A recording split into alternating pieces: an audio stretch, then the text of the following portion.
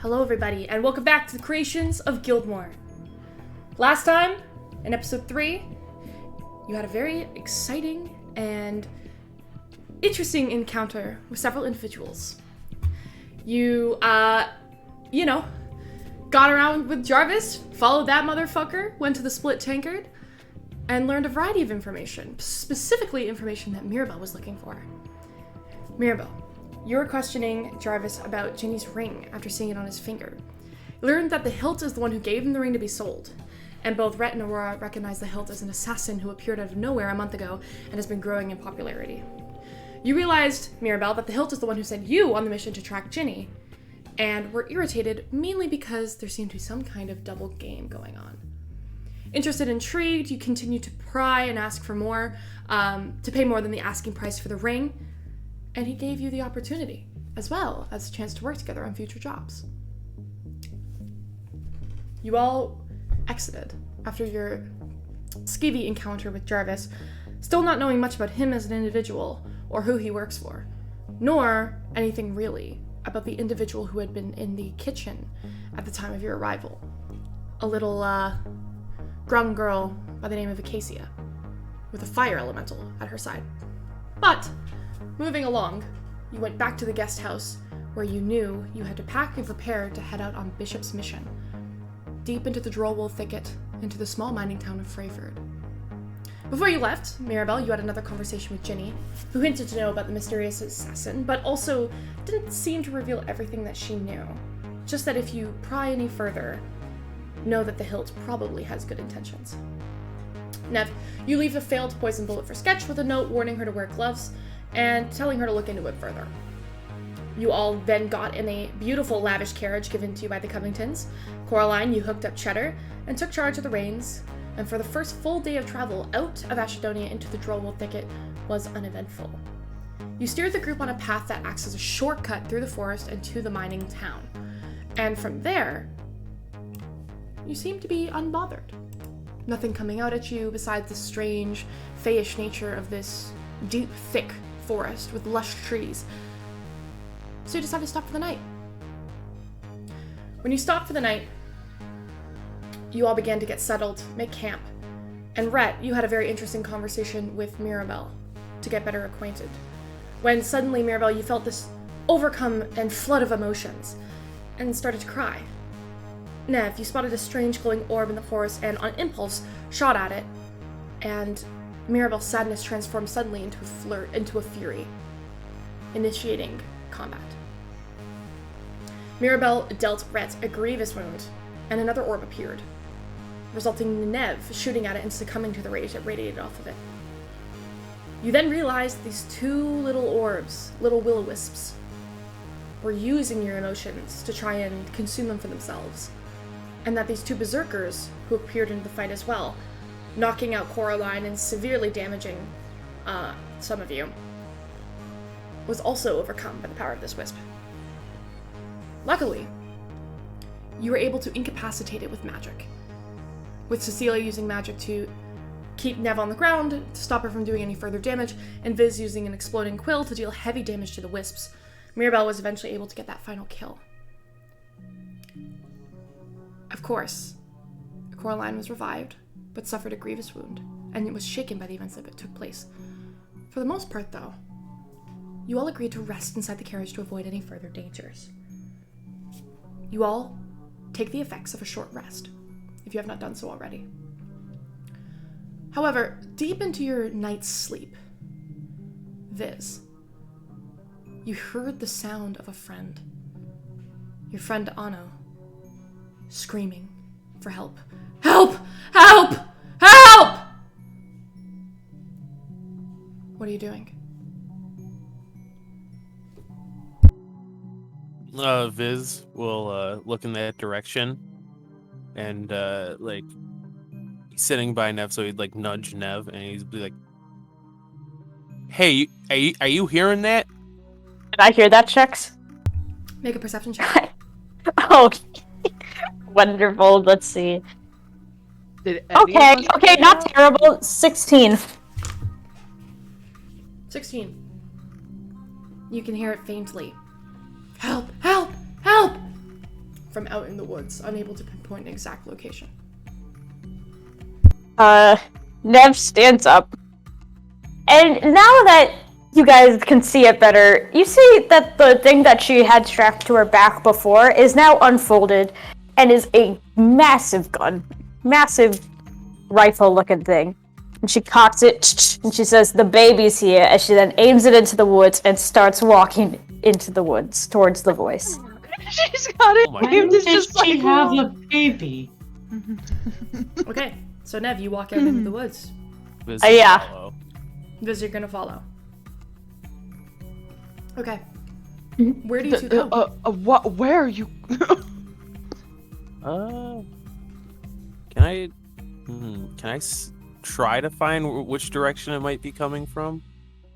Sure. Make a survival check. Okay. Ooh, I'm proficient in that now. That's a dirty 20.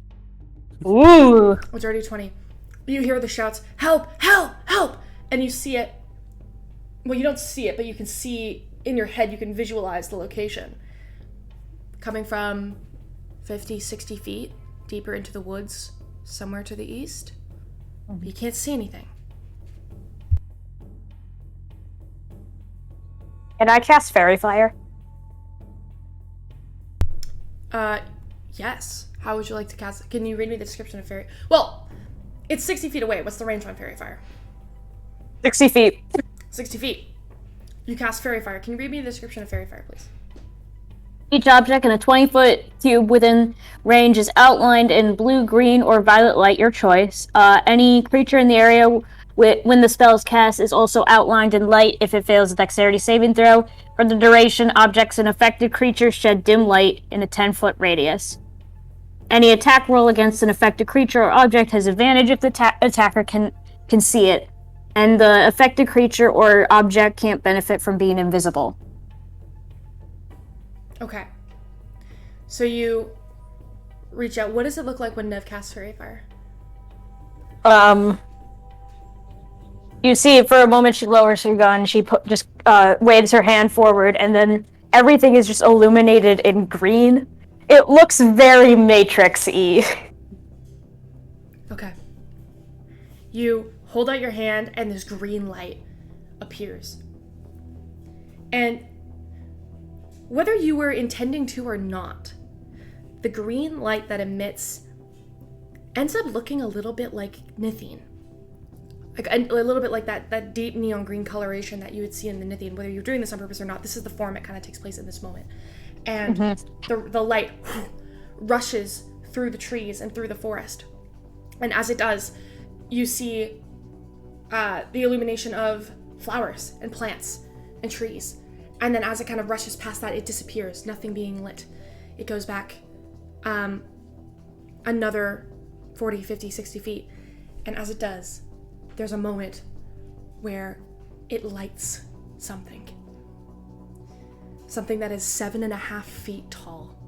Something that resembles a cross between a human and a wolf with massive antlers on its head and these oversized clawed hands that are hunched over. It's sitting upright as its mood is seeming to suit it, and it towers over the tallest person in your party. It's thin as if it's starving, and you can see the light illuminate ash-colored skin, so thin that the skull and skeleton on its face appear to push through in places, and you can see things popping out of the skull, skin that's dug in so deeply, it's cut deep into the actual crevices of its face, and the eyes are sunken, and they glow.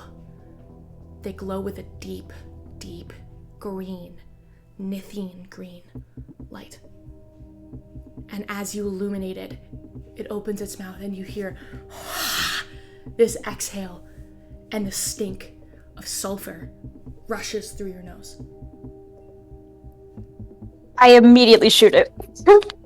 Okay. Oh With god. my We're all thunder gonna hear cannon. that. We're all gonna hear that, right? You guys all hear the sound of a gun firing. At this point, I'm gonna need you all to roll initiative. Jesus Christ. Shit. Should I do my attack roll, or? Yeah. It was Okay. prepared for you to shoot, so we're just going Got it. to initiative. Dirty 20. Dirty 20. 12. 12. Viz. 23. 23. Now the rest of you are in the cart. You're about 50 feet back. Rhett. I rolled a 10, so 14. 14. Mirabelle. 19. 19. Coraline. She rolled a 16. 16. Well, and... I rolled a 16, but I didn't add. I keep forgetting Oh. to freaking add. So that's yeah. a dirty. That's So a dirty that- 20. Yeah, 30-20. Okay. I also got it. I also got a dirty 20, so... Alright, well, what's your dex modifier? It'll do it automatically for me. Cecilia, what is your initiative?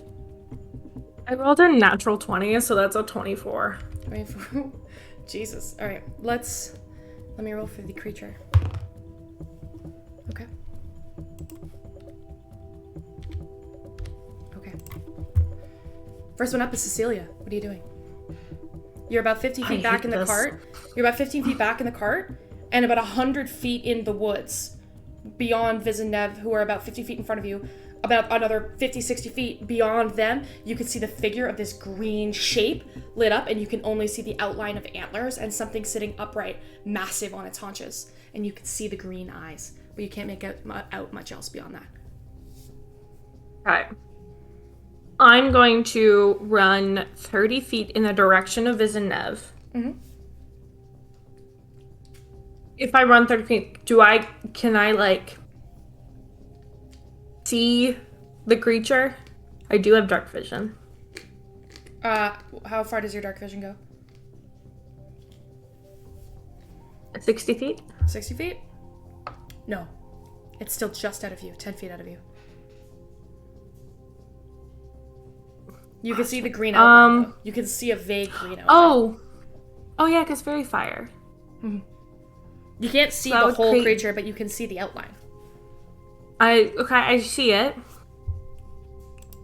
I'm going to cast mage armor on myself. Okay. And that's it. That's my turn. Okay. Viz, you're up. Okay. I'm gonna shoot a quill at it. Okay. And you're gonna shoot a quill at it. Yeah. Con save. Con save. That is Wait, how far away is it from me? It is 60 feet from you. Shit. Never mind. I'll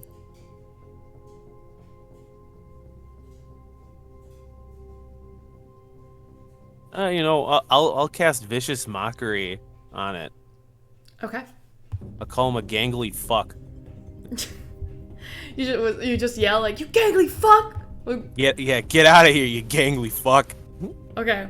What does it have to make? It has to make a wisdom saving throw. Wisdom saving throw.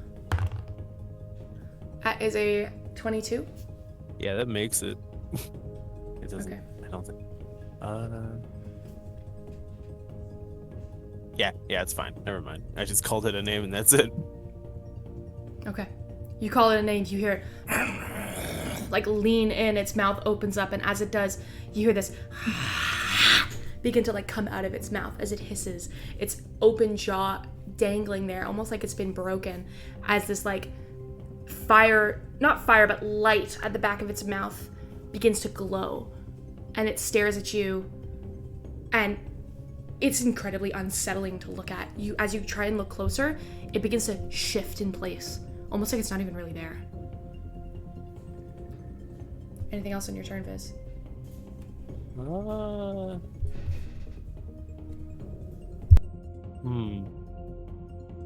He's gonna still stay by Nev, but he's going to take 5. He's just gonna move 5 feet back, but still, like, if things get bad, just be lean over, grab her, and start running, kind of thing.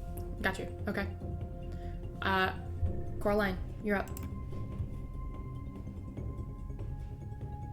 Oh, it's me. Oh, okay.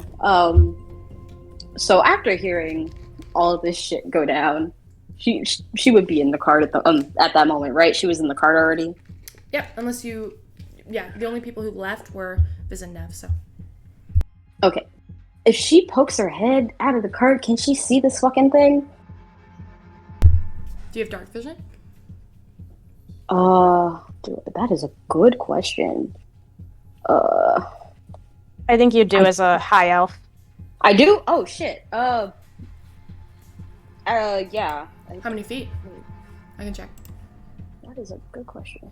It's under your senses. 60 feet. No, you cannot see it. You can see a vague, I can't. You can see a vague green glow highlighting something huge, but you can't see what it is.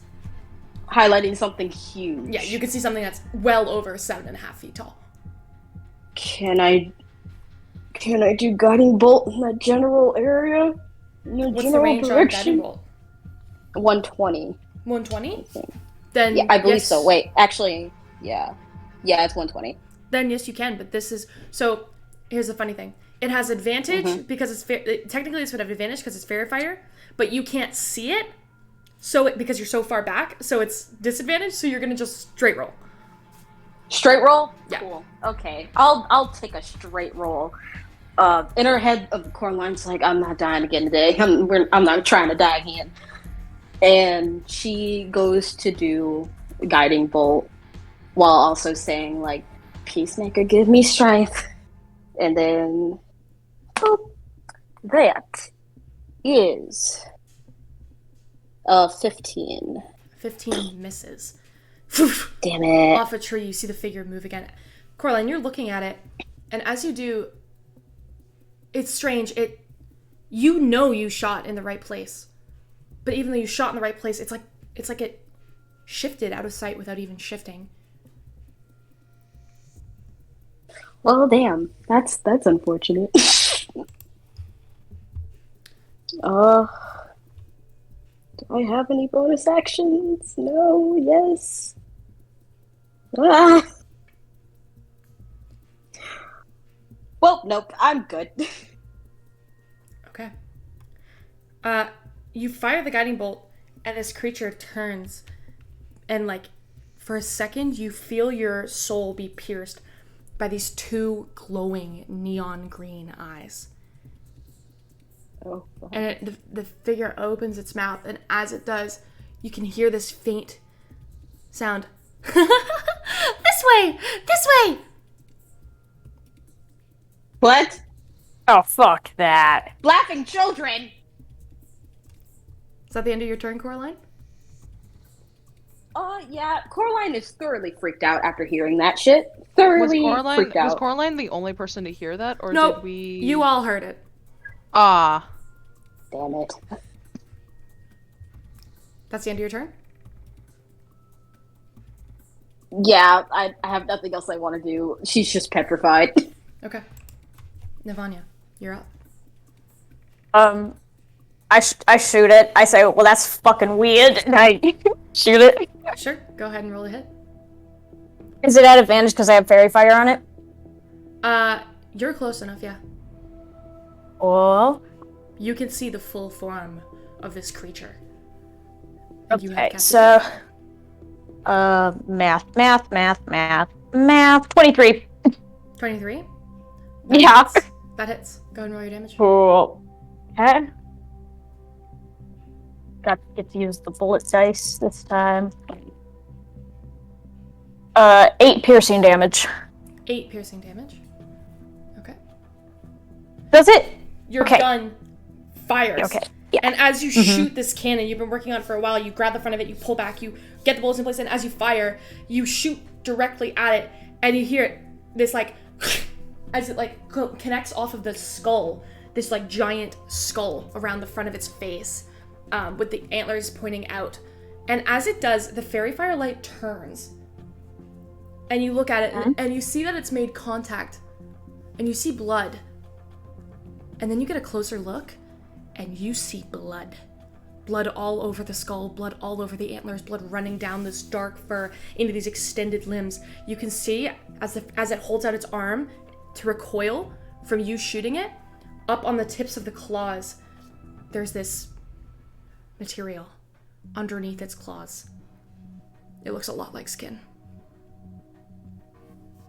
Oh, fuck that. And then, as a bonus action, I'm gonna cast Expeditious Retreat on myself. And I am going to fly 60 feet up in the air. Okay. You take up 60 feet high.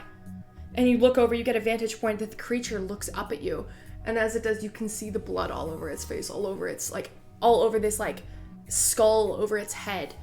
And you fly 60 feet up, and you realize just how big this creature is.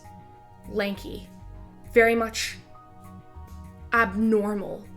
Like, as if somebody took a human and rolled them out. And stretched all the places that aren't supposed to be stretched.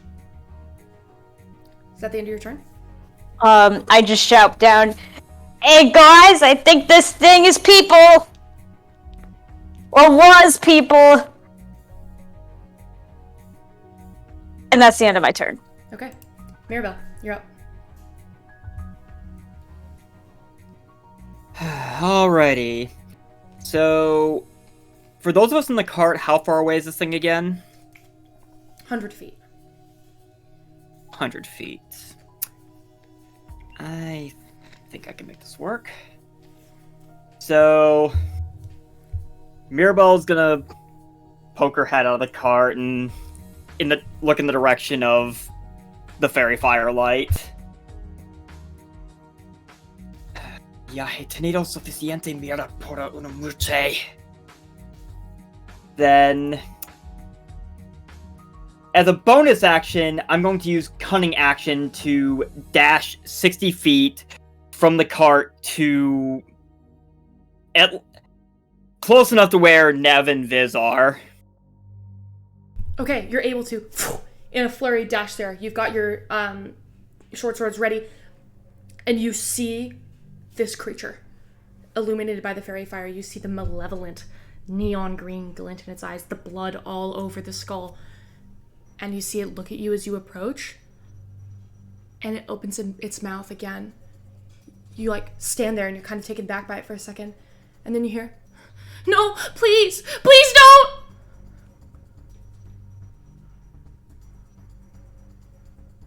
So it's still 40 feet away from me, right? Yeah. Okay. At the sound of that, Mirabelle's just gonna go, "I'm done with these mind games tonight." She's going to pull out one of her daggers and throw it for her attack. Okay. This is where I need a ruling confirmation checks, because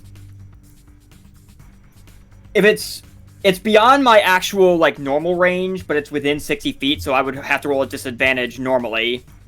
But Fairy Fire should give me advantage, and there's also my new Assassinate feature, which also gives me advantage if I attack something that has not had a turn yet in combat. Ooh, I love the deep D&D lore rules. Okay, so how that works is you can't give yourself double advantage. So you're only going to get the advantage of one advantage, which means that because you would usually have disadvantage, it's just going to be a straight roll. All right, that's what I wanted to double check, if how that would result in.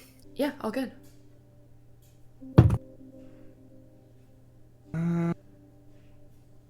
18 to hit. 18 misses. You throw the dagger, and it, like a shadow, shifts out of the way, and you see the dagger ping into the tree behind you and shake there for a minute. Yeah, I'm getting tired of missing with these daggers. That'll be the end of Mirabelle's turn. Amazing. It is the creature's turn. The creature looks around at all of you, looks over at you, Viz, and it opens its mouth. And as it does, you hear a voice. Huh. This will make a great souvenir. Better take that back for Viz. And the second you hear that, it completely disappears. The horns vanish. The actual outline of the creature that you've been seeing, the brown fur illuminated, Is Fairy Fire concentration? How long does Fairy Fire last, Nev? Let me check. It is concentration up to 1 minute. Concentration up to 1 minute. So what happens is the creature, you see it kind of shuffle, and it does something.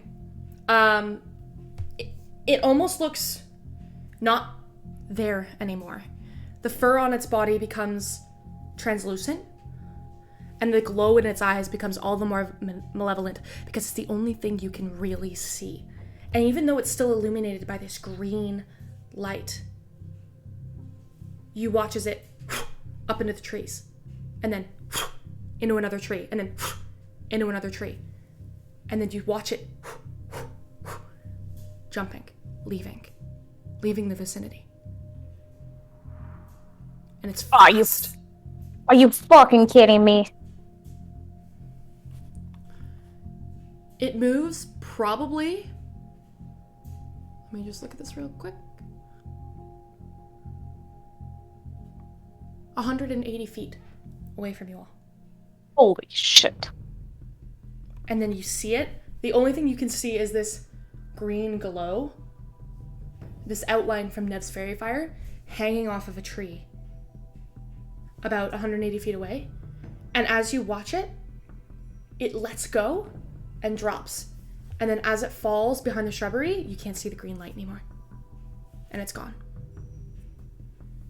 We're out of initiative. Hey, you know, I'm gonna fly up just in case, you know, I'm not gonna touch the ground no more. Oh my god. Looks like I'm sleeping on top of that carriage tonight. Same. I'm not about to get dragged in those fucking woods. Muriel's gonna go retrieve the dagger she's thrown, just silently cussing all of this out in Espana. What the fuck just happened? I don't know. All I saw was a green light, and I wasn't getting anywhere near it.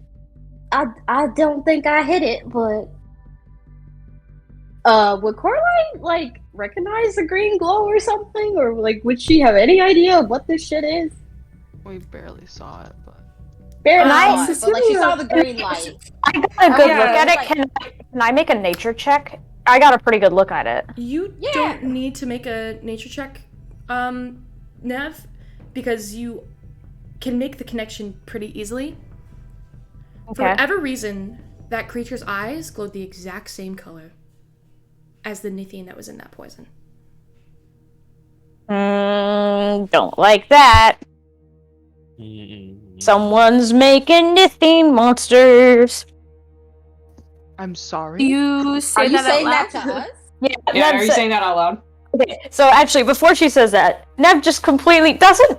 Well, first of all, y'all saw both Viz and Nev just fly up, which has not been explained yet. But then Nev, rather than just flying back down, she just free falls.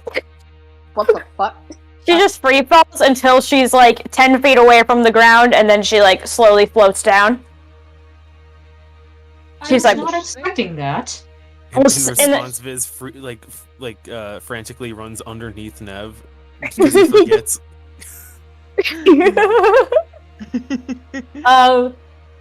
Nev then turns around, not even addressing the flying thing, throws her gun over her shoulder. She's like, well, someone's making creepy Nithine monsters. Well, you just flying. No. You might be seeing stuff. I'm pretty I've sure seen that so we many saw you strange things today. flying. If you're flying, just tell me you're flying so I can prepare myself. Oh, yeah, well, it's all thanks to this leg right here. And she, like, kicks out her leg. Aurora looks at the leg and looks at Nev. You're... Oh. Never mind, that is not important right now. You Your think legs someone's are gone? making My monsters? sister's very smart. Your legs a gun? Well, it's a gun. It also helps me fly.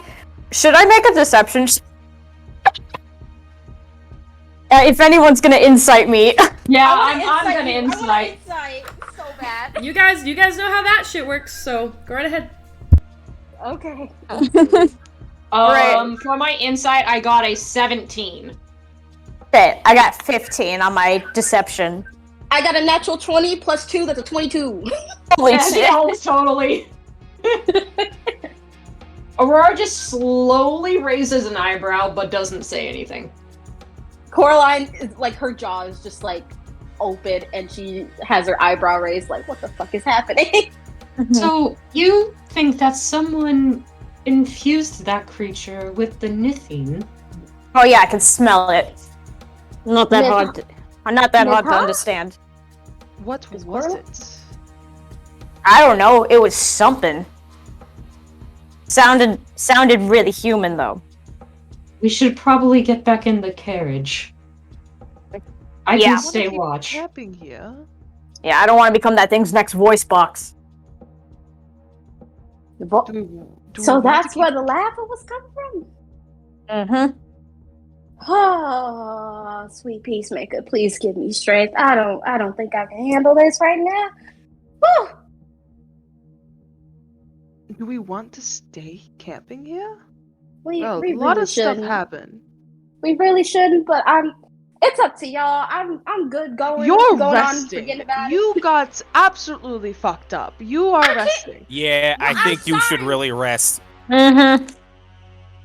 Look, I'm sorry, pretty boys time 2, but I don't want to be here getting fucked up. Oh damn, she any got you other way there. tonight. All Well, I right? guess I am. I guess we're both. Yeah. Aurora just rolls her eye. So we should. Are you saying that we should move? It seems like either leaving or staying will be risky no matter what. Look, I'm taking a new way down these roads. I've been in this forest before, so I can get us out of here right now if everybody's willing to go. I'm fine. I don't want to pass out again. I'm fine You are either hurt. way. You should stay inside and rest. I don't need rest. I'm fine. Look, I've had worse things happen to me. Maybe I haven't passed out from it, but worse things have happened. I could Hey, try Viz, my hand at. Hey Viz, can you Lean the cast sleep on her? Or have you don't know that one Ah. yet? Oh shit. I From know what how I've to been cast told, sleep I on don't myself. think I can sleep. From what I've been told, I don't think I can sleep. Is that true for elves? I'm not entirely sure. You trance. Yeah. So you Aurora basically, shrugs. for 4 hours. You trance every night, so it's not like sleeping, but your mind isn't present for 4 hours. Yeah, Wait, but did Coraline's not entirely aware if she can sleep or not. Like, she goes into her states, but she's not entirely aware if she can sleep. So that's what wait, she's wait. asking. Wait. You've been an elf for how old are you? Are we having this discussion outside of the cart or in the cart? Just out of total curiosity. You here? haven't I moved. hope it's You're in the outside the cart. cart. Okay. Oh, outside? Okay. I'm yeah. gonna say I'm that guessing maybe everyone Aurora's came just back to the gonna. cart. Yeah, Aurora's made sure that the fire's going right now just to get some light. Yeah. Okay. To answer Also- Nev's question. Oh, sorry. I show you know, the horses are incredibly spooked.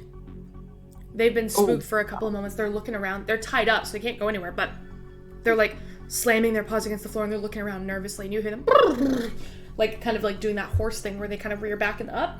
They look super skittish. You want me to Okay. do my horse noises? Hold that thought, Nev, and then she's gonna go to the horses Sure, make an animal. and like try to calm them. Animal handling. Nev Hell yeah. looks over to the woods and sees Cecilia walking towards the woods. It's like, hey, I wouldn't do that if I were you. I got an 18. The horses calm down. After a moment, takes a second. Cheddar immediately relaxes into your touch, but Brandy takes a minute because she doesn't know you very well. And she's just baby talking him, trying to like quiet him down. Just like, oh, it's okay. They I hush know after a y'all moment. got spooked. So Cecilia, All- you're walking All into while the still woods. bloody. Cecilia, what are you doing? You just said that you just put in game text that you're walking into the woods. What are you doing? Yeah, no, just because in case everybody was gonna narratively like go to bed, I just wanted to like let y'all know Cecily's not doing that just yet. But like we can RP that in a moment if other people have things they want to do and say to each other. Yeah, I got things.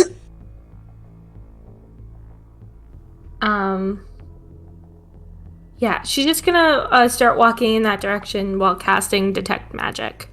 Sure. You cast detect magic. Nothing.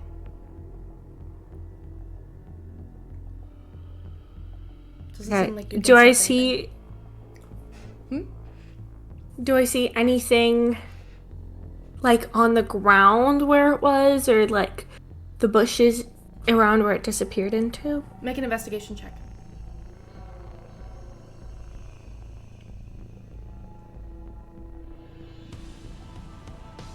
$13. 13. No. You don't see or hear anything. It's strange. It's like there was nothing there to begin with. Do I Like- smell anything? Make a perception check.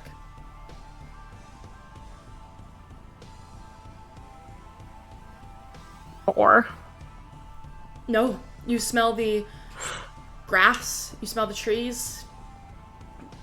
It's like there's no trace of what you guys just saw.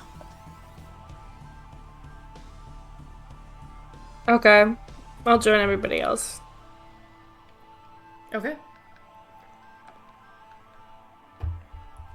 That's a good question, Viz. Are we getting hallucinations from huffing gasoline?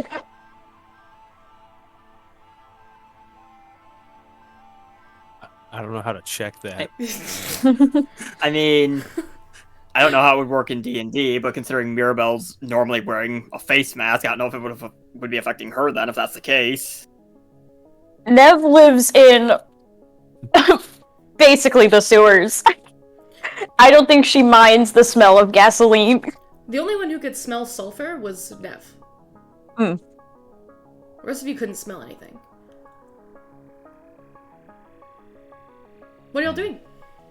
I guess Nev looks back in that direction where she originally smelled Nithine in the forest. You said it was like over the mountains or something? Yeah, and as you look up, you see that that's the direction where this creature leaped off to. You see the mountains outline around the moon in the distance, and that seems to be the general direction. Nev turns to the group and she says, "We're heading to Freeford, right?" Is correct. Mm-hmm. Is Freeford in the direction that like the smell was coming from? No, it's slightly off kilter. It's like the path you were going around. Like, the mountains are kind of east, and then you are going, like, southeast. Slightly off kilter. Hmm.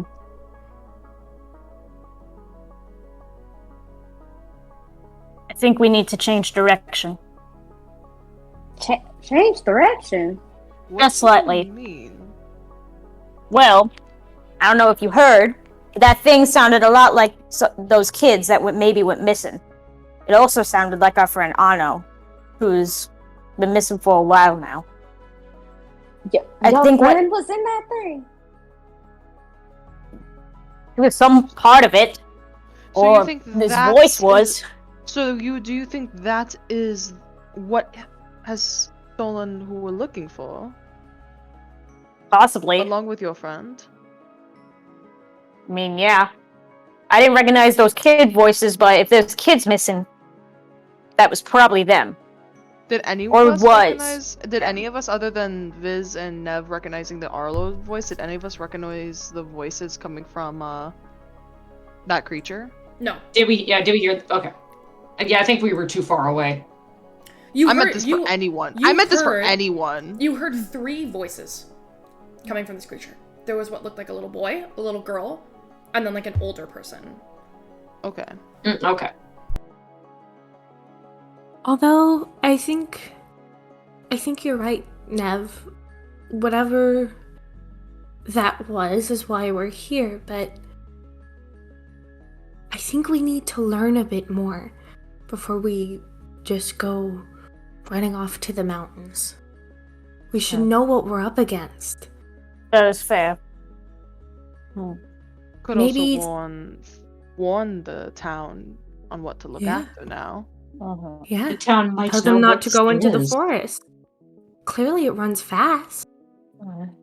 The town might also know what this thing is, so we could gather more Yeah, information. I know. I just don't like people.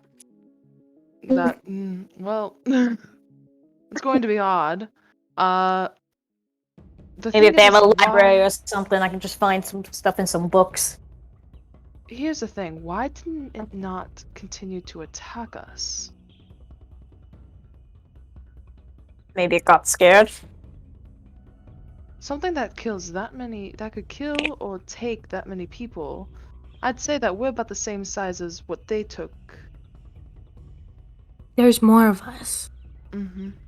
And it also is taking children. It doesn't sound like these children are being stolen in the middle of town.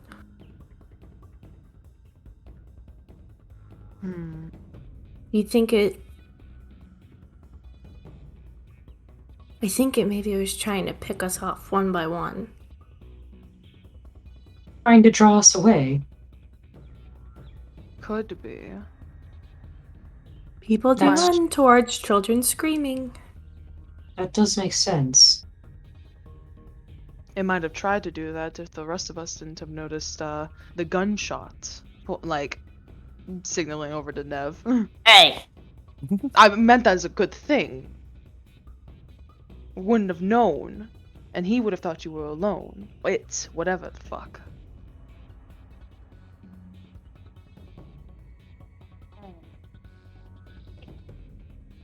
Oh, What if that are thing we- was those kids? And Nano. As in, it devoured them. No, as in, it became them, or merged with them. There's some I pretty. don't- Oh. Fucking hate scientists.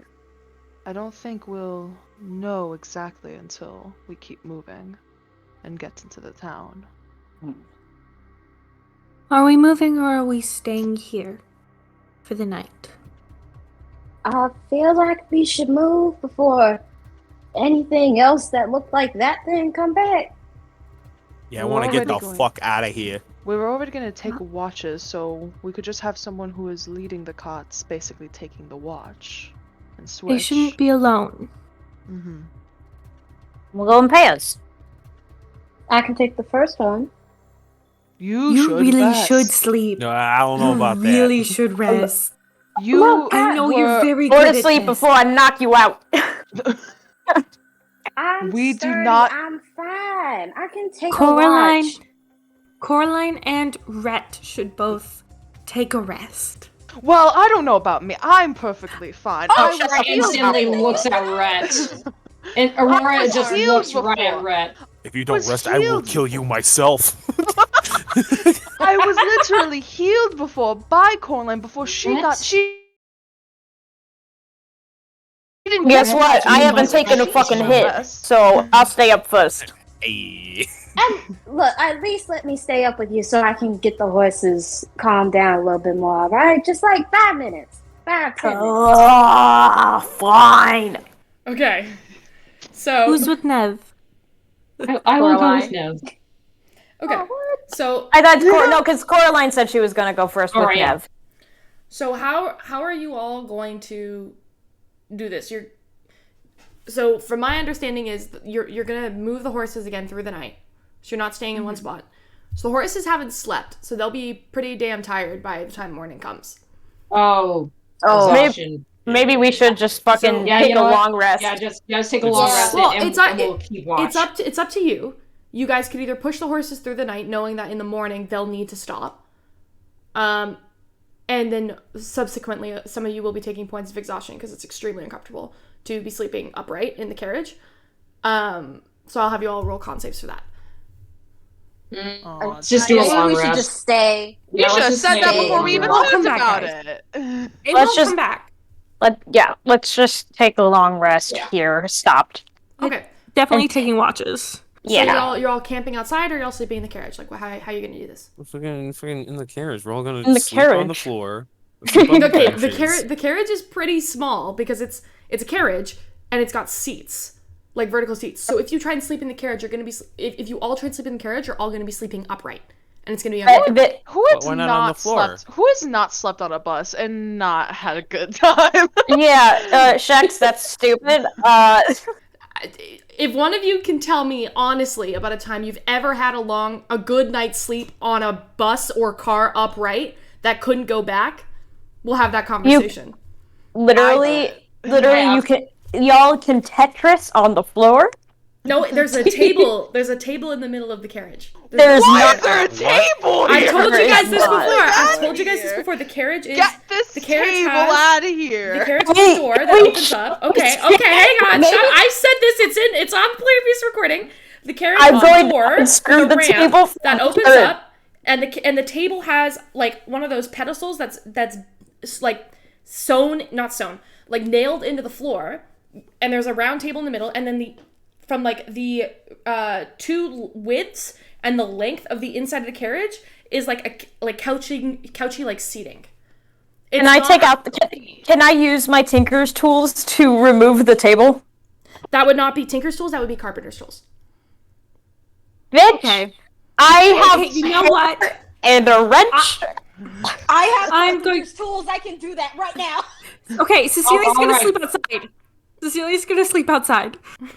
Aurora's gonna stay outside, just because all she needs is just her trance. But Because she'll obviously, if we sleep in the cart, we're just gonna get exhaustion. Apparently, and we No, just might as you'll well have to sleep you'll have to outside. roll for it. It'll be like a con save because you're sleeping. No, Maybe we're we going. should all sleep Shut the fuck outside. up. We're Hang sleeping on, I'm guys. just gonna outside. sleep outside. Hang on, guys. I'd So say one probably or like two of maybe you one could or be in the cart. like a couple people can be in the cart. So let's put Red and Can- Coraline in there.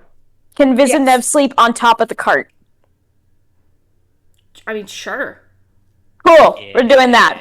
Yeah. And so Yeah. Aurora, Cecilia, and Mirabelle will be outside. They're like siblings Next who have to to it. share a bed. We're just just stealing the blanket off of each other. Okay. Oh God. So you all set up to go to sleep. You all get ready. No, taking watches. We're taking watches. Yeah, we're taking watches. Okay. Yeah, Coraline, Ned first. Okay. Who's taking watches? First, Coraline and Nev? Yep. Okay.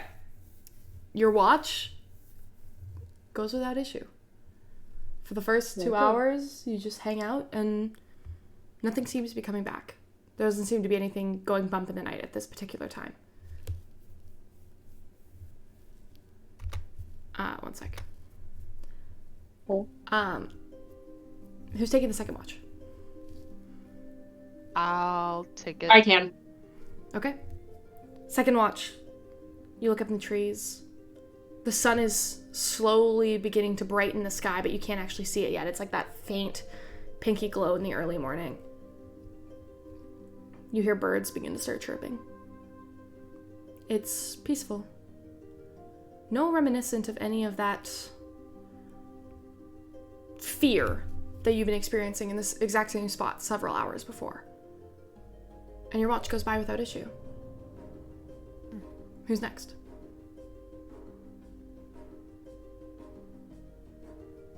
Celia will go. Cecilia will Biz go. will go as well. Biz will go as well. You two are up. The sun is now slowly beginning to rise. You can see it peeking along the horizon. The faint glow. The moon's disappearing beyond the mountains as the new day begins. And for the first 2 hours of the morning, it's peaceful. What were you I saying? have one question. Yes. While we're on watch, can I be reading my mother's spell book? For the first 2 hours of your watch? Yeah. Absolutely. Let me pull up the spell book. Okay. You open it, and you speak Goblin, right? Yes. Perfect. The entire spellbook is written in Goblin. You can see mixes here and there of like Celestial and some other languages as well. Every once in a while you'll get like Draconic that you can't read, and you're like, oh fuck, I'm gonna have to translate this later. Like you're looking through it, but it is pages upon pages of notes that can be read through and discovered with. Some of them are going to require a lot of time. As you can see, after just browsing through and skimming it, sometimes they're convoluted, sometimes they're written in illusory ink. You notice that pages are going to pop out at seemingly random times, and the book itself is a mastercraft in puzzlery and trick. There's pages that, as you open, begin to just add blank pages, like they're waiting for you to write. And then on the inside bindings, as you begin to like examine and look through this, your finger accidentally brushes against the inside binding. And the second your finger touches it, you see this light appear and this gold, beautiful scrawl with a note written in Goblin. And you see your name at the top of the page.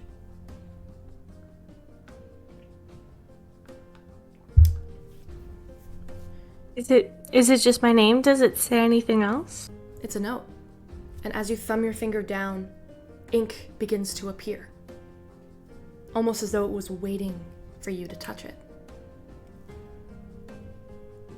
And as you look at it,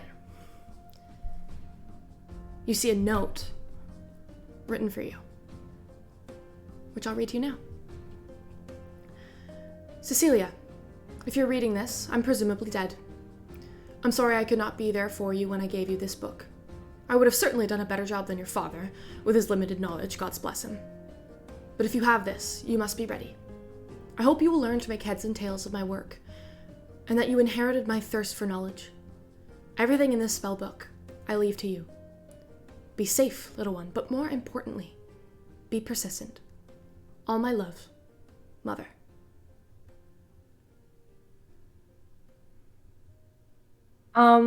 Cecilia starts crying. Just silently. Viz, make a perception Just check. like tears streaming down the face, but just super quiet. Perception, you said? Yeah. Nat 20, 23. You look over and you see Cecilia reading the spellbook and tears are flowing down her face. She's sobbing. Whoa, hey, you alright? Whoa. Cecilia is going to, very quickly shut the book and, like, hold it very close to her chest and just say, oh, you know, spring allergies. Insight that. Go ahead and insight check that. Is it spring? I also No. fully said that with my whole chest. It's winter. It's like very, very early spring. Another nat 20. For a total of? 24. Make a deception check, Cecilia. Just, can you even beat a 24? No. Okay. The highest I can get is a 23. She is lying. Cecilia, you want to give Viz a bit of insight on what he's actually seeing? She's clutching this book to her chest, like, so protectively that, like, her fingers are going pale from, like, how hard she's holding it. And, like, she's not showing any emotion. She's kind of very, like, when she says, oh, just spring allergies, like, her face is very, like, passive. But, yeah, I think you can tell just by the way she's holding it. And obviously she's crying her eyes out. And there's, like, a little tremble to her lip. And she just looks like a very interesting combination between, like, such, like, a great happiness, but also, like, the deepest sadness. And Viz, you also were there when she got the spellbook. So you know that it does belong to her mother. Biz is going to, like look at her and, like, he's gonna, like, pat her back and, like try to, like, comfort her a little bit. It's like, oh, yeah, it is, you know, spring allergy season. I mean, you saw me at the ball. I was having a rough time, but, yeah, you know, you'll be okay.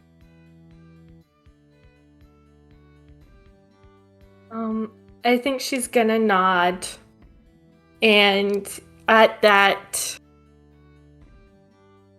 like, for not bringing it up, she is going to do something she's never done before, And that's like try to make a friend. So she's going to open to like the first page of like a very simple like note for like a spell that she saw. And she's presuming it's in Goblin, and she'll just like open the book and let Biz see it and just very quietly translate it and explain that that's for a spell. And just like show Viz what her mother wrote. Viz, are you interested in hearing more? Yeah. Okay. Here's what the two of you uncover with the 2 hours that you're sitting there together. The first spell that you open up to, Cecilia, you see a spell that has, in beautiful cursive font, you see the phrase illusory script. And underneath it is all of the notes on how to perfectly replicate the spell for illusory script. It runs through how to perfect it, how to write it down so you have it mastered, the best ways to use your arcane focus to trace a sigil in the air to cast illusory script. It also gives you a personal anecdote, Cecilia, about the first time your mother used the spell illusory script. It tells of a time she was with her best friend, Maija, and she and Maija would work together on different spells.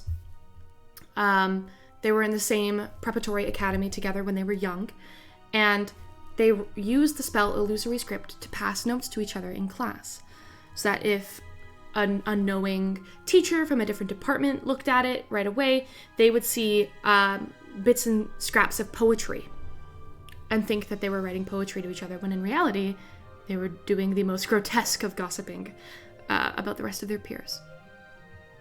She also explains that illusory script can be used to protect the most valuable of secrets that need to be passed along on paper, and that later, in her spellcraft, she would often use illusory script to write notes to your father.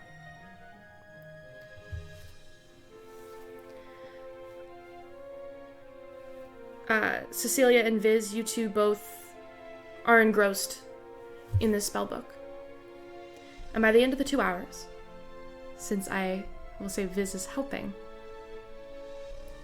Cecilia, you are able to use the spell illusory script.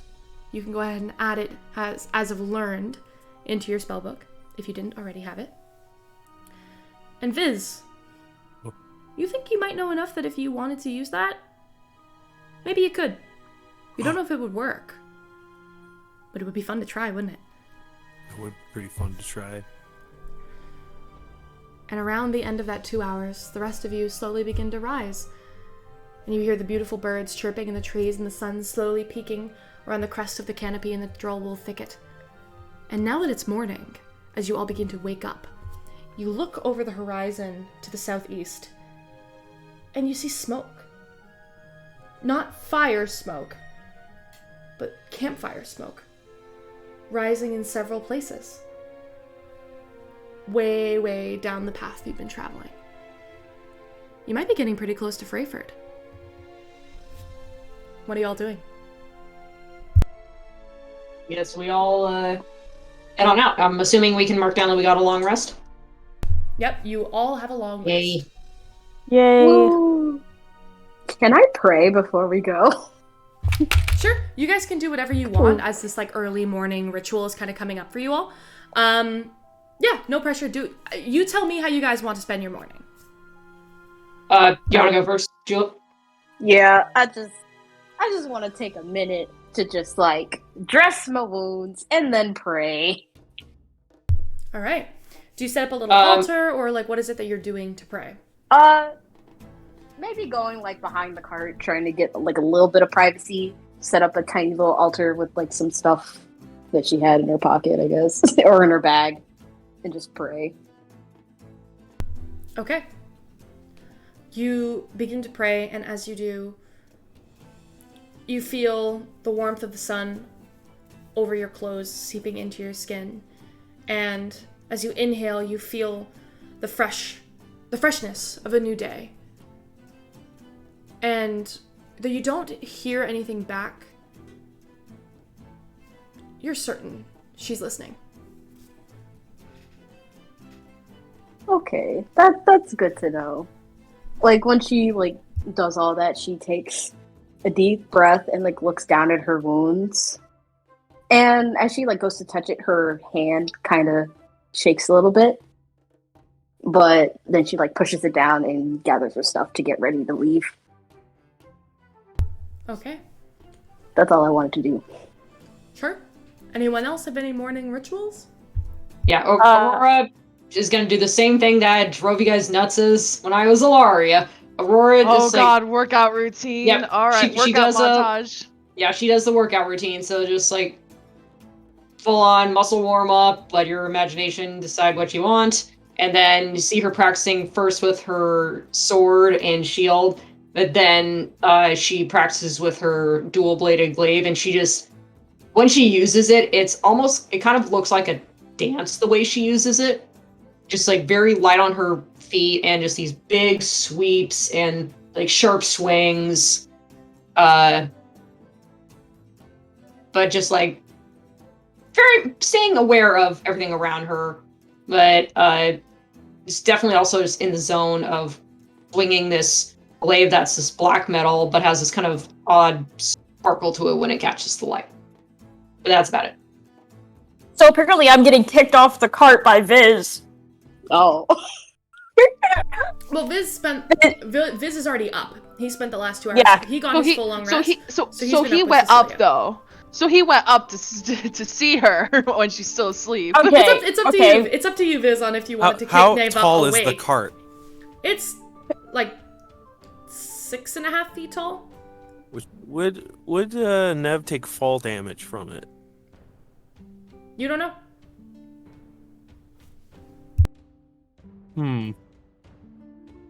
I think he would like You could all also of just it. blow your trumpet into her ear. That's what I was just about to say. He blows a trumpet into her. It's like, wait, it's the soldier thing, like when they wake everyone up at like a soldier ground thing. He does that. God. He just does that on top of the cart to Nev, and then he quickly hops down and like tries to hide behind someone. Like, Or- what the fuck, Viz? What the fuck? I'm gonna fucking murder you. Yeah, you want to behind me? Yeah. Or some. I thought you said Aurora. I was like, what? He just hides, he says. Yeah. Okay. Nev just starts swearing in Undercommon. That's one way to start the morning. Sure is. The swearing with trumpet sounds. What the fuck? So, how urgent are all of you to be getting on the road? Or do you have a nice, easy breezy morning and kind of recuperate from the night before? Is there anything the rest of you want to do before you get back in the cart and head out to Freyford? Mirabelle has something small she'd like to do, I guess as a morning ritual along with while everyone else is doing their thing. Sure, go ahead. After all the events of last night, she's gonna kind of wander off a bit, not far enough that she's out of sight from the group, but far enough that she's, like, kind of got some space to herself. And then she's gonna spend a little bit just kind of, like, practicing just striking with both of her short swords. Anyone who wants to who glance in her direction will kind of notice she seems to be favoring her right side a little more, and she keeps pausing to glance over her right arm, but don't know if any of you really know the reason why yet. It's almost like she's trying to prove something to herself, in a sense, the way she's kind of doing this. Aurora would probably look since she's also doing her warm-ups and stuff. Which leads into my question of how close are you two training? Are you two training right next to each other, or are you a little bit ways away? Would have found a space where she could definitely not, wallop anyone with her 10-foot glaive. Okay, let's do something fun. Can both of you make an athletics check for me? Oh god! Oh lord. Oh no! No, Okay, this will be fun. Go ahead and make an athletics check. I apologize in advance.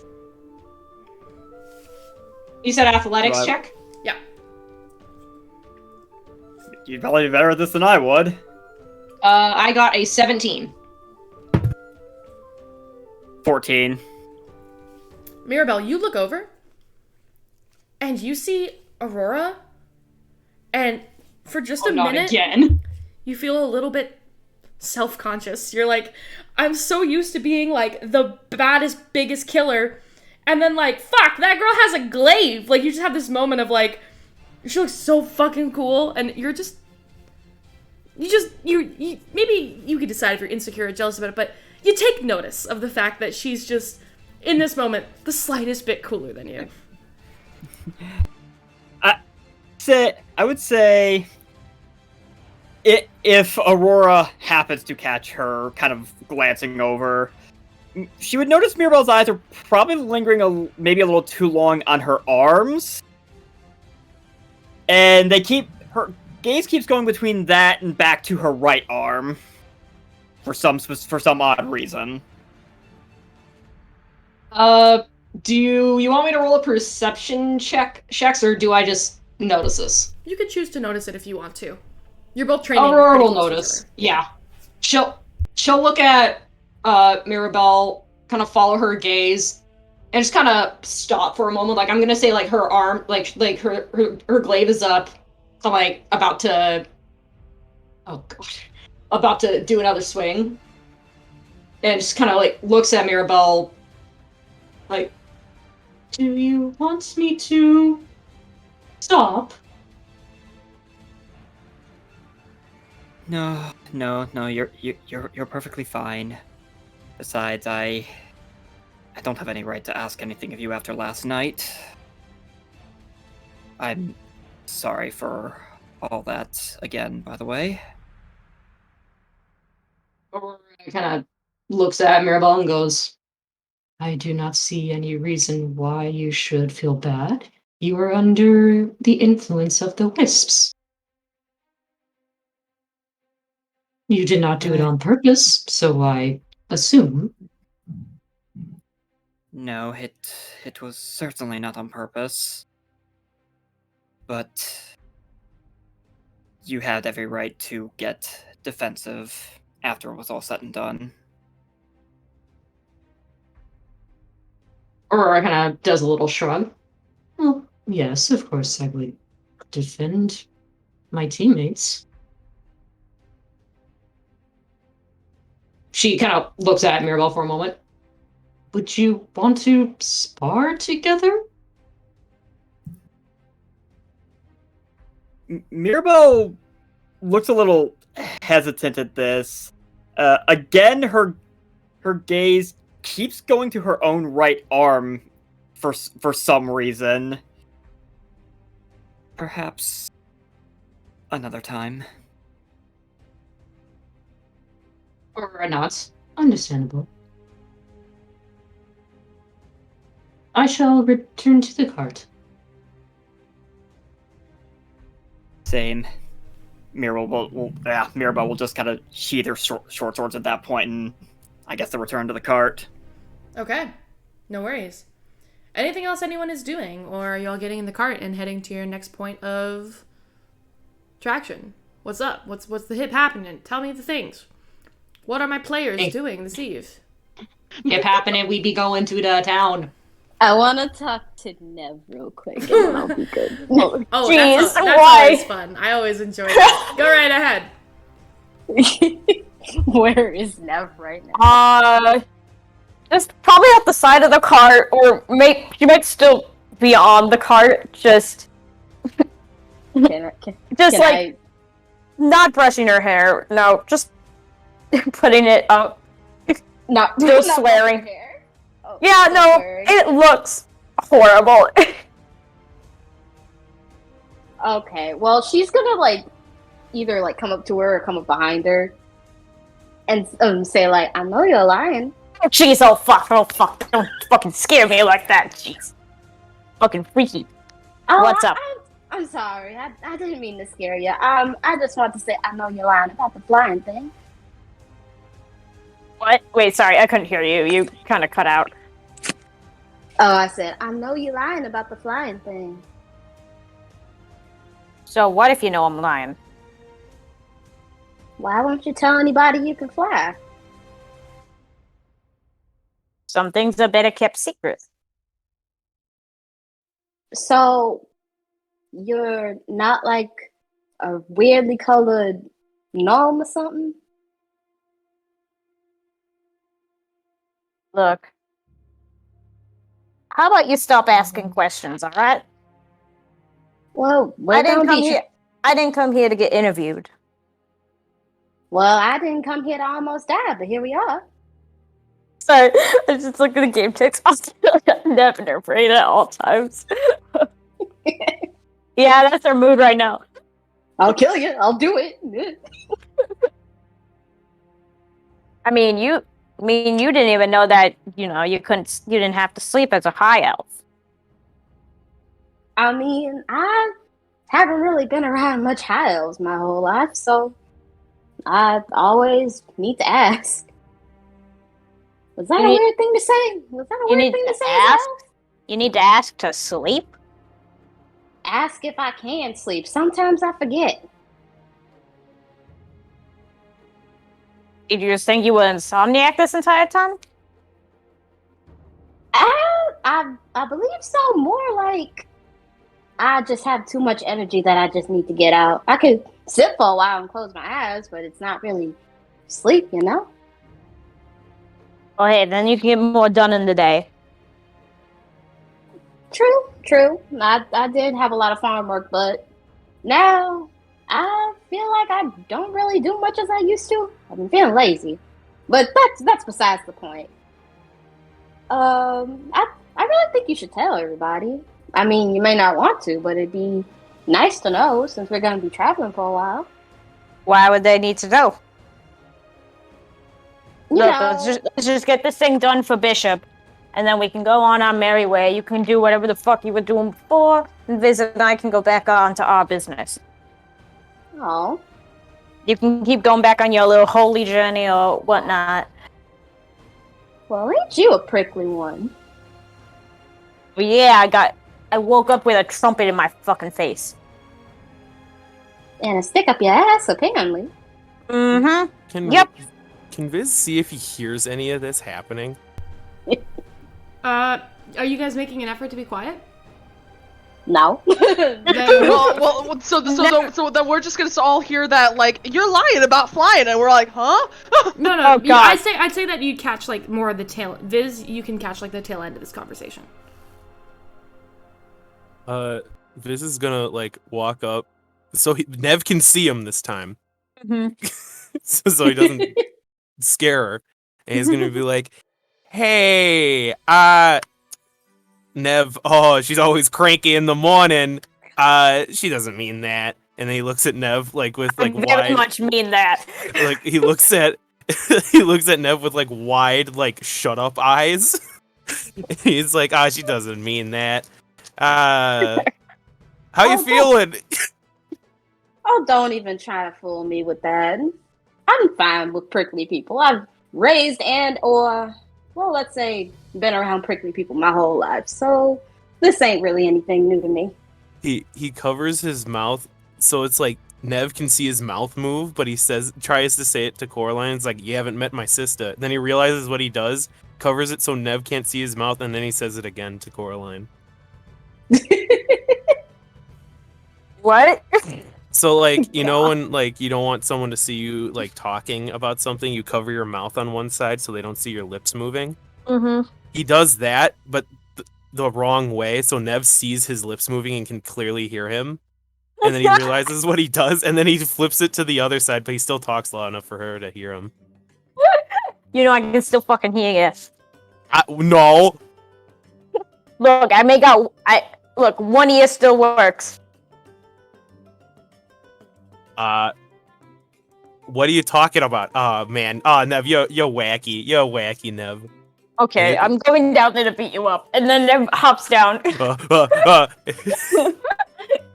And she gets close to Viz and whispers, "Force girls onto us." Before just like punching him in the shoulder. Ow! Well, I'm assuming y'all siblings then. I Well, you wasn't can entirely tell. sure. No, just I didn't really tell at all. Y'all had such different personalities. Who says people who are related have to be the same, huh? Nev, you need to tone it down a little bit. She's just asking a nice question. I didn't ask to be fucking interviewed. If I wanted to go to a job interview, I would. Well, all right, I'll leave you alone. I've already asked enough questions. I will have more, just maybe not tonight. Bye. And then she like Nev she looks says bye. annoyed. And then Nev she looks leaves. annoyed. Coraline is not phased. She's like happy. She's like doing a little whistle and a skip as she goes away. Having the time of her life.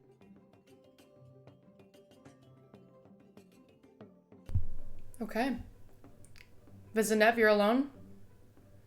Do you head back with the others, or is there anything else anyone is doing? I mean, there's nothing really Nev else wants to say. Chilling. Viz will say, in response to the horse girl is onto us thing, Viz will be like, oh, just tell her you invented some wacky thing. I mean, I did. I mentioned that, and she said, and she saw right through it. well, say like something overly complicated, like you always do. Like, just say something way too confusing so they don't ask again. I just spin my spurs and then I start flying, and there you go. Yeah, That's all I need. Yeah, and I kicked my ankle, but she still saw right through it. That's why you gotta get too Nev with it. You gotta be Nev with it. You gotta just say so many words. I don't understand you half the time. Make everyone feel like that, then they won't ask questions. All right, cool. I'll just make up a bunch of words then. Yeah. and then Viz will start heading back, but still stay close to Nev. I love the solution is to make Coraline feel stupid. Yeah. That wasn't my intention, but I guess it does mean that, huh? Yeah. Oh. Okay. Alright. So. Do you all get back together, or is someone else doing something? I think we all get back right together at this point. We get back together, we get to the card. Okay. So, you guys pack up your things, you tear down the camp, you get ready to move on to the next leg of your journey, which is getting to the town of Freyford. Who is manning the carriage for the next leg of the journey? If I still do it, will I be tired? What? I think you got your long rest. Yeah, okay. I think she's talking about her wound. Yeah, pretty much. Like, is my wound going to affect my driving? You don't think so. Okay, then unless no one else offers, Coraline's just gonna automatically, like, take that position. Yeah, your wound is very sore, by the way. It's, like, still cutting across your collarbone and stuff. It's healing over very, very slowly. But there is some internal damage. So you have the feeling that, like, you should be okay if you vaguely, like, steer the carriage and, like, do that kind of stuff. You're not sure how you would do in combat. That's unfortunate. Okay. Mm-hmm. We're not gonna worry about combat right now. We're just trying to drive. But you casted Guiding Bolt, and that didn't seem to be a problem. You, like, had to hold your chest and kind of cast it, but it didn't seem to be an issue at the time. Okay. Alright. Good to know. Good to know. Okay. Cart time. You hop in the cart, and you guys begin the next leg of your journey. Can someone roll a d20 for me, please? You do it. Who's doing it? I'll do it. Okay. 11. 11. Let me just check something real quickie time. Okay, 11. The day is clear and beautiful, and you don't encounter any issues. In fact, as you continue to go along and prepare for the next leg of your journey, you you pass through the trees with no issues at all. The sun is shining, the birds are chirping, and very, very slowly, coming into view, over the horizon as trees begin to break, you see a small mining town.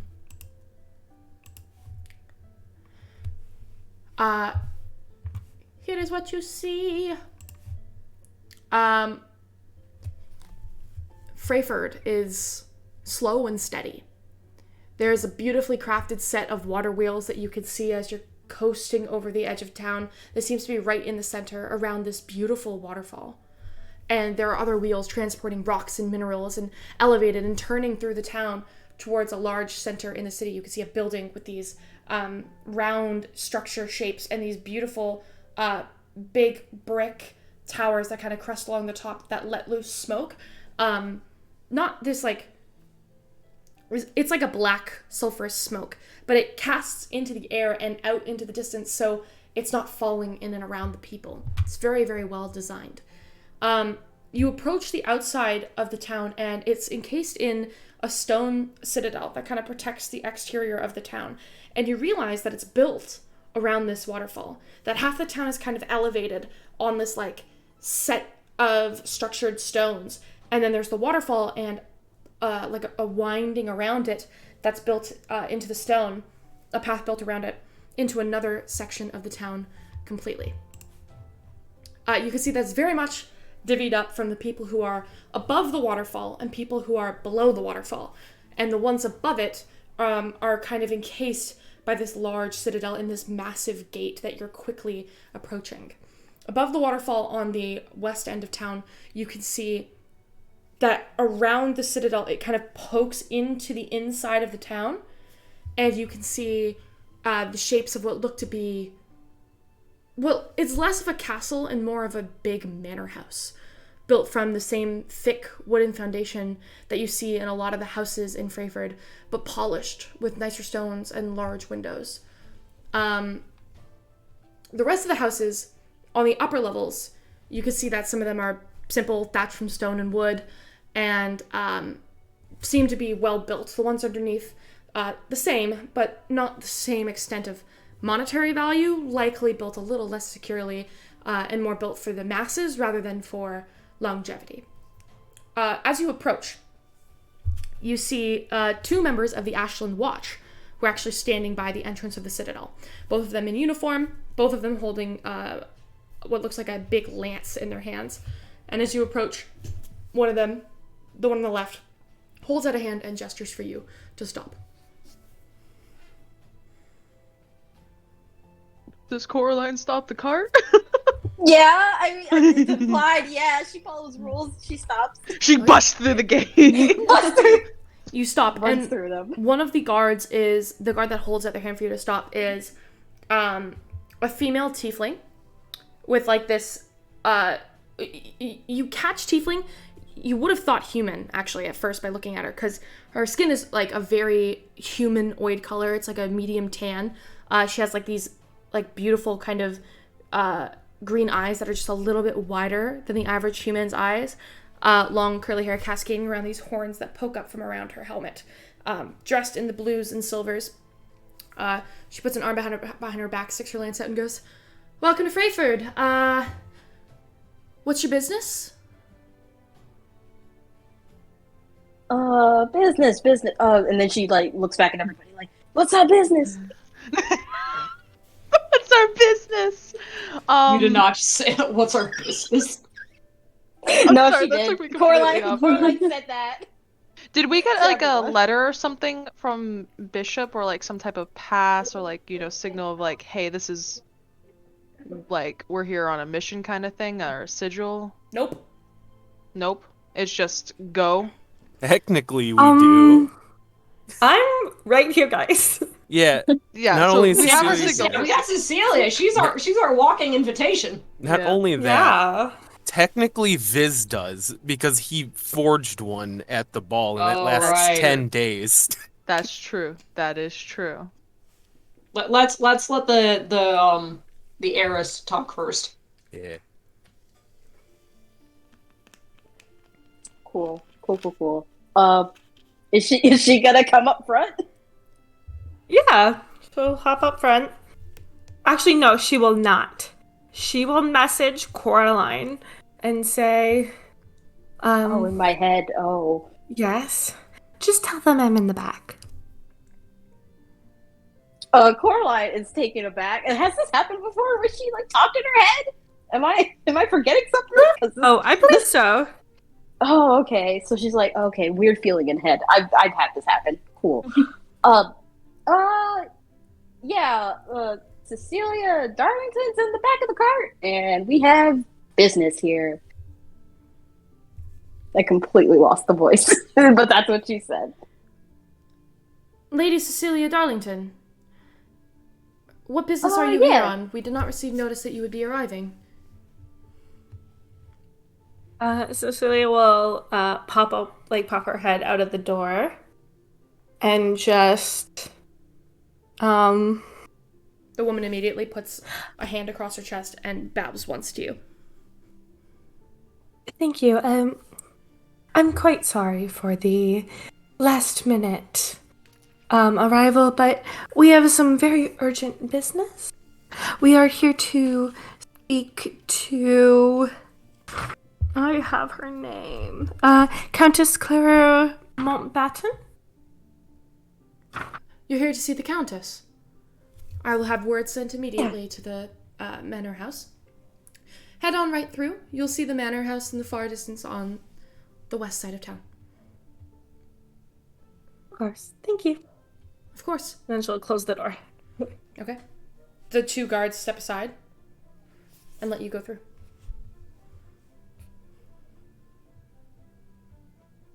Neat. Cool. All right. Neat. As you begin Cool, to head cool, through, cool. cool. As you begin to head through, you can see that Cecilia, go ahead and make a history check for me. Have you been to Freyford before? Me? Mm-hmm.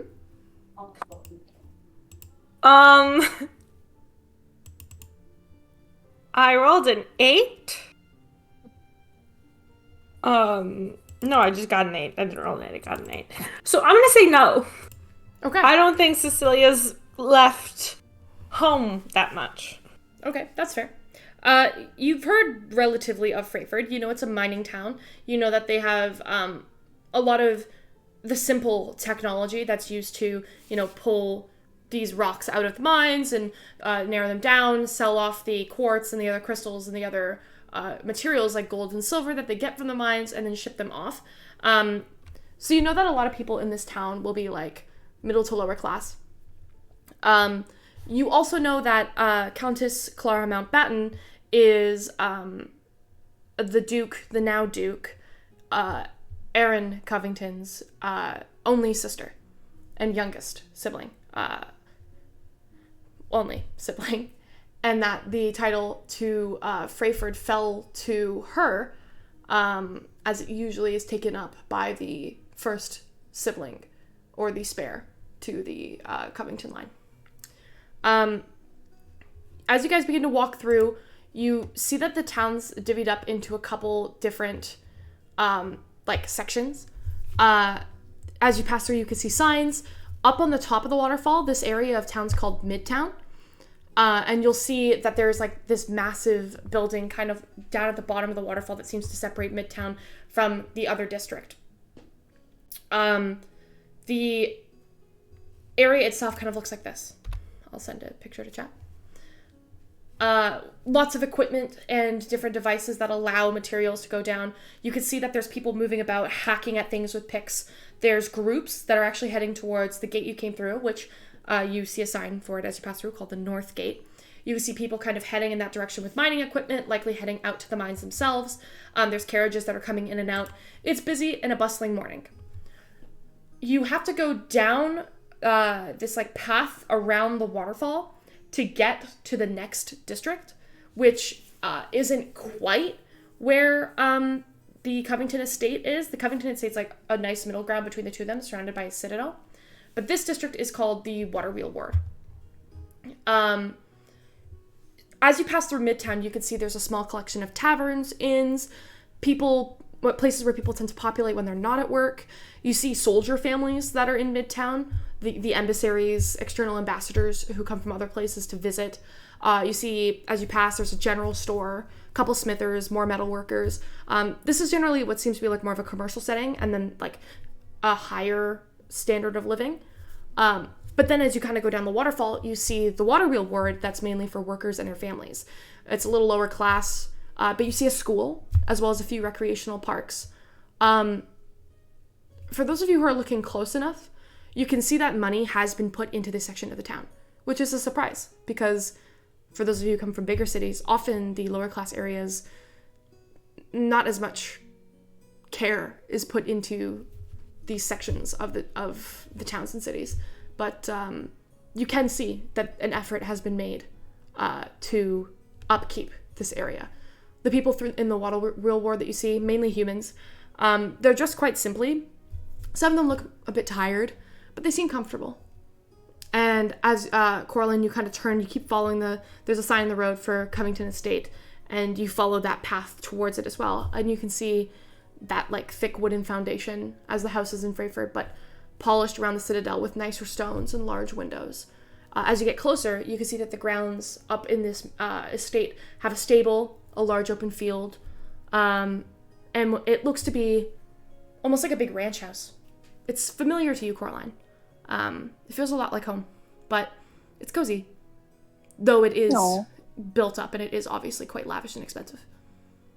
And there are guards all along the citadels. What are you all doing? Are you going straight to the Covington Estate, or are you exploring Freyford? At this point, unless someone objects, Coraline's going to just go to the estate. Yeah, just probably go straight to the estate.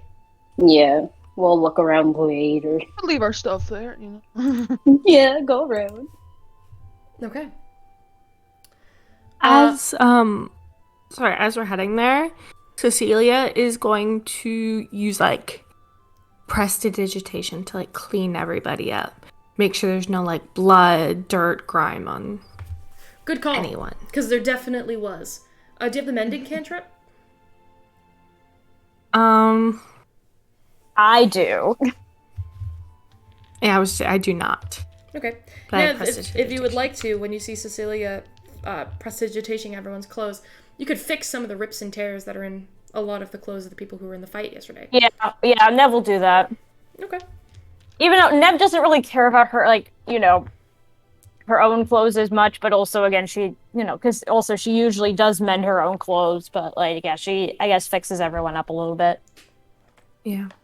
Why, And I thank think- you guys. In addition to prestidigitation, I think I didn't do it because I Cecilia's, like, wanted to. I did because we're Yeah. going to be talking to rich people. Yes, I don't like and rich people. We must look the part. I know. don't know much about the family. I don't believe I've met Countess Mountbatten, but if they're as prim and proper as I recall, it is good to look our best. And as she says that, she's like furiously like changing and like brushing her hair and like putting on makeup and like just going ham. Looks at Rhett and goes, "Perhaps I not speaking, you do the talking. We both know how I do in these situations." You're perfectly fine. Don't worry. Do rich We're people really care about appearance that much? Sadly, yes. Yes, Yeah. that's like their whole thing. Wow. Okay, so everyone in these big towns have sticks up their asses. Good to know. I'm gonna keep my mouth shut. I think Cecilia's gonna have like a little thing of blush and she's gonna eye Aurora like she's not gonna touch her, but she's being like almost like offering it. Offering Wait, what? offering to the blush to Aurora or to Coraline? To honestly both of them. Aurora like looks at the blush as if it's like some mathematical equation. And just looks at Honestly, Rhett. same. Rhett Same. sees the blush and his eyes sparkle. Are we having a makeover? I can help with that. Oh, gods. I make what? What is even happening? He will right grab the now? blush. He will It grab is- the it blush is and try and pure work it on torture. Aurora. No. Please do not come near me with that. You're going to look fabulous. Do not worry. No, please. Are you Sit. are you fighting it? Are you fighting it, Aurora? Oh yeah, of course she's gonna Are fight you it. are you Come persisting? Are you on. persisting in putting it on Aurora's face rat? Yeah. Okay. Either make an athletics or acrobatics check. Oh god. Can Cecilia help Rhett? Yeah, sure. Help Rhett, activate? Rhett, make it with advantage. Oh, fuck! God damn it! No, I got a 5. Oh my god! Oh my god! Your wife Oh, just God. peeks out. Please don't scream like that. Sorry. I got a 5 plus 5, Holy so that's a 10. My ears are fucking ringing, bro. Holy Yeah, fuck. that was really loud. I forget how loud I can be at times. My sincerest apologies. Holy shit. I rolled a 10, so for acrobatics a 14. Okay, so that's better than Fuck. Aurora? Yeah, I did athletics. So, Aurora, you're like backing away, and Cecilia, you just like see it coming and just like tip your foot out just the slightest. And as you do, Aurora trips over it and holds an arm back to like catch herself. And that gives you, Rhett, as her arms kind of move away from her body, you lean in and you dab the blush on her face. See, a little. It looks perfect. Barely looks like anything. I'll You'll say, like, be when fine. Lauren hits the... Are we still in the cart? Yeah. You Yeah. guys are Cart's starting moving. to jostle You a guys bit. are moving. So, Yeah, Coraline, so in the there's, front, like, you this can see the bang. cart jostle. Like something's going on back there. It's like this Yeah. big, heavy muscle lady. See, now you look perfect. You're perfectly fine. Was that so hard? Coraline, Aurora just looks at Red. at this moment, Yeah. Coraline, you're approaching the citadel around the outside of this estate, and you see Right. 4 guards stationed on the ground, and then 2 stationed in the tower up top on each side. So in total, there is 8 of them. The one in the middle steps up, holds out a hand for you to stop. I stop. before- Gotta be polite. Before we continue, Rhett's gonna give back the blush, obviously, to Cecilia and give her a wink. Just like, thank you, darling. Looks betrayed. The guard here, Coraline, is actually Tabaxi. Ooh. Yeah, the Tabaxi has this like thick black fur, with just like these markings along the forehead and on the ends of the arms. And is holding a lance in one hand and has a helmet on. You can see whiskers kind of popping out of the top. As it steps forward, you hear him go, "What business do you have here at the Covington estate?" Okay, before Coraline says anything, has she seen any Tabaxi before? Has she seen them, like, a lot? I would love to know. They're not uncommon. You definitely know they They're not- exist. Yeah, she knows they exist, but has she, like, seen one recently, in roll- your opinion? roll a d100. Oh, okay, that is a You travel Interesting thing to quite a roll. bit. You also have traveled to major cities before. I have? Yeah, you've been to Ashedonia for starters, and you've also been to, well, I don't want to spoil what's in your backstory, but you've been to a major city. Oh yeah, that I completely forgot about that. Thank you for reminding me. Okay, I got it. That's a 36. 36? Yep, you've seen one before. Maybe you Okay, haven't had like alright. extensive conversation with one, but you've definitely seen one. Okay, she's just gonna internally like try not to like gush because cat. She's holding it in. She's like, and she has a face. She's like covering her mouth, like, okay, it's cute, but I'm not gonna say it out loud.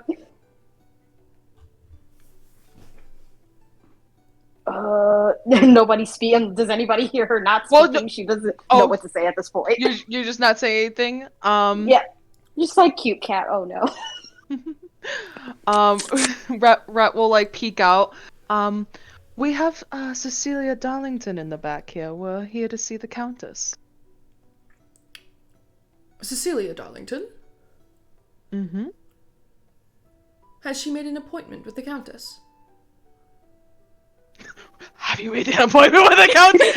Have you made an appointment? Cecilia's eyes are like narrow, like appointment. Just like, We're on very. She's gonna see the eyes now. We are on quite important business. We have Cecilia Darlington with us on the behalf of Bishop Bishop. Covington. Lord Bishop Covington. Mm-hmm. We were not aware we were receiving any visitors today. Lieutenant Spine. Well, it is quite urgent. Cecilia's gonna poke her head out, and she's gonna message the guard and say, "Have you heard the news?" The tabaxi tilts their head. You hear back in your head, "What news?"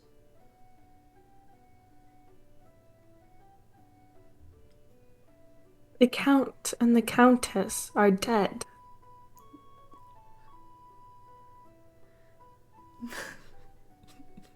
The tabaxi, in alarm, "The Countess's brother has died." Oh, sorry. Pretend I said Duke and Duchess. Cecilia would know the difference. Okay. Allison doesn't, but I thought you were Cecilia doing that would. just to fuck with him. I thought you were literally doing that to fuck with him. Okay. No. The tabaxi kind of leans back. Make a persuasion check.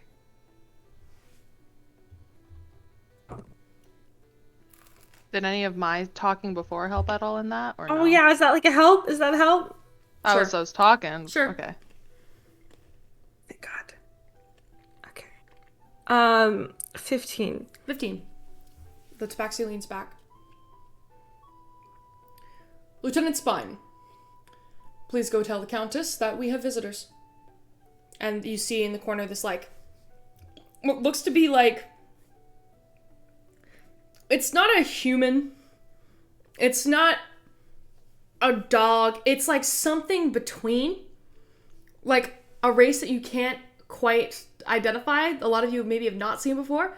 But this, like, lieutenant steps forward with, like, full plate mail, and you can only see, like, this long dog nose pointing out from under a helmet. You hear her go, "Yes, Commander. On it. Immediately. I'm on it. I'm on it." He goes, "Very well, Lieutenant Spine. Just go. Yes, sir. Yes, sir." And darts off. Coraline favorite. is having a cuteness attack at the moment. Red is trying to hold back the cuteness attack. If one of you would like to make a nature check, be my guest. I would love to. I will try. I would love to make a nature check. 15 for me. 15? Damn it, why does my D&D Beyond always log me out every time I leave the app? Do you want me to let you know your nature? No, that's a natural 20, and that's plus, natural 20 plus something else. Sure. Two. I think it's 2. This Yeah, is- 2. this So, is, 22. Lieutenant Spine is a gnoll. This Knoll Oh, in no. game text. Oh no! Ah! Okay. The tabaxi looks at you, looks at everyone on the cart and goes, "Bear with us a moment. We will let the Countess know you are coming, and then let you in upon her request."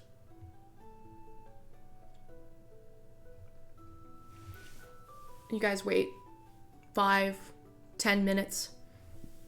And then in the distance, running down this path, you hear plate armor just go as Lieutenant Spine comes darting back over, like out of breath, approaches the tabaxi, puts her arm up in a salute and goes, "Commander! Countess Clara Mountbatten is ready to see our visitors." And the tabaxi nods and goes, "Thank you, Lieutenant Spine. You may enter. Park the carriage on the right-hand side. The valet will take care of it from there." Why, thank you.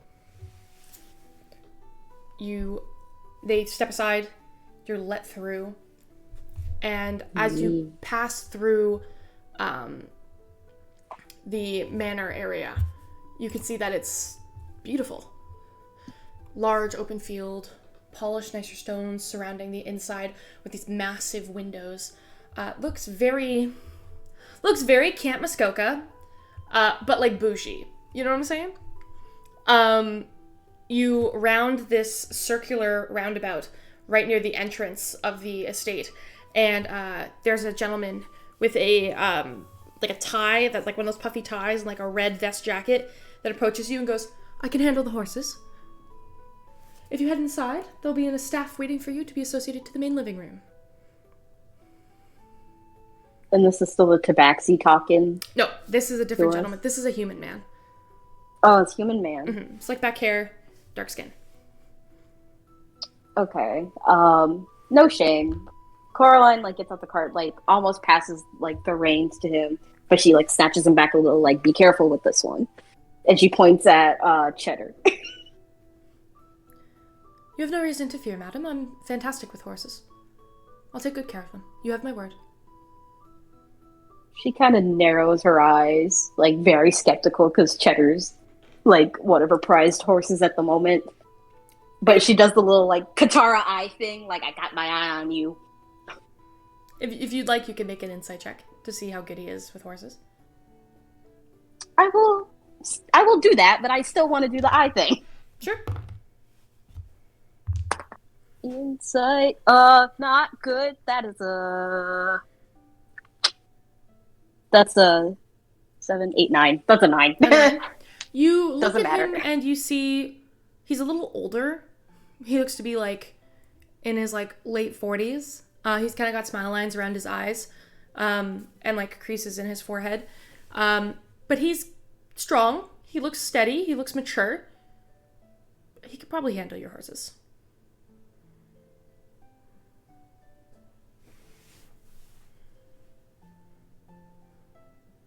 You're muted. Anyone else Oh, gonna do something? I thought you were Anyone talking else? at first. Oh, Well, no. if you're just walking away. Yeah, no, it's like we- we're all probably heading out too. okay. Yeah. Yeah. Aurora's just kind of looking around. Sure. With her new blush. Oh god. You look fantastic. You all step out of the carriage and you begin to head inside the main doors. It's a big, massive oak door that greets you, that opens in 2 ways.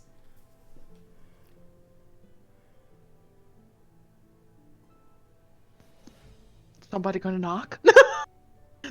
You were just instructed to walk inside. Okay. I'm Oh, just walk inside? Okay. Okay, so we head inside. Okay. Yeah. So you all open the doors, and inside you can see that the manor house is 1 story. But it seems to go far back, and you actually see, well, it's 1 story in the front, 2 stories, like heading back a little bit. There's a winding staircase that goes up to a 2nd floor. But as you enter, you see that there's a balcony crest along the entry foyer of that 2nd floor, and then a beautiful chandelier that hangs right near the entrance. Everything inside is made of these thick wooden pillars, like actual trunks of a tree that have been like lifted up and built into this estate. Greeting you at the door is a little human girl. She looks not a day over 15.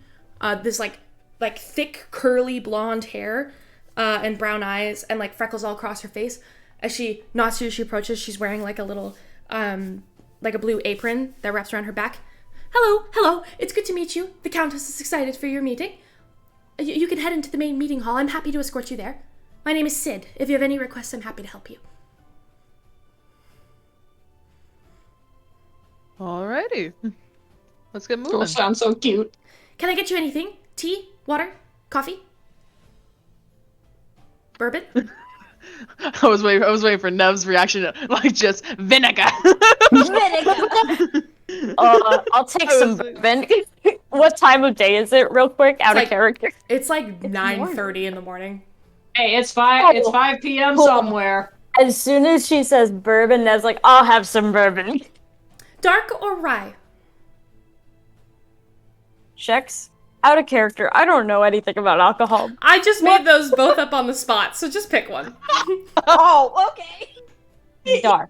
Actual bourbon drinker right here. You're killing me. This is funny. Did I say something right or wrong? Don't tell me. I'll ask after. All bourbon's rye, I'm pretty sure. It's fine.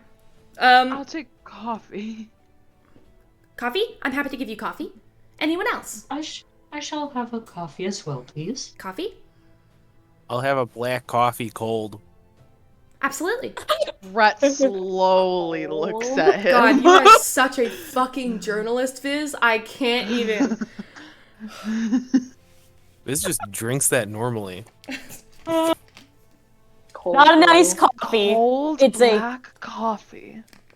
Yeah. He Gross. drinks hot coffee cold and cold coffee hot. Oh, ew, ew, ew. Yeah, face stuff. and then yeah. Nev's just an alcoholic. All right. Sid approaches you, Cecilia, and bows and goes, Lady Cecilia, it is an honor to serve you today. Can I get you anything?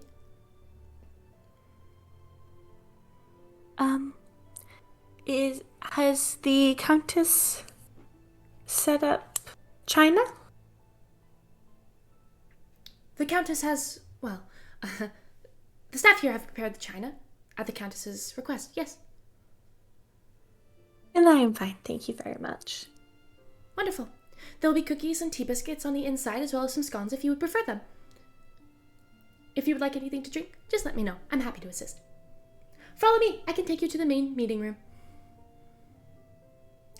And you enter... Waddle, waddle, waddle. You enter what is like a side room. It's really not that far, but you get the sense it's Sid's job to take you there. So she walks you into this like guest seating lounge. Essentially, there's these massive, comfy couches and a roaring fireplace, all built in with this like wood stone apparel. It's around this beautiful glass round window where you can see out into the next section of the fields behind. You can see that there are people out there on horses that seem to be like taking their horses on a stroll in this like main section, all surrounded by the Citadel. This is all part of the Covington estate. She instructs you to sit down. The couches are leather and beautiful and just so comfy. And out on the table in the guest lounge already, you can see an array of cookies, biscuits, scones. There's little sandwiches. There's a jug with water in case you want to serve yourself water. And there's like these little glasses, all free for you to sit. I am supposed to go alert the Countess of your arrival. We will be bringing you into the meeting hall when she's ready. Does this please you all? Nev already went over to the table and has probably like a cookie or something in her mouth, and she just gives a thumbs up. Thank you very much. Oh, I think this is very great. Thank you. Fantastic. Happy to help. If you need anything, please let me know. She bows once to you, and she leaves the room. For the moment, Aurora's you're all gonna- alone. Aurора's gonna grab some sandwiches. Like, are they like the finger sandwiches, I'm guessing? Oh, yeah. It's like a Yeah, she's lavish, just gonna- British kind of tea time. Okay, yeah, she's going to kind of like look at the finger sandwiches in confusion for a moment, and then just like pick up a few, and then just like eat them. Guys, are you fully aware that the last time we were in a rich person's place of whatever the fuck, someone died? 2 people died, actually, so I don't know why you're touching things that you haven't seen prepared.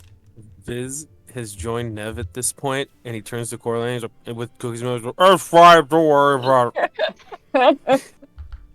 Besides, Oh, I've lived with rich people all my life, and I've never been poisoned, except that one time. Yeah, I was about to say. Technically, we don't know if the person who poisoned them was rich either. okay. Y'all can continue risking your lives. I'ma just stand right here. You're going to reject these wonderful cookies, these baked goods. Come on. They're really As- good. As good as they They're look, and almost choking on them. as good as they look, and as hungry as I am, I will pass. I will hunt something later. You're not going. We'll buy you something. You don't have to go hunting right now. Oh, but I gotta send my money back home. I can't waste it on anything here. You're You're missing out, to be honest. Yeah, Viz nudges Nev. He's like, "More for us." Mm-hmm. Coraline, as you back up and you kind of stand near like this beautiful like archway into the hall that you're in, around the stair bend, you hear this little creak.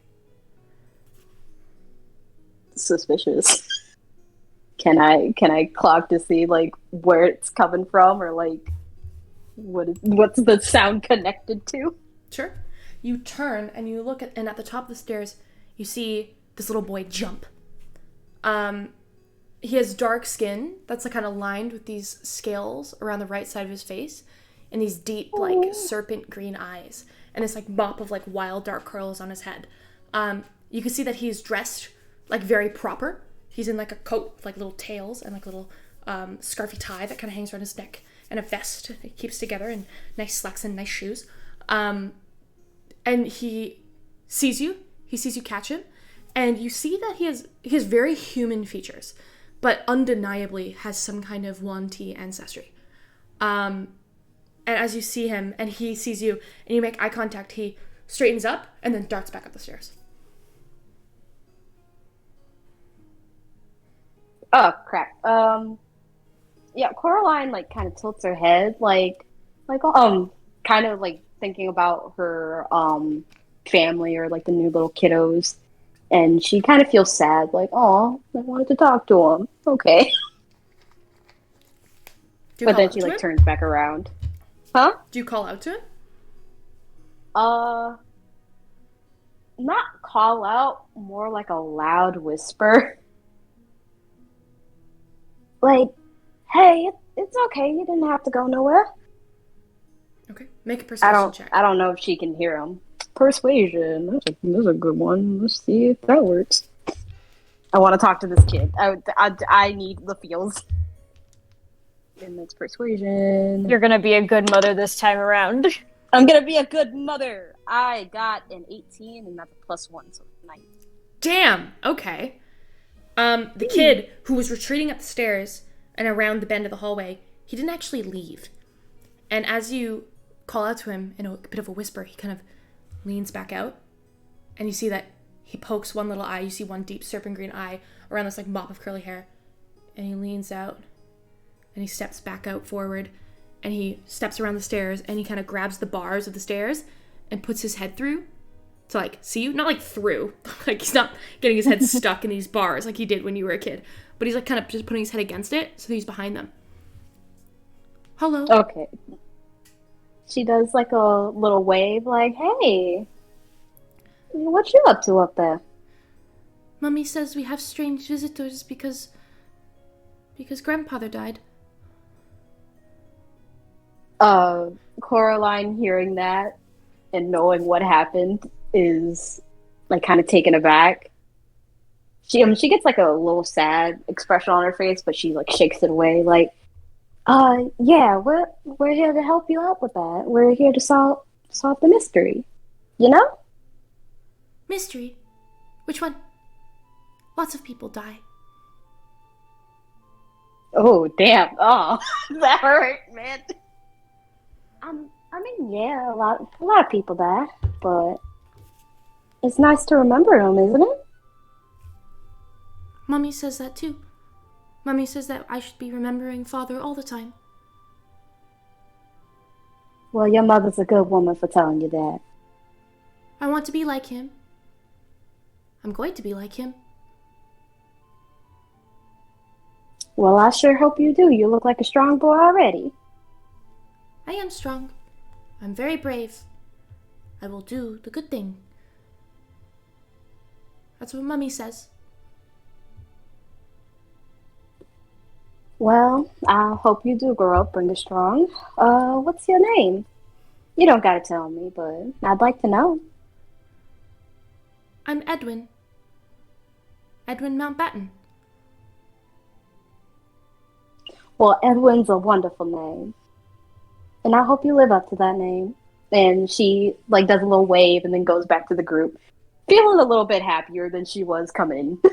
You turn, and as you do, he goes, wait. She stops and, like, turns back, like, yeah? What's your name? You could just call me Cora, little one. Cora. Cora, why are you here to see Mummy? She doesn't tell me Like I said, we're here to solve a mystery. It's super secret, so we gotta keep it on the down low, you know? Oh, okay. Secret. I understand secrets.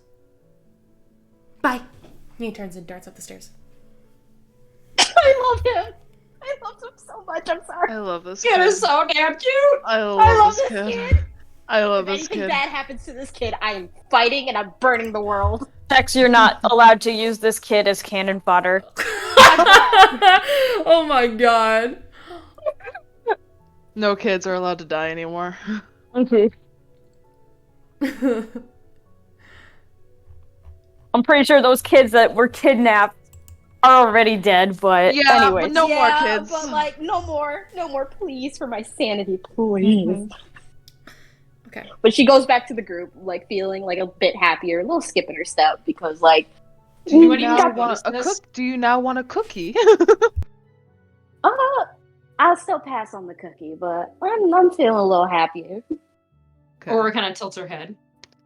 What changed your mind?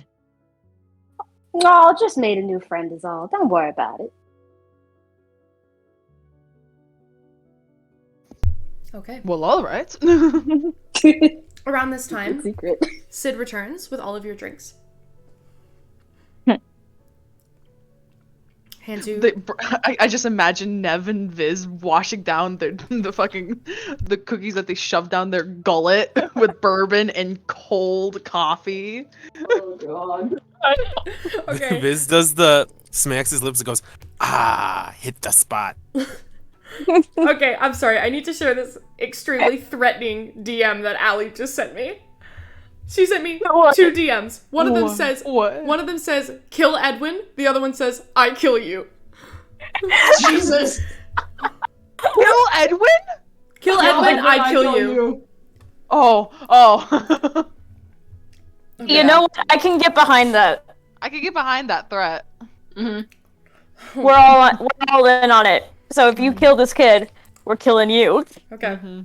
You all get your drinks, and as you're standing there for a moment, you see that Sid hasn't left the room. She's just waiting for you to sip. He's just watching our chaos. Okay. Yep, smiling at you. Just waiting for you Yeah, to finish.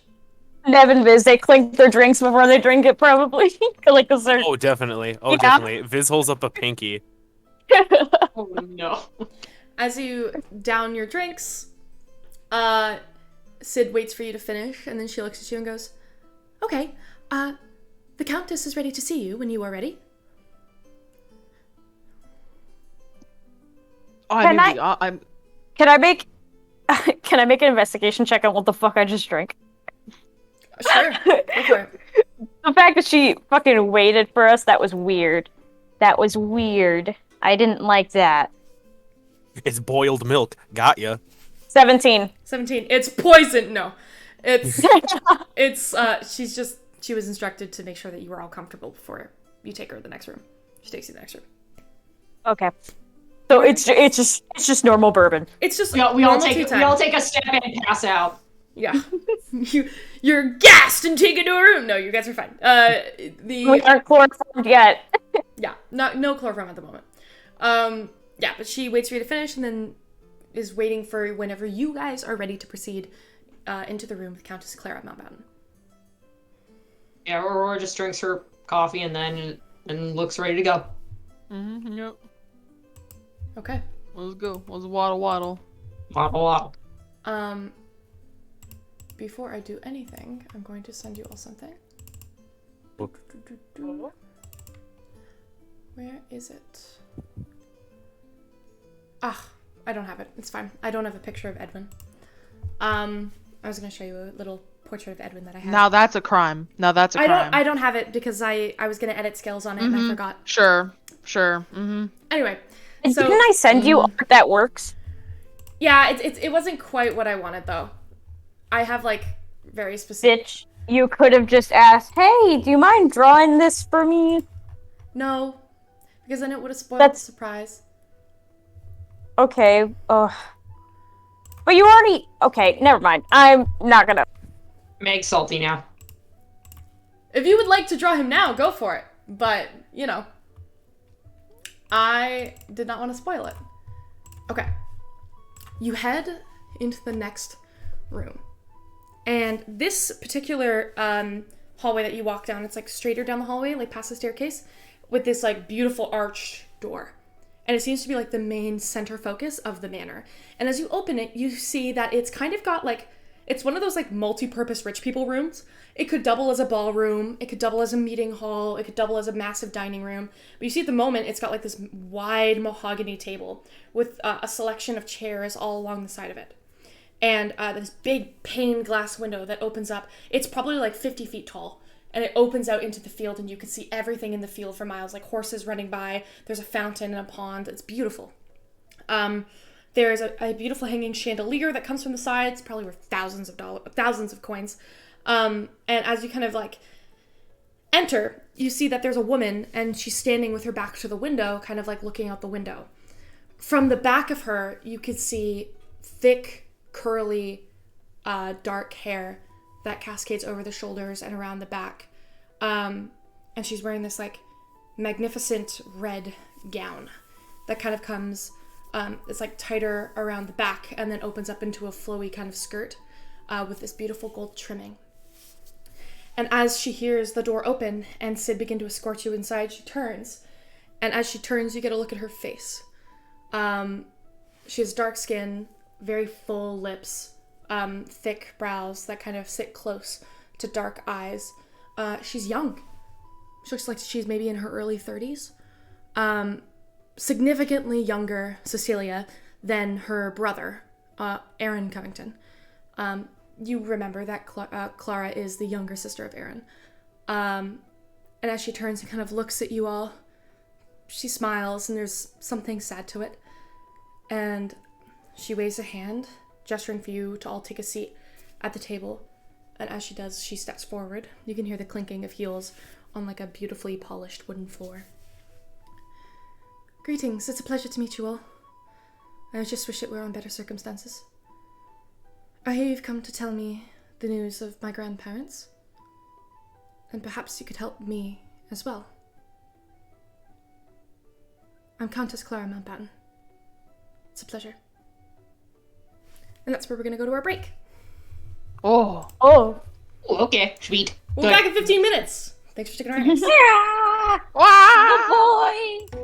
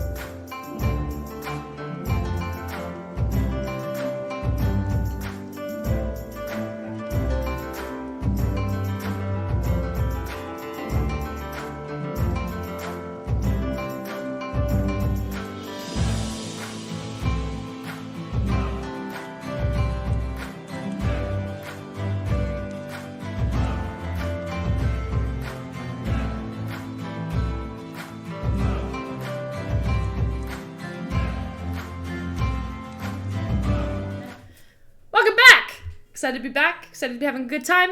You guys are currently in one of the massive halls in the Covington estate here in the small mining town of Freyford. You have just met Countess Clara Mountbatten, and she's invited you all to sit down and introduce herself to you all, wishing it would be on better terms. As you take in the sight of Countess Clara Mountbatten, her beautiful red dress, her long, curly, beautiful hair, her gentle, soft face, somewhere in her early 30s, what do you do?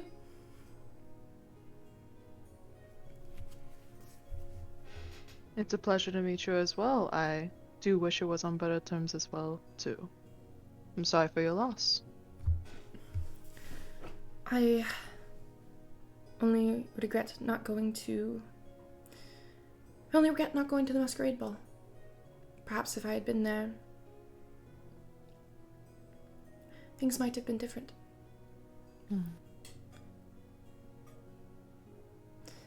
Anyway. Well, we can't weigh on those thoughts. True words have never been spoken. Take a seat. I'm happy to find out why it is you're all here, though I'm certain it's not simply to tell me the news of my grandparents. What can I do for you? Fortunately, it is not. We'll glance over to our spokeswoman, our sigil, our passage, our our Cecilia. Your leader. Leader. Roller.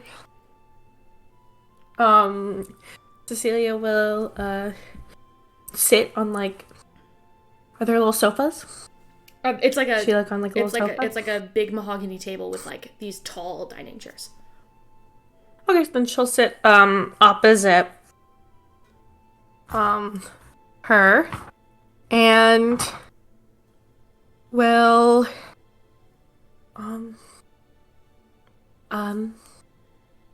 my name is Cecilia Darlington. Me and my companions were sent by Lord Bishop. I suppose you've heard of the events and circumstances of the death of the Duke and Duchess. Actually, I have not. Things have been distressing here. Lord Bruno was supposed to speak to me via message, but I have not had the opportunity to write to him as of late. So no, I'm not aware of the circumstances surrounding my grandparents' passing. Sorry, you keep saying grandparents? Parents. Is she? Isn't it her Parents. Okay. Thank you. Okay, I was very confused. I was Yeah, I started getting confused. I started thinking about it. I'm like, so wait, is she Bishop's? But then she's older. Yeah. No, Yeah. sorry.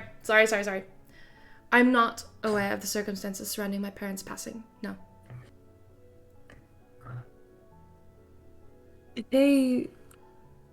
We were poisoned. Oh, gods.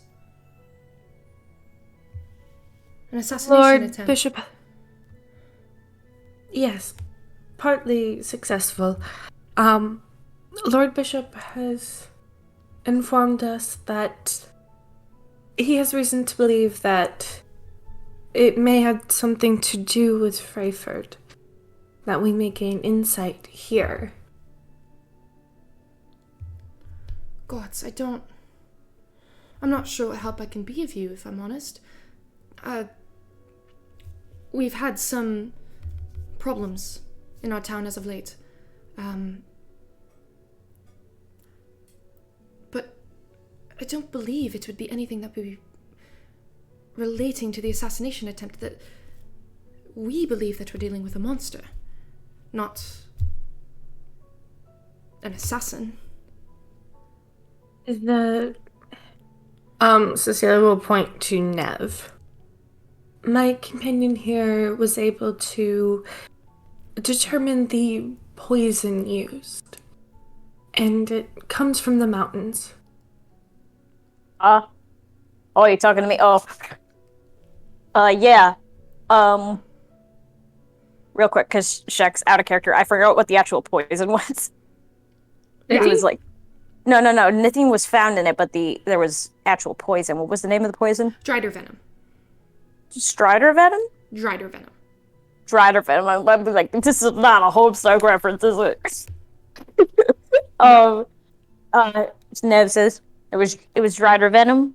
But there was also traces of nithine. Nithine. And poison. That's odd. Yeah. Freyford I has don't been know. mining nithine for decades now. We're one of the biggest suppliers to Westover. I don't see how nithine could have anything to do with poison. It's acidic and hot if you touch it. A lot like acid. But poison? It was something else, too. But I can't really put my finger on it. I need to research it a little bit more. But something tells me it somehow affected the poison in some way. Maybe to kill them quicker. God, that's horrible. Alright, well, I'm happy to give you any assistance I can. You have full access to the mines, but at the moment we've only been operating under one of our mine shafts. The other ones I've called off for the safety of our people. How so? Why? Why is that?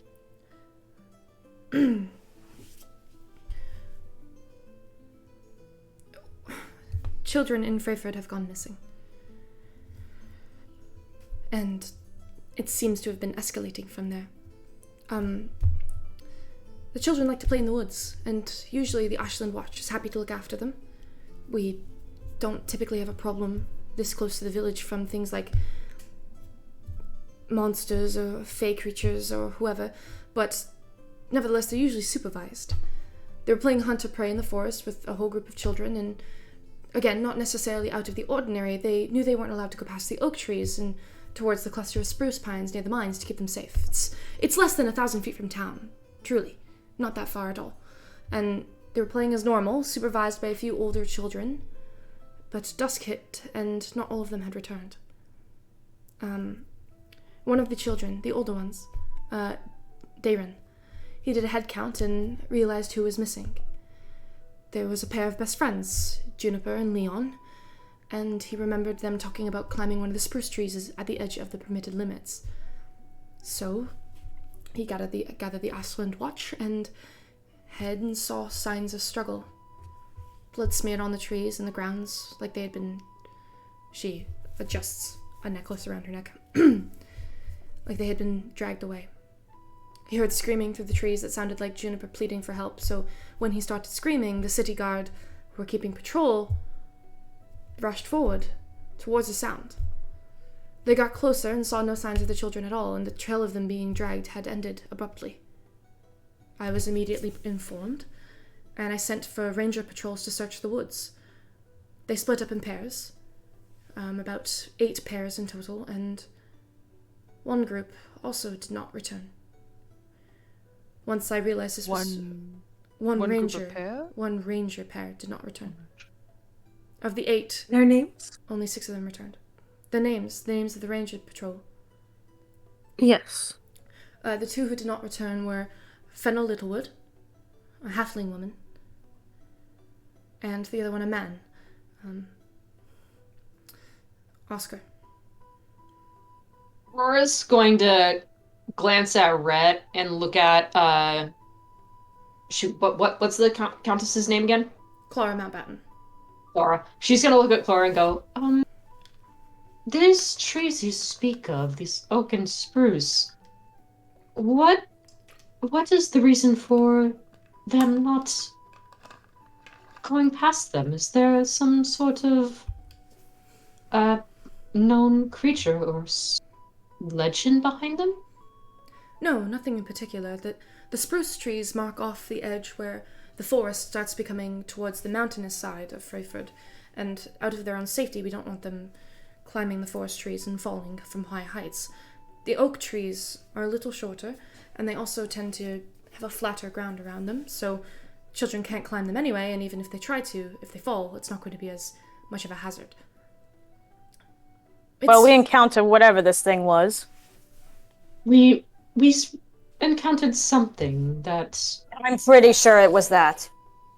it was able to mimic children's voices.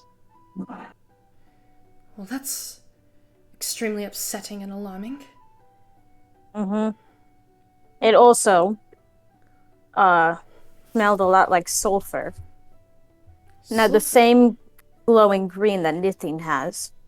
Something tells me, whatever this thing is, whatever this thing is, came from that mine. And it either has been feeding off of Nithine, or merged with it somehow, or was created from it. Perhaps awakened by it? Awakened by it. Oh, gods. If I find out that old Shambler has actually been saying something normal for once, I'm going to feel very stupid. Old Shambler.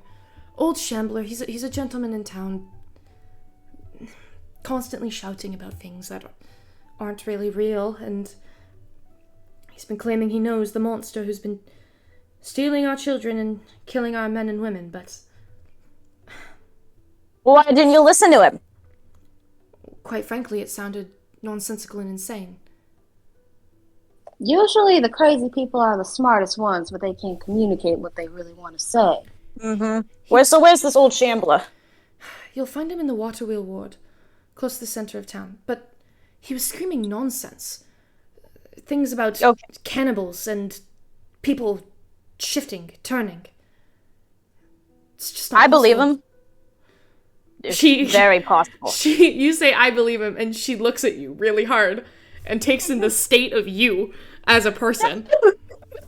What? Nothing. Look. Have you been to the Underdark? A lot of crazy shit down there. No, I have not been to the Underdark. I've been tasked and charged with protecting Freyford. I haven't been anywhere else in many years. Look. I sent a letter to my brother asking for a special ops investigation. It was granted. 4 special ops came to town, ready to fight with some kind of forest beast, and went out to find the children. It's been 5 days, and they still haven't returned. Whatever this thing is, whatever this monster is... She looks around at all of you. If you've come here to kill it, I hope you're well equipped. Well, lucky for you, I just finished my latest invention, and then kind of just like taps at like the giant fucking thing strapped to her back. And Bishop did tell us of this missing ops team. Aurora looks over at.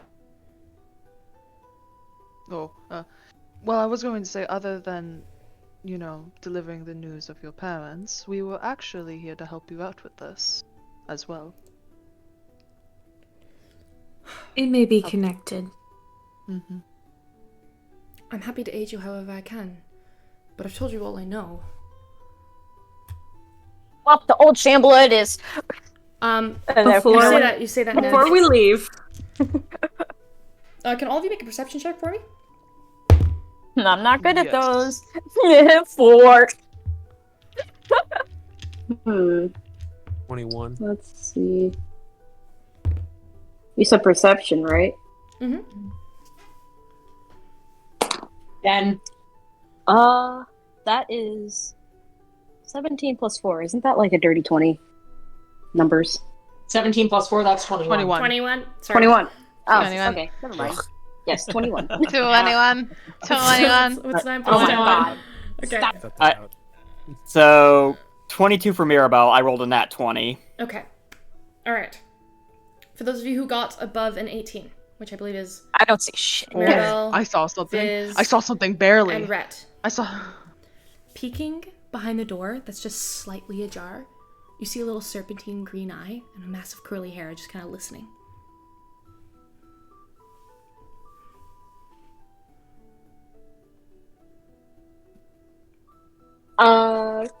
That's gonna Can- point with this tail. Trying to get the little Countess's kid. attention. Trying to get the Countess's attention by pointing with his tail. You're trying to get the Countess's attention? Hmm. Sure. She sees your tail, sees you pointing at the door. Mhm. You see her look over at the door, and her expression immediately goes like down a little bit. She sighs, very motherly.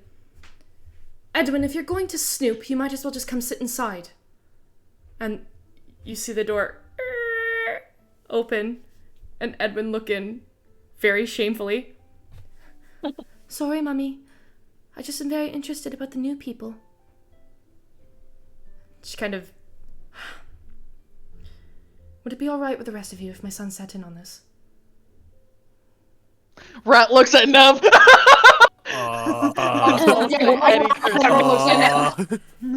like, why are you looking at me, huh? Just I'm don't say sure anything it's fine. outlandish. You might Well, want to I mean, cover wait. his ears if I'm being honest. How old are you, kid? 7, dear. but you need not worry about offending him.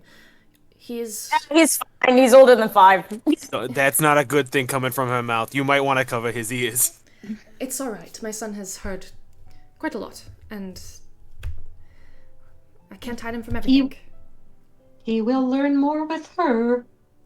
Hey, I'm not that vile. Oh, see- come on. I'm sure we can behave ourselves around the kid. Can't we, guys? And she kind of gives everyone like a very pointed stare. Almost like motherly, like, do not say anything terrible to this kid, I swear to God. I love how Julep's gotten so protective over this kid. Kid, mine. What were you saying, Just Chaotic? because I was about to say, just in response to what Nev says, I think Mirabel's just gonna raise an eyebrow and just go, "Esto seguro, pera?" I don't speak Wait, I know- Spanish, dog. If you're gonna speak Spanish, you gotta translate it for me. I'm from Okay. Canada. We know French, bro. I don't know Spanish. I know Nev knows Espanian, so what is Mirabel saying? I just put it in the chat. Okay, let me You look. sure? Oh, Oh, Nev responds in Espanian, back to her. Oh, you want to go? Viz will For walk not over to knowing Nev what's and like going grab on, her I shoulders. feel the and tension rising. he grabs Nev's shoulders and moves her away. And he's like, he might not want to be in the room. Your son might not want to be in the room. The Anyway, the let's woman continue presses business. the woman presses her Clara presses her fingers against her forehead like she's trying very hard to like keep her composure here. I do apologize. This that's whole. My son Yes. is quite Son. advanced for his age. He just wants to sit in. Right. He has a personal stake in this matter, so I want him to be able to deal with these things the way any What good do you noble boy mean should. as a? What do you mean he has a personal stake in this matter? She looks over at her son, and Edwin's kind of rocking back and forth on his shoes a little bit, and he's kind of like putting his toes together. You could see, like, he's sitting in his like fully like noble attire, and he's like a little uncomfortable, but you get the sense that like he picked out this outfit and he's very excited to wear it, and he just kind of claps his hands together and goes, I spoke to some of the children. I went through town and I spoke to some of the children, and they told me some stuff. Ooh, kid gossip. Yeah, kid gossip. What they tell you? Can I come sit? Sit wherever you like. He runs over and darts to the head table and sits in the chair. There you go. Oh. Rory's just watching him, just like, what All right, the? all right, little mister, tell us. I asked the older kids what they saw, and there was one kid, her name is Keela. She's a halfling. She said that Juniper didn't go to Leon. She went to go look for Leon. And, Keela said that she was tricked into thinking she saw him in the woods. And when she approached, a monster grabbed her and dragged her away. Nobody Did believes me. Keela? We believe you. What did Keela say the monster looked like?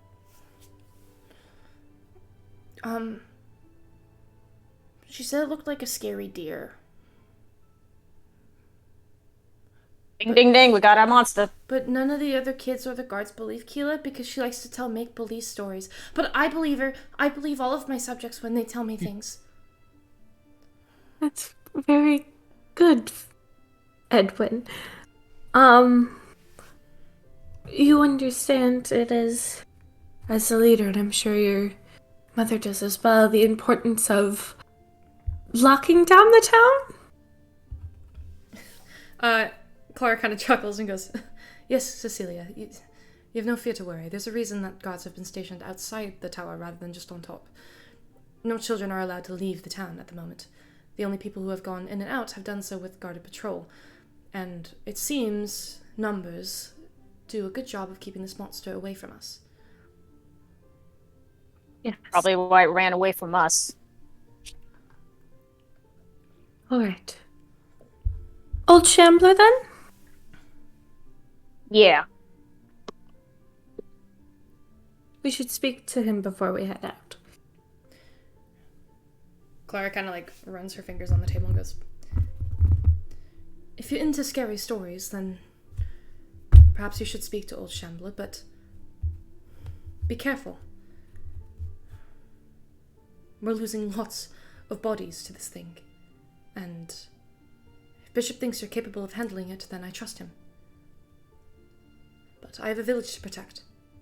I can't keep sending my own out there looking for it, only for more of us to die. We're safe in the walls." Right. We will do what we can to stop this thing. Of course. I grace you and thank you for your efforts. If there's anything I can do to be of assistance, just let me know. Sure thing. The Old Shambler we go. Edwin kind Oh. of... Oh, go ahead. Are we staying here, by the way? Or I believe that's what. If you would allow us to rest here when we need Of for course. shelter? We have plenty of guest houses, guest bedrooms. Did you all want to sleep together, or did you want 2 guest bedrooms? Whatever you're able to offer. Of course. I'll have Sid and some of the other household staff take care of it for you. I'll tell the guards you're welcome back in and out whenever you should please. Thank you. Anytime. This is very kind of you. Of course. Be careful. I'm not joking when I say that this thing has teeth. Quite literally. Yeah, I won't when we're done with it. I admire your courage. I don't believe I You caught gotta all of your names anyway. That's right. Nev I caught, because that one was yelling it when you were fighting with that one, points at Mirabelle.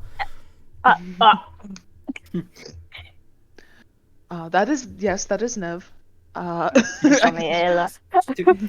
To be fair, I was unaware she knew Espana. That's going to be entertaining going forward. That one's That was unaware Mirabelle. you're a bitch.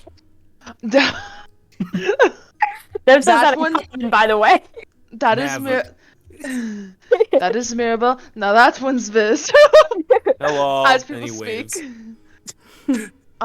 Coraline, obviously you know Cecilia, Aurora, and Rat, myself. Fantastic. It's a pleasure to meet you all. You're a very eclectic group. We don't have very many eclectic people coming through here.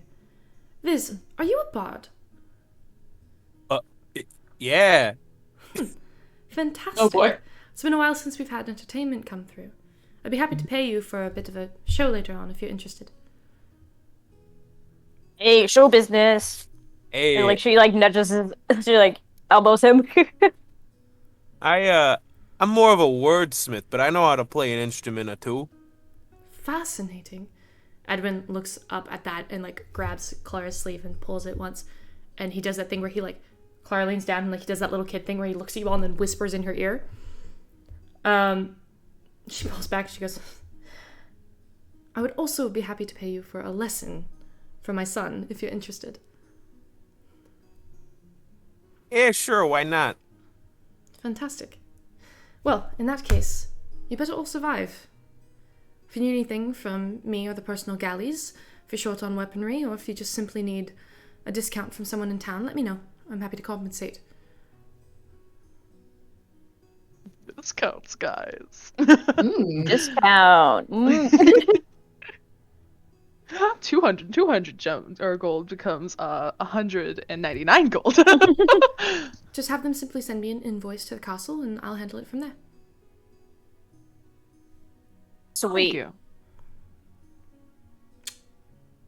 Very well. Mhm. Thank you all for coming. It's much, much appreciated. I guess we head out then. Waddle waddle. Waddle. Aurora just kind of bows her and goes, and thank you for your hospitality. Of course. And the good bourbon, and then like stumbles out. Aurora just kind of like does like a very soft face palm and then just like shakes her head, walks out. This is so... Thank you. Viz Yeah, will bow. So y'all, aren't you guys so glad I'm playing this character? Aurora's gonna look at Red and go, we're going to be kicked out before we're even paid. I realized that's very very quickly. So you That's all... why I had to ask if we're staying here. So you all begin to exit? Yeah, Yep. Viz will And bow. Mhm. Oh, go ahead. No, you go. No, Okay. I was just agreeing. Viz will bow to Clara, and while he's bowing, we'll look at Edwin and wave like goodbye, and then he'll turn away and walk. Okay. You He's all... got a buddy. Nev is very excited to talk to this town crier. Viz is also very excited. Nev's like, my crazy people are my favorite type of people because I'm also crazy people. You begin to head out, and as you do, your carriage is waiting for you at the front. Sid kind of bows to you as you all exit, and he goes, "Good luck on your journey. If you need anything, we're here."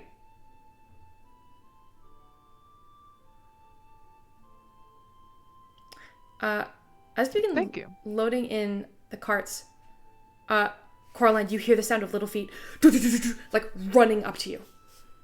Oh. She turns around to see where the little feet are coming from. You turn, Of course. You turn, and as you do, let me just roll something. Yep, no. Edwin crashes into the back of your legs. Oh! Sorry. Oh, don't worry about it, little one. It's all right. Can I come with you? Absolutely fucking not. Nev, shut the fuck up. What? What? You look, the last thing we need is this kid dying on us. Sorry, buddy. You gotta be at least like 10 years older. Can you at least go away and let me talk to him for a second? Fine. And then like stumbles away. Yeah. Look, kid, I know you're strong. I know you think you're big and strong, but this is a mission that might get a lot of people hurt. And I don't want you being one of them, all right? But Mummy is very sad about this. I don't like how sad Mummy is. She's been sad for a very long time. She's been sad since Daddy passed. And I want to be like him so I can make her feel better. And if I'm brave and strong, like he was, and I come with you, she'll be happy. You know, kid, I'm gonna peek around. Unless you want to say something. You can say what you want. I got what I'm gonna say, but you can talk to him. You know, kid, I think your mother would greatly prefer your own company and for you to be by her side. I think that she appreciates that a lot more than you think.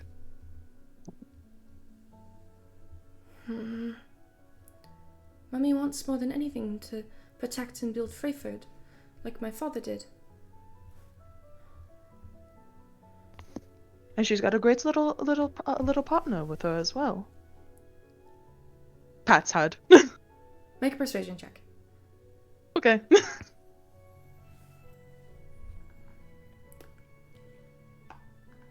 Yeah, we're keeping this kid fucking home.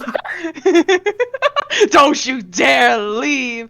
That was a 17 plus 6. Okay. Okay. Edwin kind of looks down at her. She looks extremely dejected. I don't know what to say to Mummy to make her feel better. She doesn't... It seems like she's happy when I'm like Daddy, but she's also sad. Oh, this is getting into some therapy. We're getting into some therapy type of shit. Okay. Coraline, you can fucking take that. Say something. I don't know how to fucking say that to a kid. Something wrong, bro. Okay, Red and Coraline or mom and dad for this kid. okay. Like, your turn. Coraline's gonna go like, well, maybe she might be a bit sad because she sees a lot of you or a lot of him in you. So maybe that's making her sad at the time, but she does appreciate your company. And she loves you.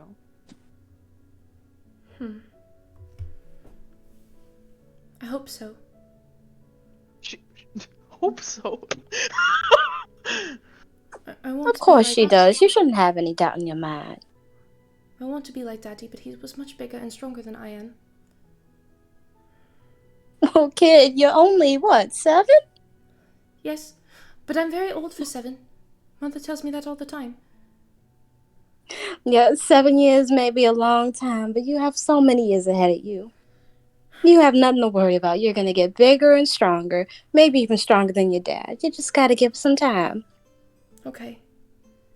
I'll do my best to keep Mommy happy while you're gone. And, if you find the big scary monster and you kill it,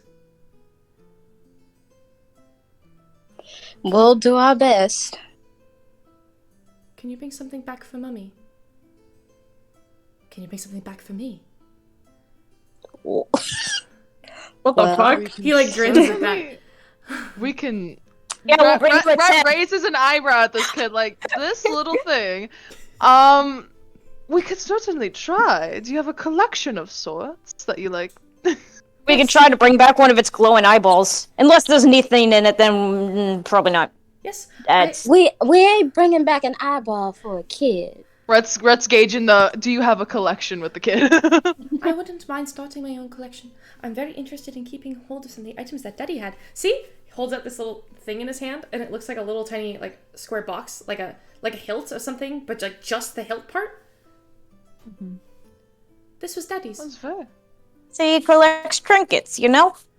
It's not a Very, trinket. very I stole nice. it from the war room. He presses a button on it, and it like extends into this massive long sword that he just immediately almost drops. It goes right between Red and Coraline's faces, like, And there's like, ha. Nev just starts cracking up. She's like, I love this kid. This was Well, look at Daddy's. you having a knife all to yourself. But maybe you should put that back down so you don't hurt anyone. We gotta come back alive before we go get that monster, right? He presses the button and it goes back into like the little hilt and he goes, sorry, Mummy doesn't know I'd have that. She'd be very upset if she found out. Can you keep it a secret, please? Yeah, no, we won't tell her. Don't worry. Just be careful with it. as long as you stay here, we won't tell her anything. Okay, I can do that. I will keep Mummy company while you're gone. Thank you. Good. Pat. And pat the kid's head. Everyone gives them a little ruffle. You pat the kid on the head. Aurora does the Baymax. There, Pat. The kid Like, takes are we all just the like all pats. walking past this kid, giving him head pats? Yeah, we're Yeah, all giving fist Pat. bumps, head pats, finger guns, all of it. Yeah. You pat the kid on the head. He immediately turns around and darts back inside the manor. And you're free to go. Okay, we head on to see Mr. Crazy Man. Mr. Crazy. Yeah. So where exactly are you going to go to look for Mr. Crazy Man? I don't know. Where's the crazy... Did she give us a general area where he I is? wrote it down. The square of Water Wheel Ward. We're going there. To the Water Wheel Lord! Okay. Dun dun dun dun. You begin to make your way through Freyford out the gates. The guard, the tabaxi guard salutes you as you pass, just with 2 fingers, lets you pass through. You head back. The Waterwheel Ward itself is on the lower level of Freyford, so you're able to pass through that easily. And around the town square, you see like this huge belt, like a mechanical belt that is constantly pushing through these materials into a building, like through a little hole in a building. It looks like a huge processing unit. This particular section of the town is the coal maker's hall. You can see like a huge sign above it written in common. People are moving in and out of it. They're, you could hear the sound of manufacturing on the inside.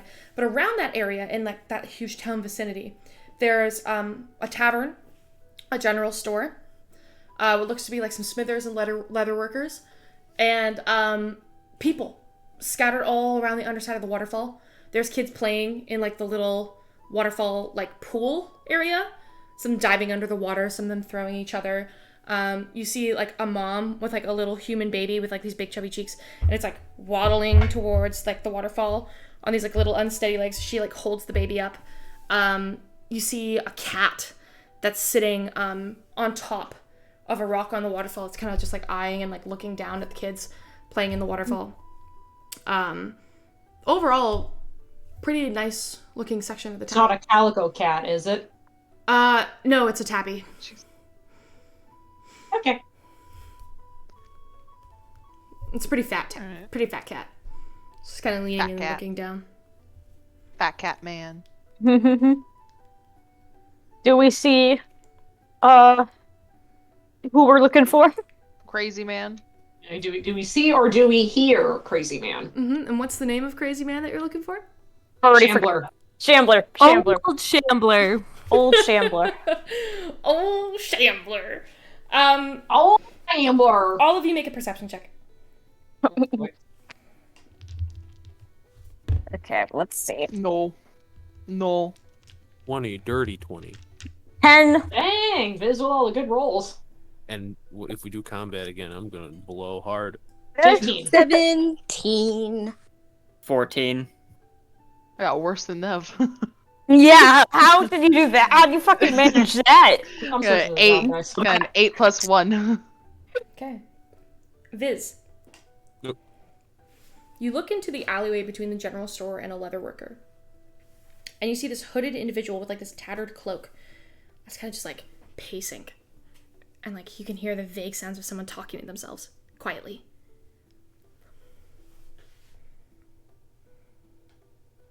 He'll lean to the party and be like, "Hey, I think I got a guy, but he's down an alleyway. I don't think that's a good idea to corner him in an alleyway."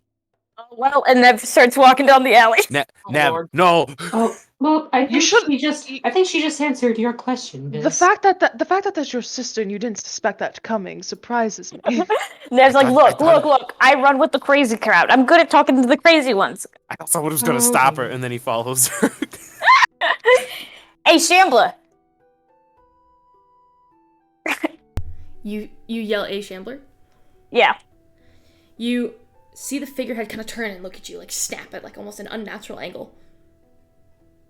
Hey, buddy. So we're looking into the weird, creepy thing in the woods.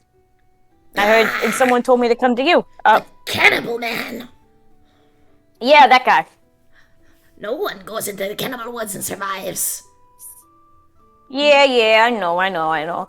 Is that like the legend, or is that like real? Legend. It's no Legend? legend, child. It's very real. Okay. I mean, we did see it, but we survived. What can you tell me about this cannibal man? Impossible. Nev just leans up against the wall. Nobody who sees the cannibal man survives. You Well, tell we did. lies to old Shambler. Turns and darts down the alleyway. Can I make a persuasion check?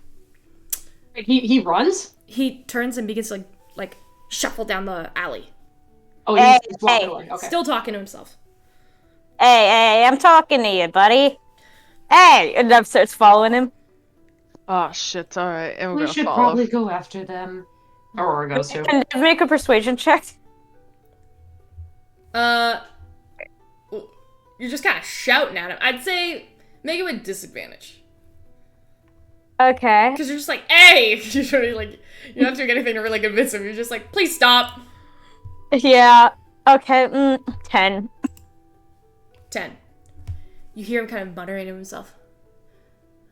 The evil spirit that devours mankind. Nobody sees the evil spirit and survives. Certainly Oh, yeah. not old Shambler. Who's Huh? the evil spirits? Well, okay. Here's the thing, though. If you know of it, have you met it before? Nobody sees the evil spirit that survives! Oh my god. Jesus. This guy's crazier than the crazy people I talk to. You wanted to talk to him. Yeah, now I'm regretting it. Yeah, I just imagine like we're just walking behind this guy through the alleyways. Mm-hmm. This is gonna end well. A monster with human characteristics, as a spirit who has possessed a human being, made them monstrous. A cannibal, a murderer, insatiable greed. And how do you know of it? Because it comes around every 50 years. Old Shambler was there the first time. Old Shambler will be here the last time. So you did see it. Nobody sees the Wendigo and survives. Oh, so it does have a name. Other than Cannibal Man or Monster. Shh! Nobody speaks the name of the cannibal monster. You just spoke the name, idiot! Ah! Old Shambler sins! He slaps himself in the face.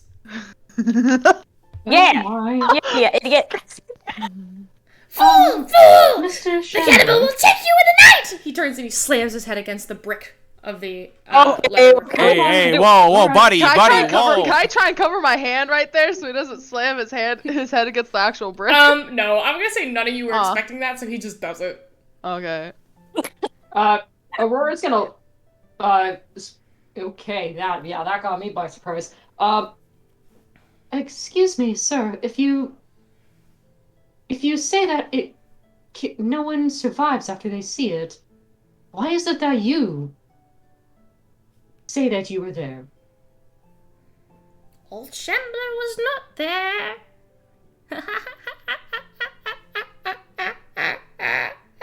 Can I make an insight to see if I'm gonna get any information out of this guy? You need to start making sense, old man.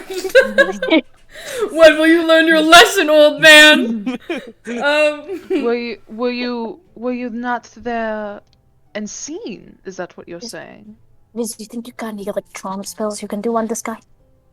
Oh, let me check my brain. Imagine if bourbon made him a sane man. Actually, wait. Oh, I don't have any on me. Wait. What do I have in my inventory?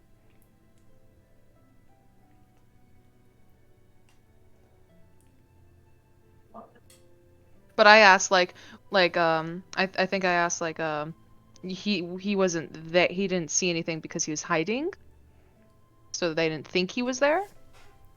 That's what you're I'm asking. asking for clarification. You're asking for what are you asking for clarification? So he said that we asked him like he did see it and he's like you never see it, right? And then he was laughing or something. You said old Shambler wasn't there. Oh, old Chamberlain wasn't there. So were you hiding then? Is what I'm asking. Oh, you're asking him that. Mm-hmm. He turns and looks at you, and you see like the face of this man for the first time. Mm-hmm. And you realize that as you kind of look at him, you realize he's not human. You were expecting a human, but you just don't see a human. This is a satyr. He has like light brown, it's like skin colored fur, so then when he's looking down, you almost like can't actually see it. And you look at him and you realize it's very, very short fur. And he's a long, scraggly beard. And under that hood he was wearing, you can see ram's horns that curl and a crown of oak leaves around his head. Does this satyr look familiar to me and Viz? No. Okay. Thank God. Thank God. And this was... Oh no, I was about to fucking lose my shit. No. Around his neck, you can see like a necklace made of mistletoe that just like hangs, and these tattered clothes, and these like this really long cloak. Can we see his eyes? His eyes? Yes, you Yeah. can. Are they? Is he blind? Make an insight check. Okay. 19. 19? No, he's not blind. You can see that the eyes are like everything about this individual like screams crazy. But you see that the eyes are very clear. You guys have met crazy people. Nevin, I'm talking specifically to Nevin this year. You guys have met some fucking crazy people. And usually crazy people will have this like blur behind their eyes. Almost like they don't process what's going on. His eyes aren't crazy. They're clear, they're gold, and they're very, very focused.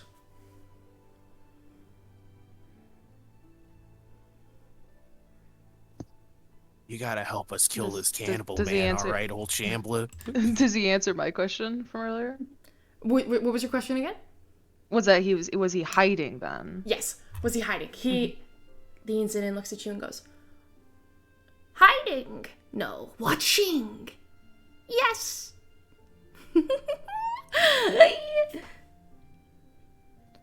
What did you see when you were watching? Glowing eyes, yellowed fangs, terrible claws, tongues 1.5 feet long,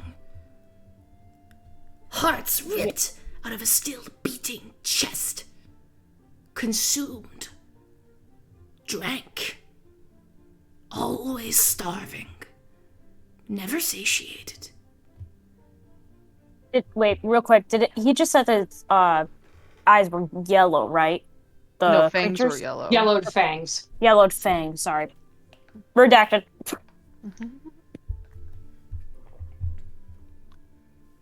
And what did you see it doing? A perfect stalker in the night. Near perfect. Knows and uses every inch of its territory.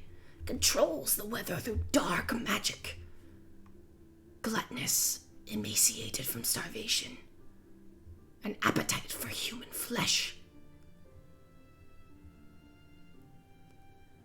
A wisp in the wind. A darkness that can only be found in the shadows. You know how to find it? Oh, Predator.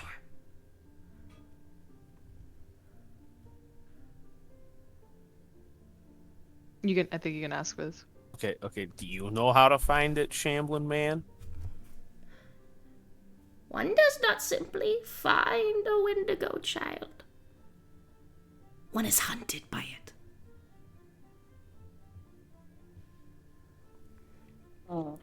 Should you see it alone, it will rip out your heart and consume it, drinking your blood until you are empty.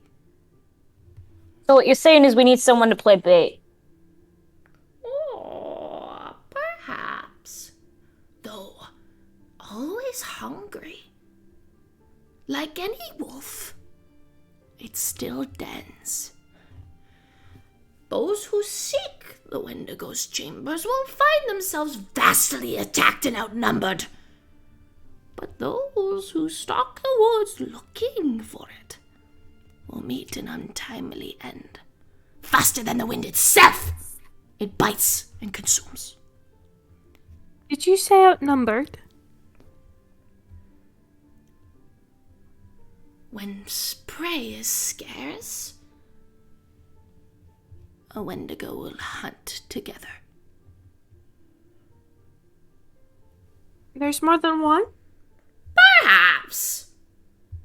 If the heart has not been removed, the cannibal will change.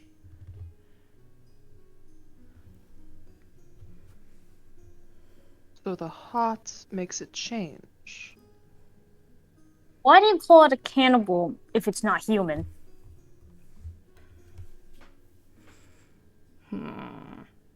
You ask many questions, Navanya.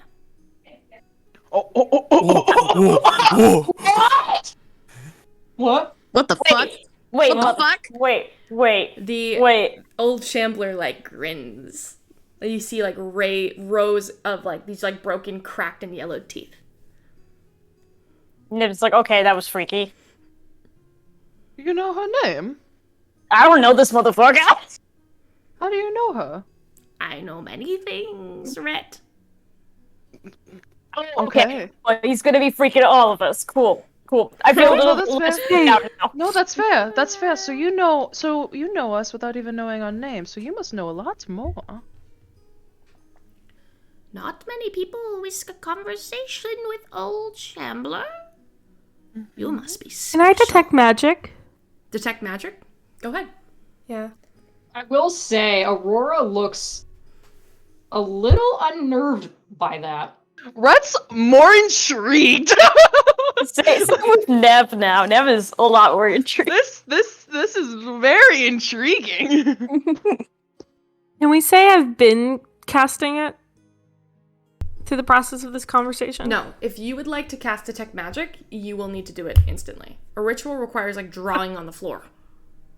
Okay, then yeah. I'll cast detect magic. You cast Detect Magic. While Cecilia's doing that, Aurora looks at him. You know all of us?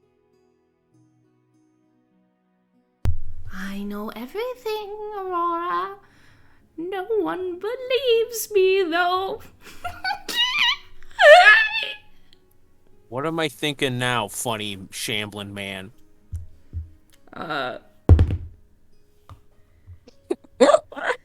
Got him. Viz, make a deception check. Okay. Ooh, wait a minute. I'm good at that. Wait, a deception check? The lowest I can get is a 16. Go ahead and roll and tell me what you get. Well, that's a 22. 22. That's a failure. Do you want to just go ahead and tell me what Viz is thinking? He's like, this dude ain't gonna figure out what I'm thinking. You doubt me?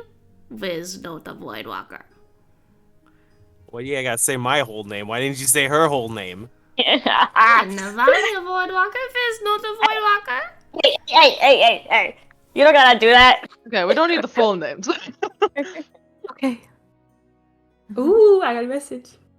Oh.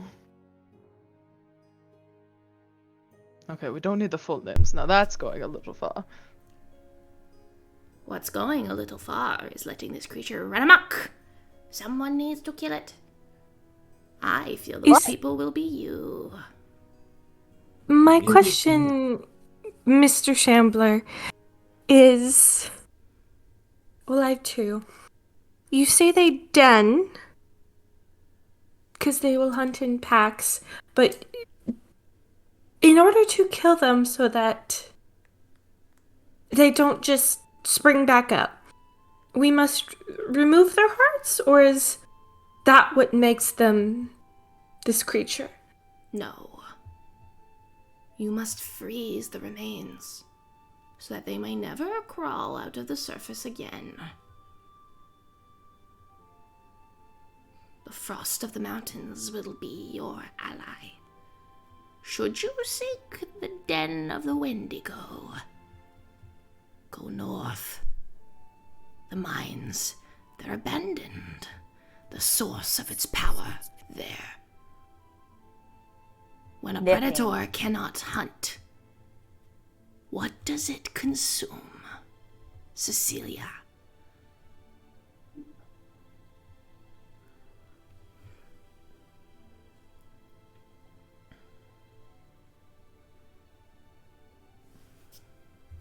I think Cecilia is like just locked in fear Oh. and just like, how do you know how many there are? Or if we just like kill the one that's been turning all the other ones? It depends. If the creature has been starving for some time, it will kill its own for sustenance. Numbers, tricky. Hunting grounds, easy to find. I'm afraid you're on your own in that matter. You say we need to go north towards the mountains and that will help defeat it.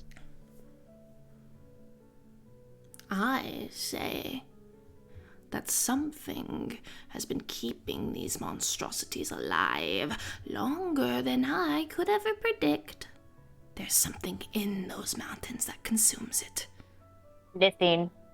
It's Nithine. They're eating either they're somehow consuming or mutating with the Nithine. That's why they've been alive for this long. Clever girl. Let me ask you a question, Nevonia.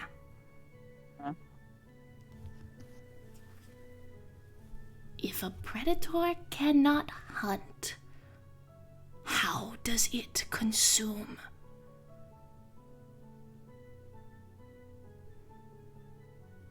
I'd say it consumes either anything it can find, whether that means its own kind or any material. Anything that will give it substance. Better. But if the predator seeks a specific prey and has no access to it, what does nature decree it must do? Evolve. Very good, Cecilia. Very good.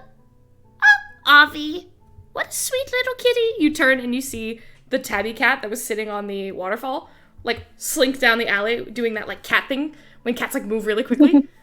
Avi, what a sweet little kitty. Seek out the cannibal. And should you find what you're secretly seeking, do what you must. Come back, Avi! And turns and starts to move after the cat.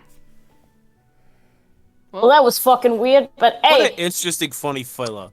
Did anybody understand any of that? Yeah. No, we kind of understood. We got there, eventually. Coraline, your Yes? passive perception is 14. What I rolled? Your passive perception is 14, right? My passive perception. Yeah.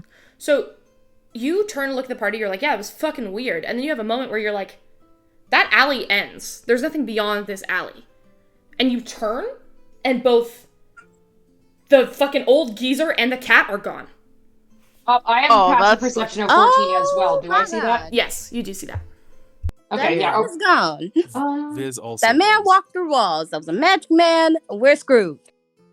Okay, as when we're sure he's gone, Cecilia's just gonna be like, okay, that dude was crazy. That just, wow, he was very powerful. Guessing you casted something to be able to tell that?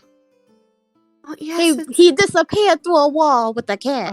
Oh, well. He knew who we That were. and yeah, he knew our names, so definitely not just an old geezer.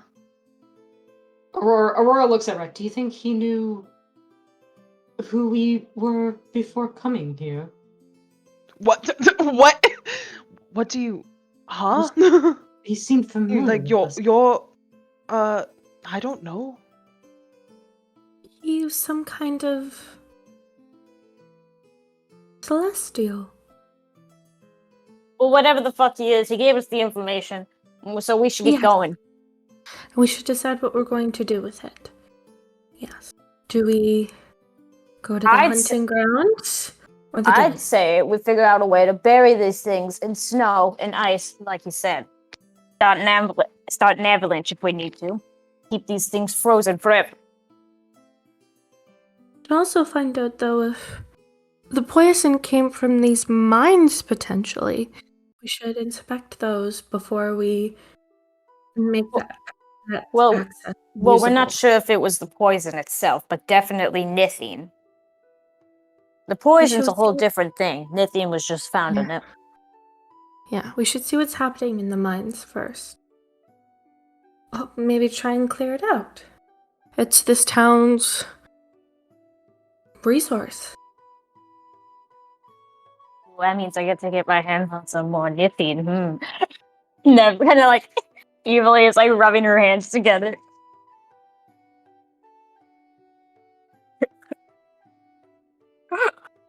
Oh, sorry, I just read. We gotta stop huffing this gas. We see old guys going to alleys and skinwalkers and cats and shit. He clearly wants to This huff more gas. of it.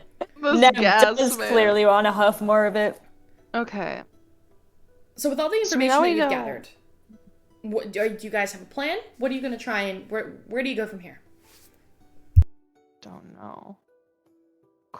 Yeah, definitely need to- The Countess didn't have much other information other than that. He gave us quite a lot of information. I'd say we're ready to go. Maybe What time of day is it? It's like 2:00. maybe I don't know if that is a library like you want it here, Nev, but maybe could research a little bit if you want. Oh, that is very fair, you know. We could try to speak to the people around town. They might have information or things they've heard or seen. Yeah, I don't want to talk to people. I'm gonna go find a You go to the library or something. library. So Nev's gonna go find like a library or like some kind of place where records are kept. Go ahead and make an investigation check. Cecilia will follow and help. Okay, let's see. Ooh, whatever 17 plus 7 is. 24. 24. So you wander around for a little bit. Can't find much in semblance of a library here, but Or somewhere there where there's like records kept. yeah, you can't find much. Doesn't seem to be a need or a necessity to keep records here, but you do find like a bookshop. It's very much like Beauty and the Beast. You know that one bookshop in town? It's Yeah. very much like that one bookshop in town. You see that's got a little note above it. It's called The Hollow End. Wow, I had a stroke saying that. The Hollow End. I felt it from here. The We're gonna do Hollow the thing- End. So we're gonna do the thing that everyone does at Barnes and Noble, where we don't buy anything, but we just sit on the floor and read. Cool. Oh wow, I feel like I just got called out with that sentence.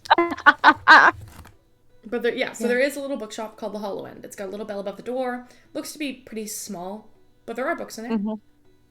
Cool. I'm gonna look around in there. Cecilia will help. Okay. You enter, and as you walk around, you see that behind the counter is this super exhausted looking, like 21, 22-year-old woman. She's like human. She has these like round spectacles on her face, her legs kicked up against the desk. She has one book propped out in one hand, and she's flipping mindlessly through another one. She gets bored of that one, plops it back closed, slides it across the desk. Hears the bell as you come in, barely looks up from her book. She goes, "Hey, what do you want?" Do you have anything about urban legends around? Or even stuff about the mines? She looks up from behind this, Non-fiction. like, non-fiction. She looks up from behind this, like, long, wavy, like, raven black hair. Pulls her spectacles, like, up on her face and goes, "Well, like, conspiracy theories, like, what, or we talk, like, conspiracy theories, like, fucking cult shit. What are you looking for, man?" I guess anything. History. History? God. Fucking boring. The back section there to the left. Okay. Nev goes to the little history section. Okay. You go over to the history section. It's less history. You'll see, like, history, modern nonfiction. It's kind of, like, all splattered together into one. The selection in the shop's not great. I won't lie to you. Mm-hmm. What are you looking for? I guess. Well, I guess I was gonna tackle the urban legend stuff afterwards, but I first just want to learn like a little bit of the history of these mines. You know, like with the Nithane and stuff. Sure. So you're looking specifically for Freyford history? Yes. Okay. 1 second. 1 second as I pull up docs. Do you want to look into the mines and I'll look into cannibals? Yeah. Okay. You find a book called Mountains from Molehills, and it seems to be documenting just about everything about the Whale-Crest Peaks, which are the mountains that run north of Ashedonia and then south past like the docks and the shipyard in Ashedonia, and then around and down that consume like Freyford and a lot of the Droll thicket. You pull it open. You flip through. You find a lot of history about how they believe the mountains were made. There's like stories about gods during the Hollow who would like throw each other into the mountains, and it would split mountains in half, scatter them in some directions and in some in the other directions, and that's why it's such a wide mountain range. You see like little bits and pieces here and there of like stories of like what's underneath the mountains, and like this idea that under some of them you'll just find internal fire entrances to the fire plane. Although this is all speculation and nobody has ever actually lived the tale to go into the fire plane and come back from these mountains. This is the speculation that they have. There's a little bit of detail about Freyford itself and how Freyford has been using the mountains to mine specifically like diamonds, iron, lots of like gemstones that have been found in the Whalecrest Peaks. But also this was the first place that Nithine was discovered. And it talks about Nithine not as like a... It's strange. It talks about it not as like a material. It talks about it like a substance. But it doesn't mention much beyond that. And when you mean like not like a material, more like a substance, like what do you mean like the difference of that? Meg, IRL is dumped. Sure. So it mentions that Freyford has been mining Nithine from fallen rocks. And the word fallen, it's like put in a position where you're almost like, what? What do you mean fallen? Fallen rocks? Like rocks that have fallen from inside the mountains? And you kind of keep flipping through it, and then you find an illustration in the back. And they mean fallen rocks. Like, Nithine fell from space. Ooh. And it seems like everything that's been dug out of Freyford, all the Nithine's been dug out of meteorites. Nib kind of like ponders about that. Looks at like her bag of holding where she knows the Nithine bullets are. Is there anything else I find in this history section? You do find books on religion. Though you're not entirely sure if they'll help you, there's a decent selection of them. Nah. Celia will take a look at them. Sure. I mean, I guess, like, also, if anything, Nev is gonna look for, like, maps of the area. Or if she can find any, like, old mineshaft maps. There Good isn't idea. There isn't like mineshaft maps, but there is a map of Freyford that outlines like you can't see like interior maps of like the mineshafts, but there is a map of Freyford that's on display. It's not like, it's not like bought. Like it's not something you can like just pick off the shelves and buy, but it's in a frame and on display. Can I take a picture of it with my camera? Your camera is like disposable film, so it's gonna be real small in comparison. Might be a bit hard to read. Okay, that's fine. As long as I can see the pictures. Or can I, like, take multiple, like, up-close pictures of it? Oh god, you're making And like, then, a like, puzzle? piece... Yeah. Brother. Okay. You pull out your camera, and you start snapping pictures, but it's shocking you every time. And you start snapping pictures, and the one behind the counter goes, "What the fuck are you doing?" No, just goes, "Don't worry about it, sweetheart," and just keeps going. You snap a Suddenly picture. imagining this might be Shex when she worked at the bookstore. Okay. Well, you gotta roll. I gotta roll for damage on you every single time. You have to make a con save. How many pictures are you taking? How many ways are you gonna split this map up? 4. Okay. 4? Okay. Yeah.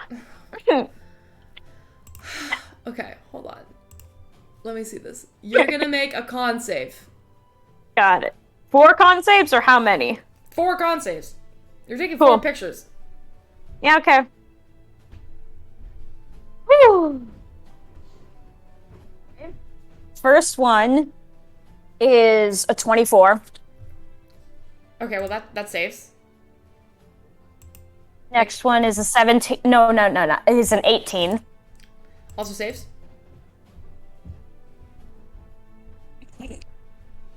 Next one's an 8. Okay, you take 6 points of lightning damage. Cool. And the one's going, really? You can't be doing that in here, man. What the fuck? Like, get the hell out. And I'm like, okay, just one more. And the last one I have is 17. That is that's a save. At this point, she walks up to you and like fully grabs the book and goes to smack the camera out of your hand. She has no idea what the fuck this is, so she's gonna take the book. She's making an attack roll. I don't know if this is gonna work. Shit. Your armor class is no. 16, so I don't think this is gonna work. She only gets a +2 to hit, but we'll see how it goes. Natural 20. Re-roll. Re-roll. Roll. Reroll. Cecilia's out here keeping me alive. I want the NPC to compete Colonel out for Shift. blood. I want another natural 20 just to throw the NPCs out for blood. Yeah, let me honestly. I'm gonna see that would be so fucking funny. 15 plus 2, 17. Your armor class is 16. Yeah, that hits. It's not nearly Out as for blood. It's not nearly as hard as the first hit. Like she goes to swing, and Nev, you're like, holy shit, she's gonna break my fucking camera. And as she swings, Cecilia comes in and whoop, just does this like little thing with her magic where her arm just slightly goes off. It still hits, but it doesn't knock the camera out of your hand. It knocks it back into you, and the camera hits you in the face. She is going to do. God, what am I rolling for an NPC with a book? What the fuck is that? A D4? A D4 plus 1? I'm gonna die, guys. You take I'm gonna 2 die in points this of campaign. bludgeoning damage. And die. You've only taken 8 points of damage. And she No, starts- I think I'm gonna die in this campaign at some point. Oh. Because she's the red button pusher. Yeah. And then the woman starts cussing you the fuck out. What the hell is wrong with you? Taking fucking pictures of yours, electrocuting yourself. The fuck are you doing? What even is that thing? If you wanted the map, you could have just fucking paid me for it. I don't give a shit about this fact. I'm literally here for minimum wage, just trying to make my way through school, and you're up in here causing problems for me. Like, what the fuck is going on with you? Huh? Got anything to Did we say get for your any damn of this self? from outside? Are we Nev- presents? What's and going Nev- on with the group situation? Nev just stands there. You know, Nev did not like being pushed. She's gonna shock this girl with the camera. No. Yes. Cecilia, no. Please. No, this oh God, no, you're gonna kill this woman. Cecilia is going to see this, and she's It going to. doesn't do lethal damage. That's literally the whole point of it is that it doesn't do checks. Let me have this, and it doesn't do lethal damage. Doesn't do lethal You damage. promise? I promise. Okay. It literally says the creature targeted must make a con saving throw against the user's spell save DC or take 1d8 non-lethal lightning damage and become incapacitated for 1 minute. Okay. Okay, so you take a picture of her? Yes. Okay. She needs to beat a con save what was it? 15. That's a natural 2. Go ahead and roll your lightning damage. Okay. Wait, what was it? It was 1d8. Give me a second. I need to pull out a d8. I didn't think I was gonna have to do this today. Jeez. Okay. 4. 4. You take a picture of her, and you hear her. She's like in the middle of yelling, and she's like, "What the fuck's wrong with you?" And immediately gets like electrocuted, and her eyes roll into the back of her head, and she stumbles backwards and cracks her head on the desk and is unconscious. It's her head on the desk. Shit. I cast. Cast Cure Wounds. She's unconscious, guys. It wasn't the fact that if the lightning damage goes over the NPC or the creature's health limit, they're unconscious, but they're stable. So she's stable? she's stable. She's just unconscious. I was just adding that little head crack on the table for flair. That's how she goes unconscious, essentially. But Okay. yeah, she crumples onto the floor. She's completely unconscious. Her name tag is now like on the floor in front of you, face up, like where she like grabbed onto her when she was getting electrocuted and like yanked it off accidentally. Her name's Haley. But she's can on the I floor heal her, unconscious. please? No, You you're guys not aren't in the store. Here. The only two people here are Cecilia and Nev. Cecilia. Also, Damn it. okay, so she is unconscious, but she is stable, right? So she will not die? Yeah, she's just unconscious. Okay. You've done this before plenty of times, I'm assuming. Okay, I slink out of the bookstore. I'm like, yeah, I mean, you could steal the books now. No. There's no reason for me to steal the books. The only thing I would have stolen is the map, but I already got my pictures, so I'm just like, sorry. Pleasure doing business with you, and I slink out of the store. And I go to the rest of the group. And leave Cecilia. Yeah, okay. Cecilia's gonna read those religion books. While this poor woman is just laying unconscious on the floor. Yeah, she's See, taking like, a we're nap. like- I think some electrotherapy will help her in her minimal wage. Yeah, just in case though, Cecilia's gonna like lock the door of the store so nobody comes in and like sees it. Okay. There are a couple options of books on the shelf. Their religion section is quite limited. Let me just find out which gods they have books on. They have. I just want. I want a book on regional cannibals. A book on Actually, no. If they have a book on oh, what's that? What was it called? Who was the mutilator? Yeah. Sure. Okay. Make an investigation check. Okay. Ooh, 18. 18. You find a series of books that are kind of dusty and they're in a section that's like not been touched in a hot minute. You know this because of superstition. Even looking into the Hollowed Pantheon is considered bad voodoo. So while these books are typically stocked, like, people don't like touching them, right? You see a series of books on the vile gods, the hallowed gods.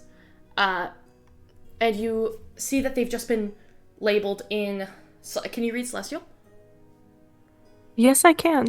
You can see that in Celestial along the side, written in black ink of each of these books, is part of like a series. And they're marked from like 1 to...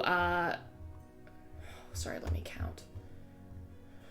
1 second. 1, 2, 3, 4, 5, 6, 7, 8, 9, 10, 11, 12, 13, 14, 15, 16, 17, 18, 19.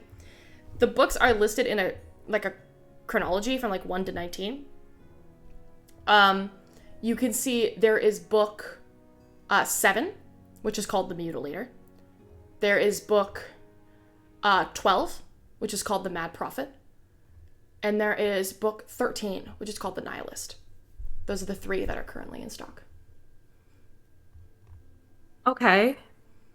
Is there a price tag? No price tag. They're like bound in like this thick black leather, like dyed black leather. And there's actually like a lock on each of the 3 books. Can I can't open them? Well, I mean, Is like, that like a key? You don't know where the key is. But you can pick up the books easy enough. Like, you can pick them up and hold them in your hands. There's just a lock on them and you don't know where the key is. Can I shake Haley awake?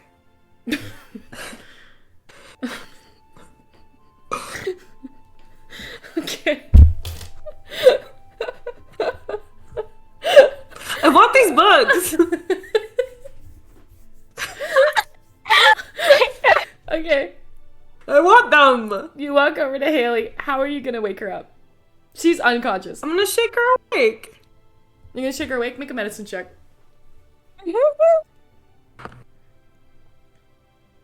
13. What? 13. 13. She, what happened? What happened? Where am I? I'm not gonna cry. I'm not gonna cry. I'm not gonna cry. I'm not gonna cry. Crying is for weak babies. I'm not a weak baby. I'm gonna hand her a platinum. She holds it and goes, what the fuck? This is for never speaking of what has happened here today. How much are these 3 books? Those 3? You Yes. want those? Yes. Okay. I mean, sure. Literally, we've never sold one in the entire time I've been working here, but okay. She stands up and goes, fuck, my head. And walks over behind the desk and opens up a drawer, grabs, like, something in her hand and, like, tosses you 3 keys. They're 30 gold each.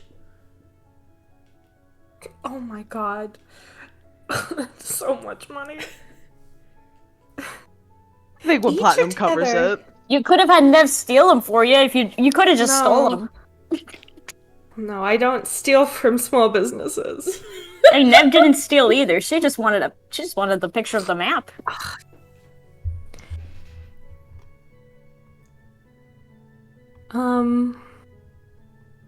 30 gold each or all together? Each. Is that a lie? Insight check. Go ahead and make an insight check. 9.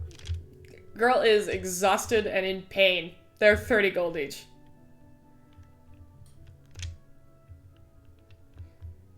Okay. Yep. Okay. I give her 90 gold. Okay, mark off a platinum and 90 gold. She takes the gold from you, shoves it under a table somewhere, slides the keys over to you. The platinum is still in her hand. She goes, she is so lucky that I have student debt. So lucky that I have student debt. Go, please, and don't come back. Well, I promise you we will never come back. Thank you. Okay. Does she look like she's doing homework? Yeah. Roll a perception check to find out. Nev didn't go to school. Nev cannot relate. 12. 12? It looks like homework. It actually What does it look like? It looks like math. Who's gonna lean over? You got number 13 wrong. Oh, fuck. Shit. It's not 4? It's a fraction. Oh, god damn it. Alright. Fucking get out of here, man. Making my life fucking harder now, too. Who the fuck are you people? Would you like help? Would you do that for me? Yeah. Okay, I'm really struggling with problem 13. I'm not that great at architecture. And she, like, leans over it and you begin talking. Do you actually help her? Yeah, I'll just, like, write out the formula. Okay, you write out And the then I'll formula. leave. As you write out the formula, she begins just, like, explaining, like, what she's doing. She's an engineer. And she's trying to, like, learn architecture, essentially. She wants, like, design, like, buildings, like, bridges and stuff. And as you kind of, like, write out the formula for her, she looks down at it and asks you a couple follow-up questions. Do you answer? Yeah, but, like, in as few syllables as possible. Okay. She asks you 3 more questions, and then she goes, huh. Thanks. You're welcome. Please do not tell anybody about the small purple woman who came in with me. And then she's going to turn around and walk away. Yeah, okay, sure. Thanks for the homework help. This job is so fucking weird. She just goes back to do what she was doing before. Meanwhile, Nev's just been In like, canon, that has to be Shex's character. Shex's little icon. Has This really to is be. just, Yes, yeah. 100%. that's Chex's self-insert. Meanwhile, while all this was It's not, happening, though. Nev flew up onto the roof and like taped her fucking pictures together to make a map. It's real hard to read. These are like the equivalent of like fucking oh my god, those things. Cameras. Those cameras you buy at Indigo Alley. Polaroid. It's like the equivalent Polaroid. of Polaroids, right? So like really old Polaroids too, and they're prestidigitationized. So a lot of them are like very prestidigitized. So a lot of them are like very colorful in places they're not supposed to be colorful. But you Mhm. can, if you do your best to look, can make out a semblance of a map. Yeah. Well, I mean, she doesn't even need for Nev's like I don't need to know the words. I just need to know the paths. And so like she actually takes like like a pen and is like outlining the different paths. Yeah. Around this time, Yeah. I don't know what the rest of you have been doing during that time. Man, I think they found out enough knowledge. Yeah. I'm so sorry, guys. I was gonna say maybe we talk, but I think that's plenty of knowledge that we just got from that. Cecilia and Neb do eventually return to you, and when they do, Cecilia has 3 creepy fucking looking books stacked under her arm. And Nev has a shitty map. Mm-hmm. Well, you Or it's guys like, look like you What had happened? Oh, we had a What do you lot- mean? What happened? Oh, we had a lot of fun, didn't we? Or no, Aurora's just staring at the map like, what the hell is that thing?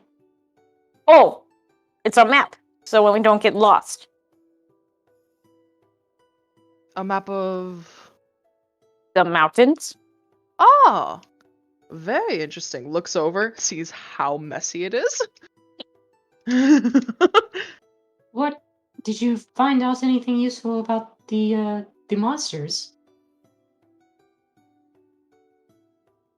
Looks over at Cecilia. You were the one who was looking into that, right? Yeah, they didn't have anything. Yeah, all I really learned is Mythian might be coming from space. Space. Interesting. What Aurora blinks. is that? It Space? is Yeah, from space rocks. Rocks that Space fall rock. onto Azaria. very, very interesting. Mm-hmm. Weird. Okay. And what are those books? Looking at Cecilia. It's part of a collection on the Hollow Pantheon. Found one about the Mutilator. Right, looks at the okay. Right, was like looking at the books, looking at Cecilia, looking at the books. Oh yeah, the mutilator. Okay. That makes more sense. And also one called the Mad Prophet and the Nihilist. Can I see those books actually? Which one? Or just any of them. I'm curious. She will hand you the book about the Mutilator. Mutilator.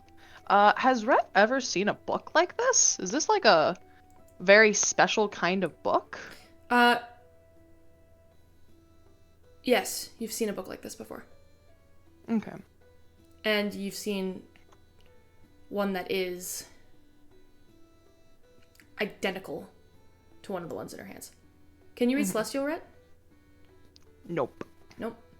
Looks pretty damn close. You can't tell which one is identical, but one of them is identical. You can feel it in your gut. Well, I'm sure that we're going to find out a little bit more about this. What was her name? What was the woman's name that was talked about before? That The Hilt? worships the hilt. Well, this will help us figure out more about the hilt, then. I would suppose. Handing it Can back. Cecilia make like an insight check? Sure. That was Okay. weird. I have Yeah, to go for roll it. something. And Do I have to roll something? Yes, you do. Persuasion is it or just- deception. Okay. Yeah, meanwhile, Nev is just like talking to Viz about how the girl in the bookstore almost broke her camera. 22. Man, what? Yeah, no, she just went to go slap it out of my hands, and I'm like, girl, I'm just trying to take a picture. Yeah, you're taking a picture. You were shocking yourself, right? You weren't Yeah, shocking. yeah, was shocked. Like, Yeah, well, okay. Oh, well, after she's tried to smack it out of my hand, but I shocked her, and I booked it. okay. She went out like a light. Is she okay? I Or don't know, Cecilia. Okay, yeah, she's fine. cool. Yeah, she's fine. She's Okay. awful at fractions though. Yeah, she gave me the vibe. Christ. this is like, yeah, and leads over to Nev and is like, what? Okay, no, it's fine. You don't need to know. Cecilia, what'd you roll? a 10. 10? Roll a 22. Yeah. Seems honest. Okay. Smiles. See smiles. Does Rick give Cecilia the book back? Yeah, he was handing the book back. Okay, It was a then nice yeah, I'll find. take it. I don't know much about the Hollow Pantheon. To be honest, gods never interested me much. But they sound interesting. I should note that the books are still locked shut. Can I insight by the meaning behind the word interesting? Yeah, I'm a little. I was You just about said to- the me? I was just about to say, like, Aurora looks at Cecilia's like, why the interest? Well, they're not like the regular ones, I suppose. It's interesting. Unique. I'm saying it's interesting that they're so secretive. I don't like secrets. You want to figure out more about them.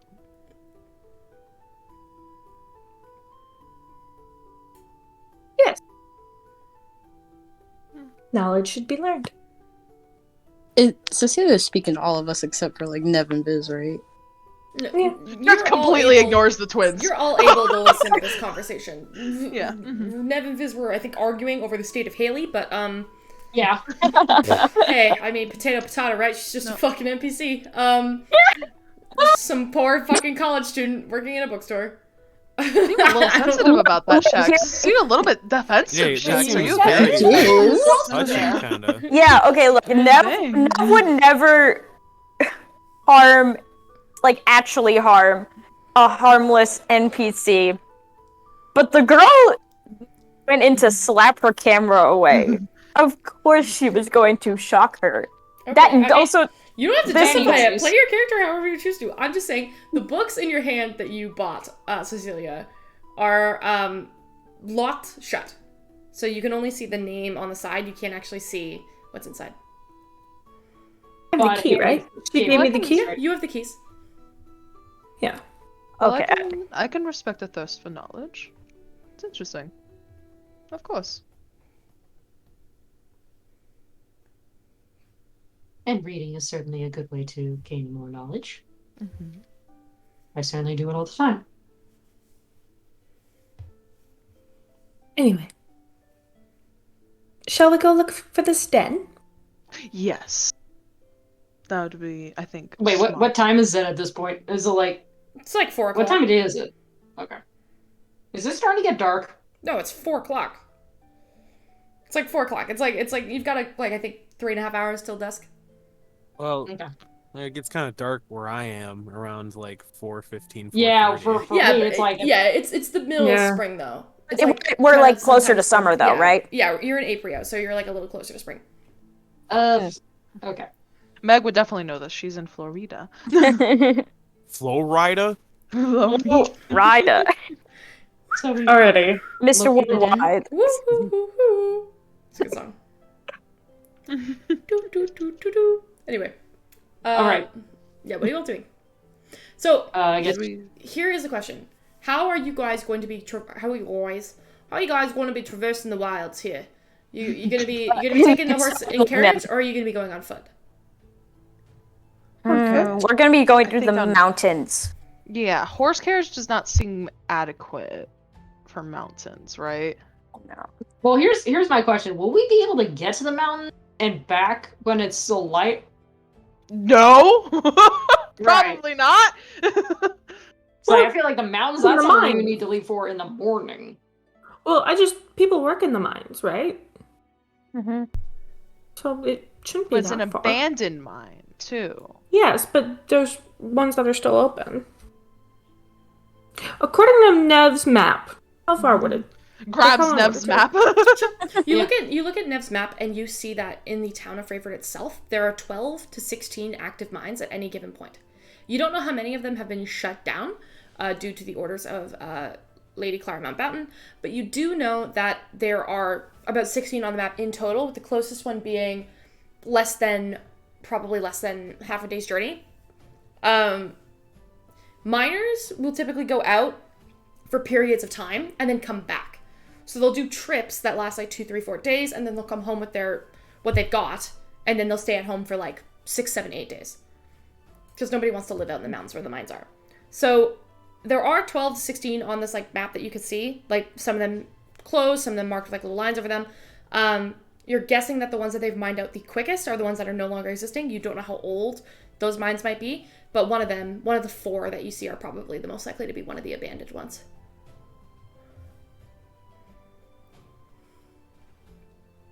So half a day.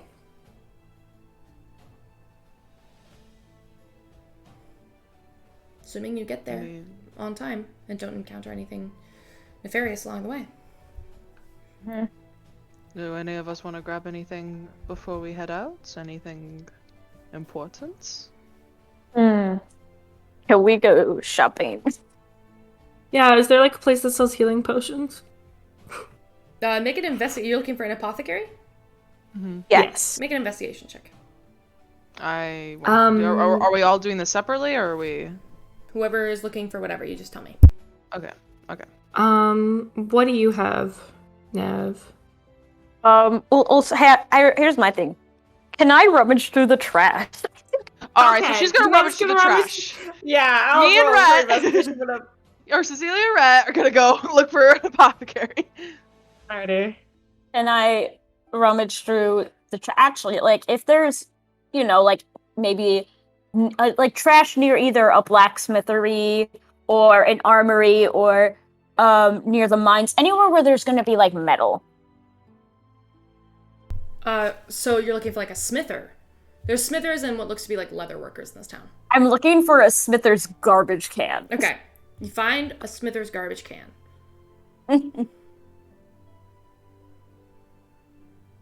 What do you do? You just dig it through the trash? Yes. Okay, it's around the outside. There's a big, like trash bin with, like, a lid on it.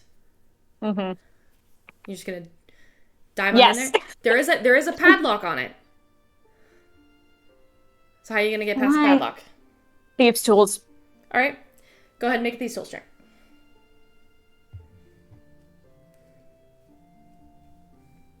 Ooh, 21. 21. You click off the padlock and you're in the garbage. Yes. She's dragged Viz along with her, unless Viz wants to do something. No, I was gonna say maybe go to a clothes shop, but knowing if it's Nev by herself, he is going with Nev first.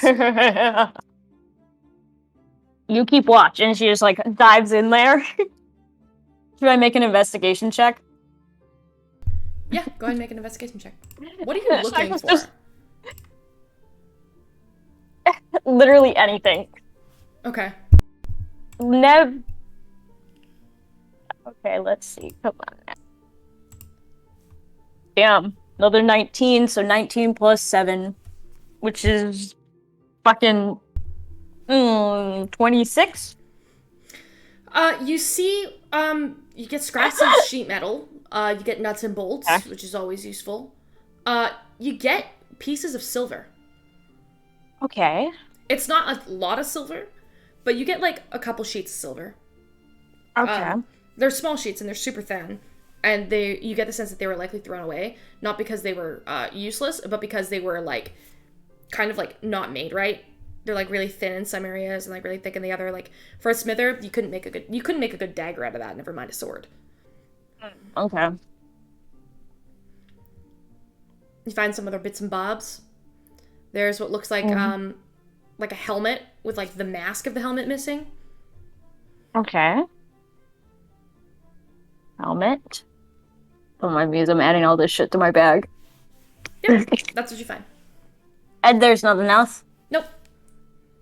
Just, like, scraps of little copper wires and plates and stuff like that. There's a little bit of iron, not a lot. Cool. That's fine. The reason I do this is so then I don't have to fucking buy materials. You didn't get much out of this smither. This is, you know this. Little towns are a lot harder because they like to really use up all of their materials. They don't like throwing things out. Mm-hmm. Yeah, and I mean, Nev comes from a city, so she's used to a lot more trash around her. But she'll take whatever she can get. Yeah, that's all I was doing. Okay. The rest of you, we're looking for a place to find potions, right? By the way, she also takes the padlock that was on the garbage. Okay. Sure, you have a padlock. Yeah. Scared about that. Now why? I'm scared about that. Yeah, Rhett and Cecilia were looking for a potion shop. Is Cecilia able to give the help action, or is it just straight roll? Straight roll. You could. Straight roll? I don't Okay. care. You could help. Okay. I don't care. It's the same roll. I got the same thing. All right. That is a 17 investigation. 17 investigation. You're walking around. You know, you don't see much in the way of like an apothecary, and then you're like, maybe we're looking at this wrong. Maybe there's like another way we can, you know, find out what's going on here in this little town. As you're kind of looking around, you see that near the waterfall, there was actually, you passed it, a little tiny, like a statue of a little halfling woman outside of a shop. And, will someone make a religion check for me?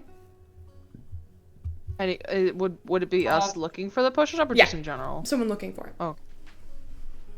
I can do that if we're all together, or If you're looking with us, I don't yeah, know sure, who's might coming as well. with us.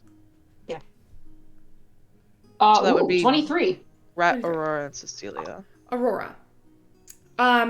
This shop, it's like a single-story building, like hewn from like what looks like the outcrop of rock from the waterfall. There's a reinforced wooden door, and you see that inside the windows, like these little shop windows, you see glowing, colorful lights. Purple, blue, green, gold. These like little lights that kind of come through. Almost looks like a rave inside, but there's no music. There's a little sign outside it that says Cater's Emporium. And on the lawn, you see the statue of this halfling woman. You realize, based on the perception of it, the woman has one arm under her back, like crossed behind her back, and another hand up to her lips. And it looks like she's like bending down and like going like shh, like that, to her lips. This is a universal symbol of the Lady of Luck. Gets Red and Cecilia's attention. She goes, I think that might prove to be useful. She points towards the door of the store. Huh. That looks intriguing. Perhaps we can go there. Let's go. Okay. Yeah. We walk on over. You walk over, you open the door, you hear a little ding, ding, ding, ding. As you do, and you enter inside, you see that it's rows upon rows of, like, items just, like, thrown about. There's some in, like, a big box and a big cart that are, like, not even sifted through yet. It looks very much like a thrift store. There's, like, other shit all around the side. There's, like, a little cabinets full of, like, jewelry. And there's a human woman, very short for a human. She's probably, like, 4'11", 5 feet tall. She's got, like, this, like, curly, like, dirty blonde hair that's kind of been wrapped up in, like, a bun that she threw together 2 fucking seconds ago. She's sweating like she's been running around all day. And she's actually hanging or reaching and trying to, like, screw in something in the ceiling, and you see that it's one of these, on the ceiling, these, like, gemstones that are just, like, emanating this, like, light, and they're set into the ceiling. And she's, like, reaching, but she has to stand on one of the cabinets because she's so short. She has to stand on one of, like, the actual counters and, like, poke up with her finger to try and get it. You can see a cut jaw. She's super skinny, like, scrawny as fuck. Looks like she doesn't eat at all. And she's wearing overalls. Can I walk over to help her? Sure. Being my... How fucking tall am I again? Like, take my 6'5" self over and just be like, pardon me, would you like some help? Christ! Oh my god, you scared me! Don't do that to a woman! Christ? Who's Christ? Fucking gods! Don't scare me like that! My apologies. I did not mean to frighten you. Yeah, I'd love to help. You want to give me a hand? Just push it. Aurora helps. Yeah. She okay. Yeah. Sorry. What did the woman tell her to do? Just like push it in with your finger and slide it slightly to the left. Yeah, Aurora's following her. What she's telling her to do. You push it in. You hear a little Yep. click. And she goes, thanks. Appreciate it. I'm Cater. Welcome to my emporium. Thanks for the hand. I'm Aurora. Pleasure, and apologies for startling you. Oh, yeah. No worries. Happy to help. What can I do you for? Are you guys looking for something, or? Well, we were trying to find somewhere that sold potions around here. This place shows a little bit more intrigue. That's the thing about my emporium. I pick up what I find and I put it where I can. Yeah, I got some potions. Let me see what I've got. Give me 2 seconds. She like ducks around and like goes up over one of the shelf, flies it up. You can see these little vials that are inside. Some of them look like apothecary mixes. They don't look like potions. They look like things that have been made. But there is a couple vials of the typical potion bottle. 4 in total, just kind of sitting on the top section. She. God damn it, I know I had more somewhere here. Ugh, everything in this goddamn shop goes missing, I swear to God. Pulls the 4 vials, kind of pulls them together and like puts them on the counter and goes, this is what I got in my shop today. That one is like you see like a viscous like emerald mixture. And it's kind of like sitting in this like little vial with a cork. That one helps you see things a little clearer. These 2, he points to the little pinky red ones, standard healing potions. And that guy, it's like a slightly better healing potion. A bit more expensive, but you get a bit more money for what you're going for. What are these, like, these other items that you said are in the store, like, do any of them jump out at us in terms of, just like, kind of, what else is in this store? You see, there's like a pile of things around the store. There is a battered looking cloak that's hanging from a post. You see spell scrolls in another glass case behind the counter. There's a couple of them there. You also see, let me check, sorry, one sec. A dagger sitting, this like vicious looking jagged dagger that's sitting in a little pistol, like a little plaque. There's a lute that's hanging along the wall. There is this like little filter with a little cork in the top that has like a heart shape over it. You can also see looks like a trident across the roof of the shop. It's like hanging over the roof around the gemstones that are on the ceiling. And you also see a set of half-plate armor that seems to have like a shine to it. What does the trident look like? I'm sorry. I'm sorry. My curiosity is gonna get the better of me on this one. It looks very finely crafted. It's got 3 points that kind of emulate out of it, and rather than being shaped in your typical just like arrowhead shape, they're actually twisted and it looks like screws on the end of them. So that when they're meant to like stab and then twist. Pretty vicious looking. Aurora kind of tilts her head at the trident.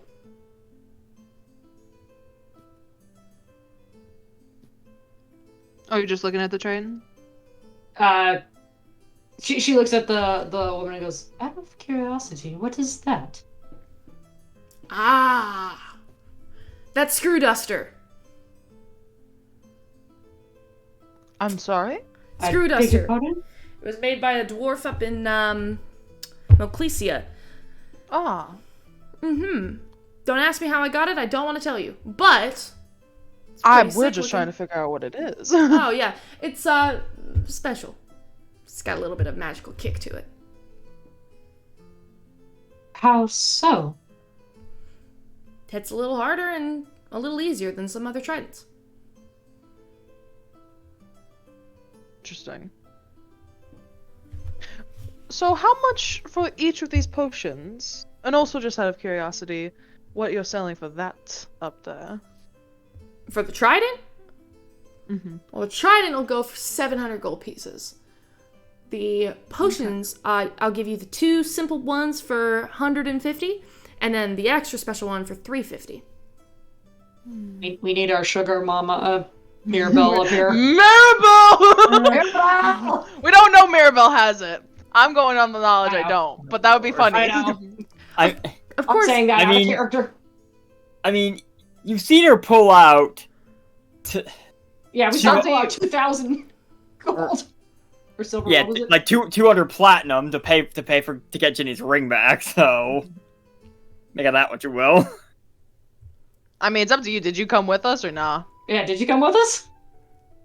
I'm assuming if the whole group is What pretty if much. the group? How about the whole group come with? Come on, guys. Yeah, Let's go. come on. As- who, as- else, as- as- who else came into as- this shop? as- Who wants to come shop with us? Come on. Don't stand out. Don't be shy. You can all look around if you want. Just let me know if you're in the shop, and I will let you know what catches your eye. Okay, I guess after Nev did her little garbage run, I guess she joined the rest of the group. I was gonna ask, is this the only place that sells like, clothes for winter occasions? Like in snowy climates? No, there's like leather workers around here that will probably be able to get you warmer clothes.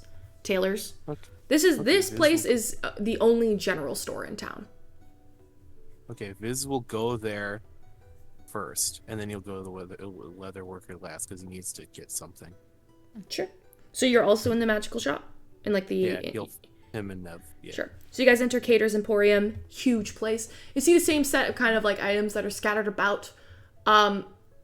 Viz, that loot. Whew. It's a nice looking loot. Ooh. It's like, when musicians go to those fancy shops and they're like, damn, that electric guitar is sexy. That's kind of what you're feeling right now. You're like, If you put a keytar in this campaign, I'd lose my shit. Is anyone like talking to the person right now? Rhett is currently. He'll wait till Rhett's done. Yeah, Well, Laura's just looking he up that just. screw duster Oh, out of- sorry. We may get a deal if we all buy together. Is there anything in the store that catches Nev's attention? You see a really well-made, what looks like really well-made crossbow bolt, but you don't see any, like, bullets, so it's kind of throwing you for a loop. You're like, ah. Never. Yeah. That armor looks pretty cool. It's like a half-plate set that's gleaming. I have a question. Would I be able to fly in half plate? I don't see why not. If you can wear it, you can fly in it. Okay. I just wanted to make sure because I didn't know the rules. It's like if I could only do that in light armor or not. Nev asks, how much is the half plate? Ooh, that half-plate? You're looking at 1,200 gold pieces? Yeah, never mind. It's a full set. You don't have to get the full set, especially when it's made with adamantine. Viz, you could come through this.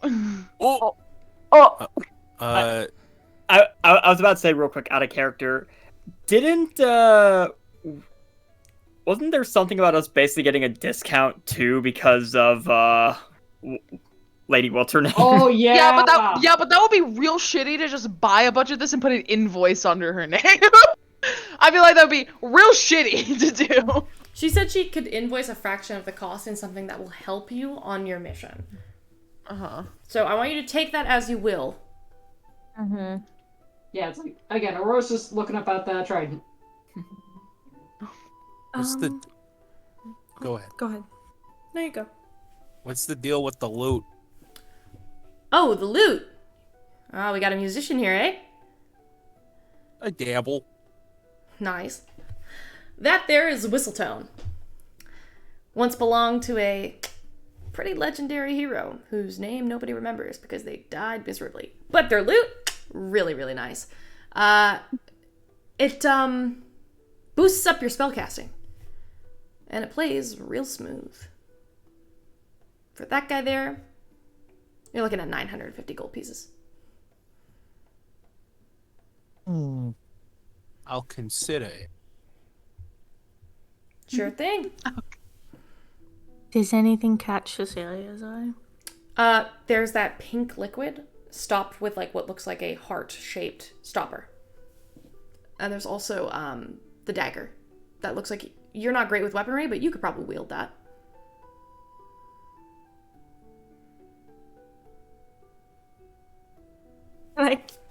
Can I cast Identify on the potion? You're gonna fully cast Identify? Yeah. Okay. Identify, you use a spell slot to immediately do it? Yeah, I will. Okay. Use a spell slot to identify. In your head you hear, "Ah, the filter of love. This potion will cause the first person it lays eyes upon to immediately fall starstruck and completely in love. Lasts for a short period of time, usually has quite humorous and fun effects."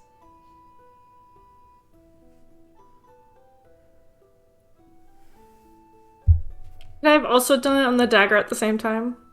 It's another spell slot.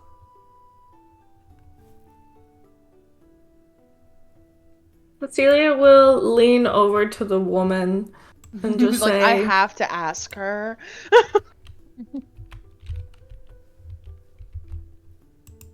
"You are selling love potions."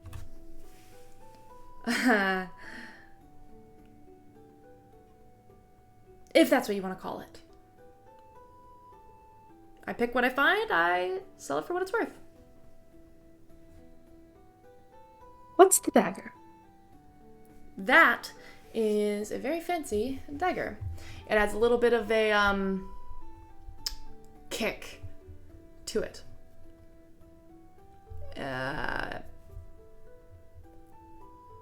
Slows down the organs, if you know what I mean. A little bit of well, it's really hard to say the word poison without saying the word poison. It's got poison in it, and it also hisses whenever you stab someone with it, like a snake. Pretty sick. Mirabelle, you might like this. Mirabelle will kind of look over the dagger. How much? For that guy, 750 gold pieces.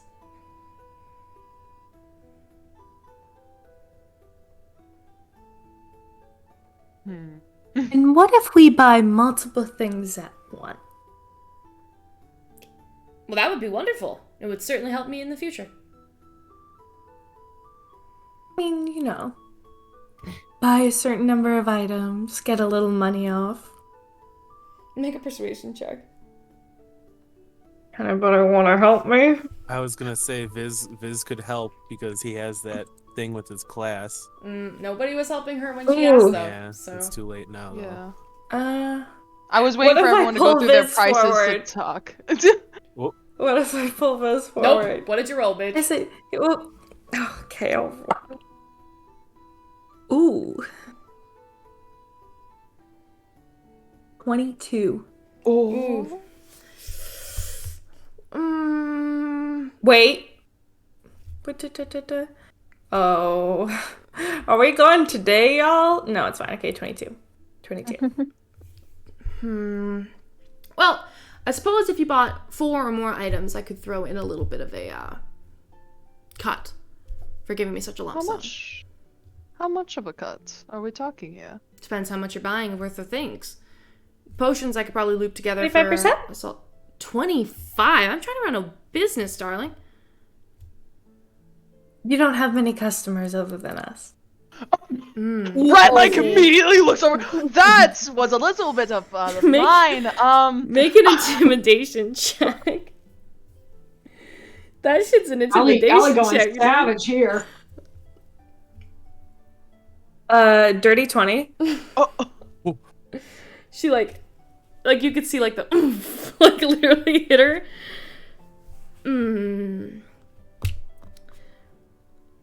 Look, I'm just trying to do business.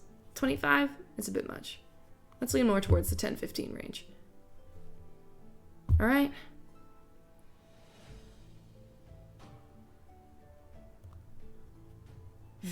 Tell you what, If you buy the loot, and the potions, and the dagger, and the trident, I'll take 400 gold off. And how much would it be altogether Let me see. Yeah, Potions. I ain't doing the math. No, the trident was 900, and then the Triton's throwing me off. I was gonna Aurora with a Triton is throwing me off. the dagger was 750. Why is it throwing you off? I don't know why, it's just so funny to me. I would the total would be around 2,900 gold pieces. I would cut that off down for 2,400. And Viz, look at everything real quick. Like, just kind of inspect them. Sure, make an investigation check. Is there a garbage can outside of this establishment? Oh, God. There is, yeah. I'm gonna go poke around in there. Make a Nev thieves' tools can check to literally pick the not- lock. Nev literally can't keep her head out of the gutter. Yeah. What'd you I roll got a for dirty your 20. dirty 20? Wait. All these items Okay. are finely made, and they are very top quality. You said make a, what was it? This one also has a lock on it? Yep, make a thieves' tool check. Okay. This lock looks a little harder to pick, by the way. That's a dirty 20. Click.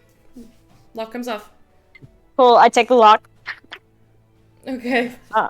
And then investigation. We'll get to you in a See. second. There's a lot of shit in this Okay. garbage can, and I don't know what it is at the moment. What are you all doing? I was gonna have Viz try to haggle a bit more. Viz is gonna like look at everything and he's gonna be like, now I don't know the history of everything in this whole place, but we got this loot up here. You say from a legendary hero. They died. Didn't serve them too well. So was it just them, or was it the actual? Was it the loot, or was it just them kind of thing? It was just that them. trident. It was just I them. wasn't. Shitty people don't can know. wield shitty loots. You telling me you've never seen a bad musician before, honey? Oh, I've seen some plenty bad musicians before. Are you one? Oh, I would not. I don't want to think so. That's quite rude to assume, you know. That Being is. a salesperson to assume that he's a bad musician, darling. Yeah, then he'll recognize the talent of a beautiful loot like that one. Oh, I'm not doubting it. Looks nice. Nice though. I'm not sure how it plays. I don't want to, walk outside and it falls apart on me. You know what I'm saying? Mm-hmm. I Very fair point. just want to make sure this is all finely made, and if these are all like supposedly all these legendary like kind of items, we just gotta make sure like they're up to snuff. Because right now I'm just seeing kind of items. Between you and me, he'll lean in close. I know that you wanna kind of like get a good profit on this kind of thing. I'll sell it a little bit. You want to show some pizzazz. But if we're being honest here, the fancy lady kind of had a point. There's only us in here. So, I mean, if you were able to maybe, I don't know, knock down the price a bit more, maybe we could buy some of that and a little more even. Because I'm looking for something else as well. Make a persuasion check. Okay. Did I help at all because I was egging it on? No. What? This guy's bonus to persuasion, he doesn't fucking need it. I want help. It's also 25. Oh my god. It's also a little harder too because you've already been trying to persuade to lower the price, so it becomes harder to ask to lower the price. So this would normally be a disadvantage, but I'm giving him just a straight roll because you're there. Okay, that's fair. That's fair. 25. Yeah.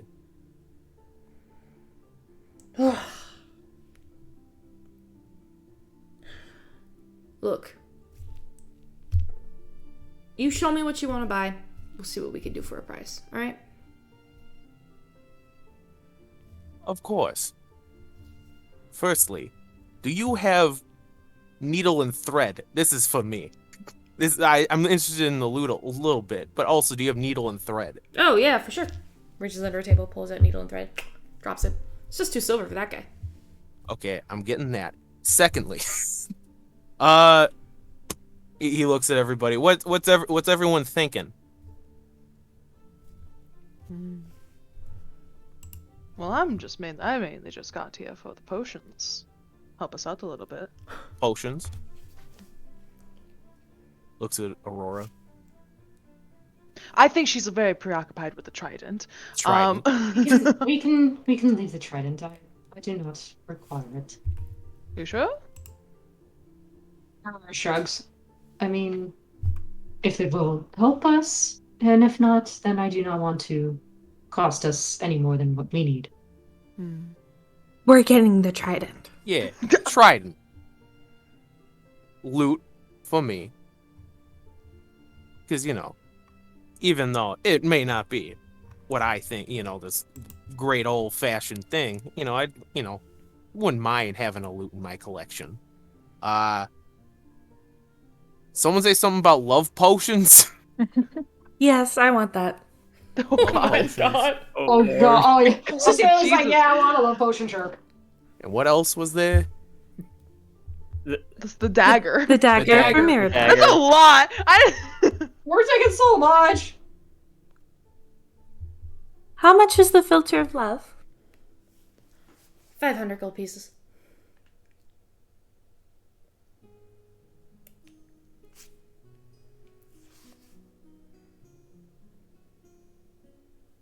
I don't know what kind of fucking deal y'all gonna get.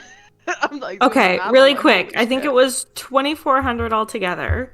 But then what the fuck did Viz do? Well, we don't know also what the Viz needle did and yet. thread.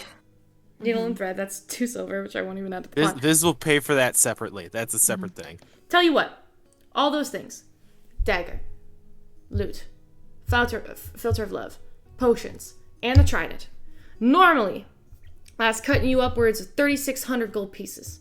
3,650 technically. Give you the whole pot for 3. 300 gold will take it. No, 3,000. That's what they said. That's what they said. It's locked in. It's recorded on Twitch. No. 3,000. I'm kidding. 3,000. I'm Wait, kidding. that doesn't make sense. That she didn't discount. That doesn't make sense. You made it go up. No, Well, I she didn't. made up because of the Before it was potion. before but it that was went. before it was Oh, 24, okay. and That then went you're up. now buying more things. Oh, Yeah, I but thought no, the potions wait, were no, a no, part of it. I'm sorry. No. So the 20. So it was 2,400. okay. 400 for The the two 2 potions potions. are For- No. The It was two potions. it was the only thing that was added was the filter of love. Oh, Yeah. Only Then thing how the that was hell- added then was how the the hell did filter it of get love. Okay, I'm gonna do I the was math again. trying to I'm gonna go do the math for the again. Clearly, I'm original fucking deal. wrong. Okay, so the 2 potions, 150 each, without discounts. I'm doing this without discounts. 150 each. Then 300 for the better one. Then we have the trident, which was 900. Yeah. The dagger was 750. Oh my god, I didn't do that right. 900. No, it's okay. I'm doing the math. Because Keep it was talking. 2,400 for all of that except for the potion. 500 The love potion. 500 for the filter. The DOS loot, sorry, the whistle tone was 950, I think. So try it. The dagger. Okay, it was 3,700. 3,700. She'll give it to you for 3. Yeah, but together, but without the potion of the love The love potion, potion, it forget was that. 500. How did we get from 2,400 to? I think she only added one of the 2 regular potions. Yeah. We don't need the filter of love. Man, we don't we need the just- filter of love. Okay. You want me to take? Okay, so we're not taking the filter of love. No, it's fine. 32. Give it to you for 27.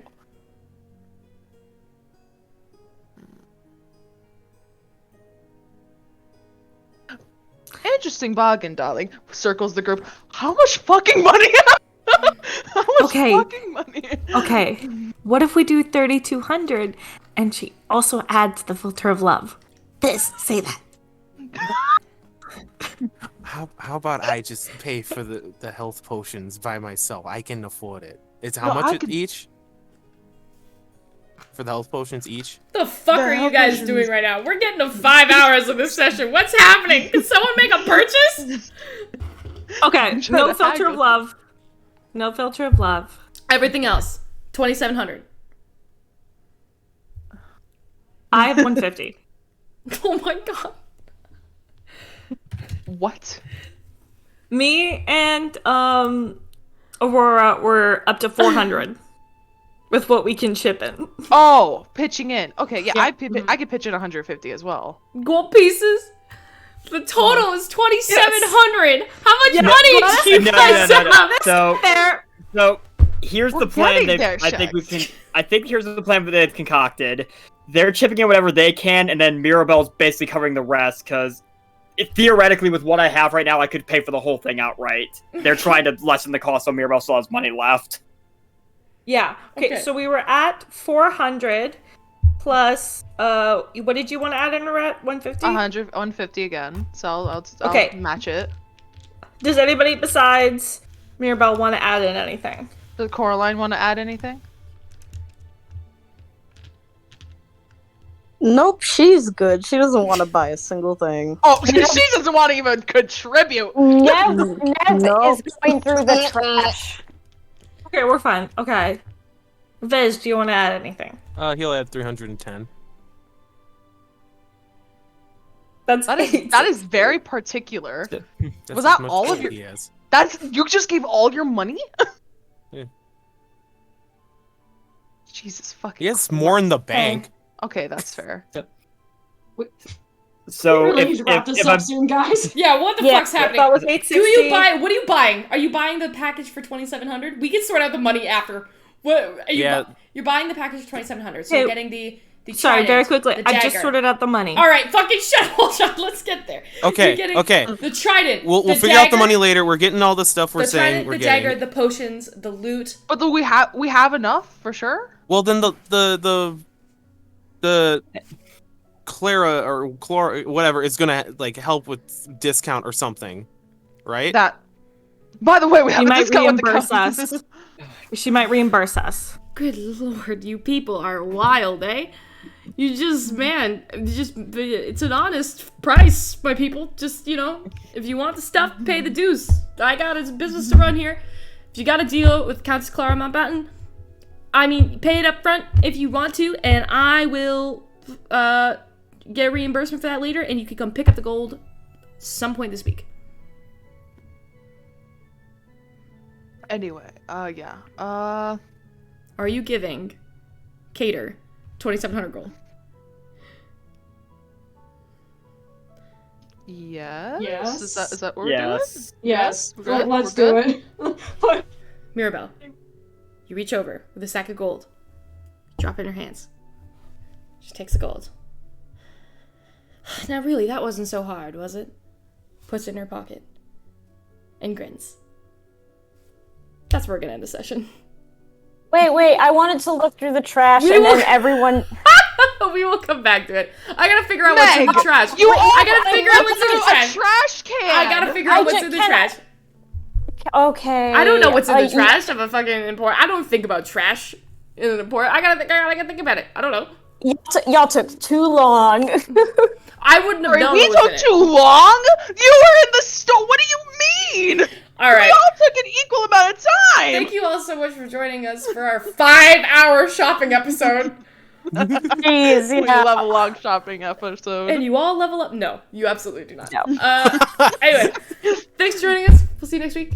Have a good one. Bye.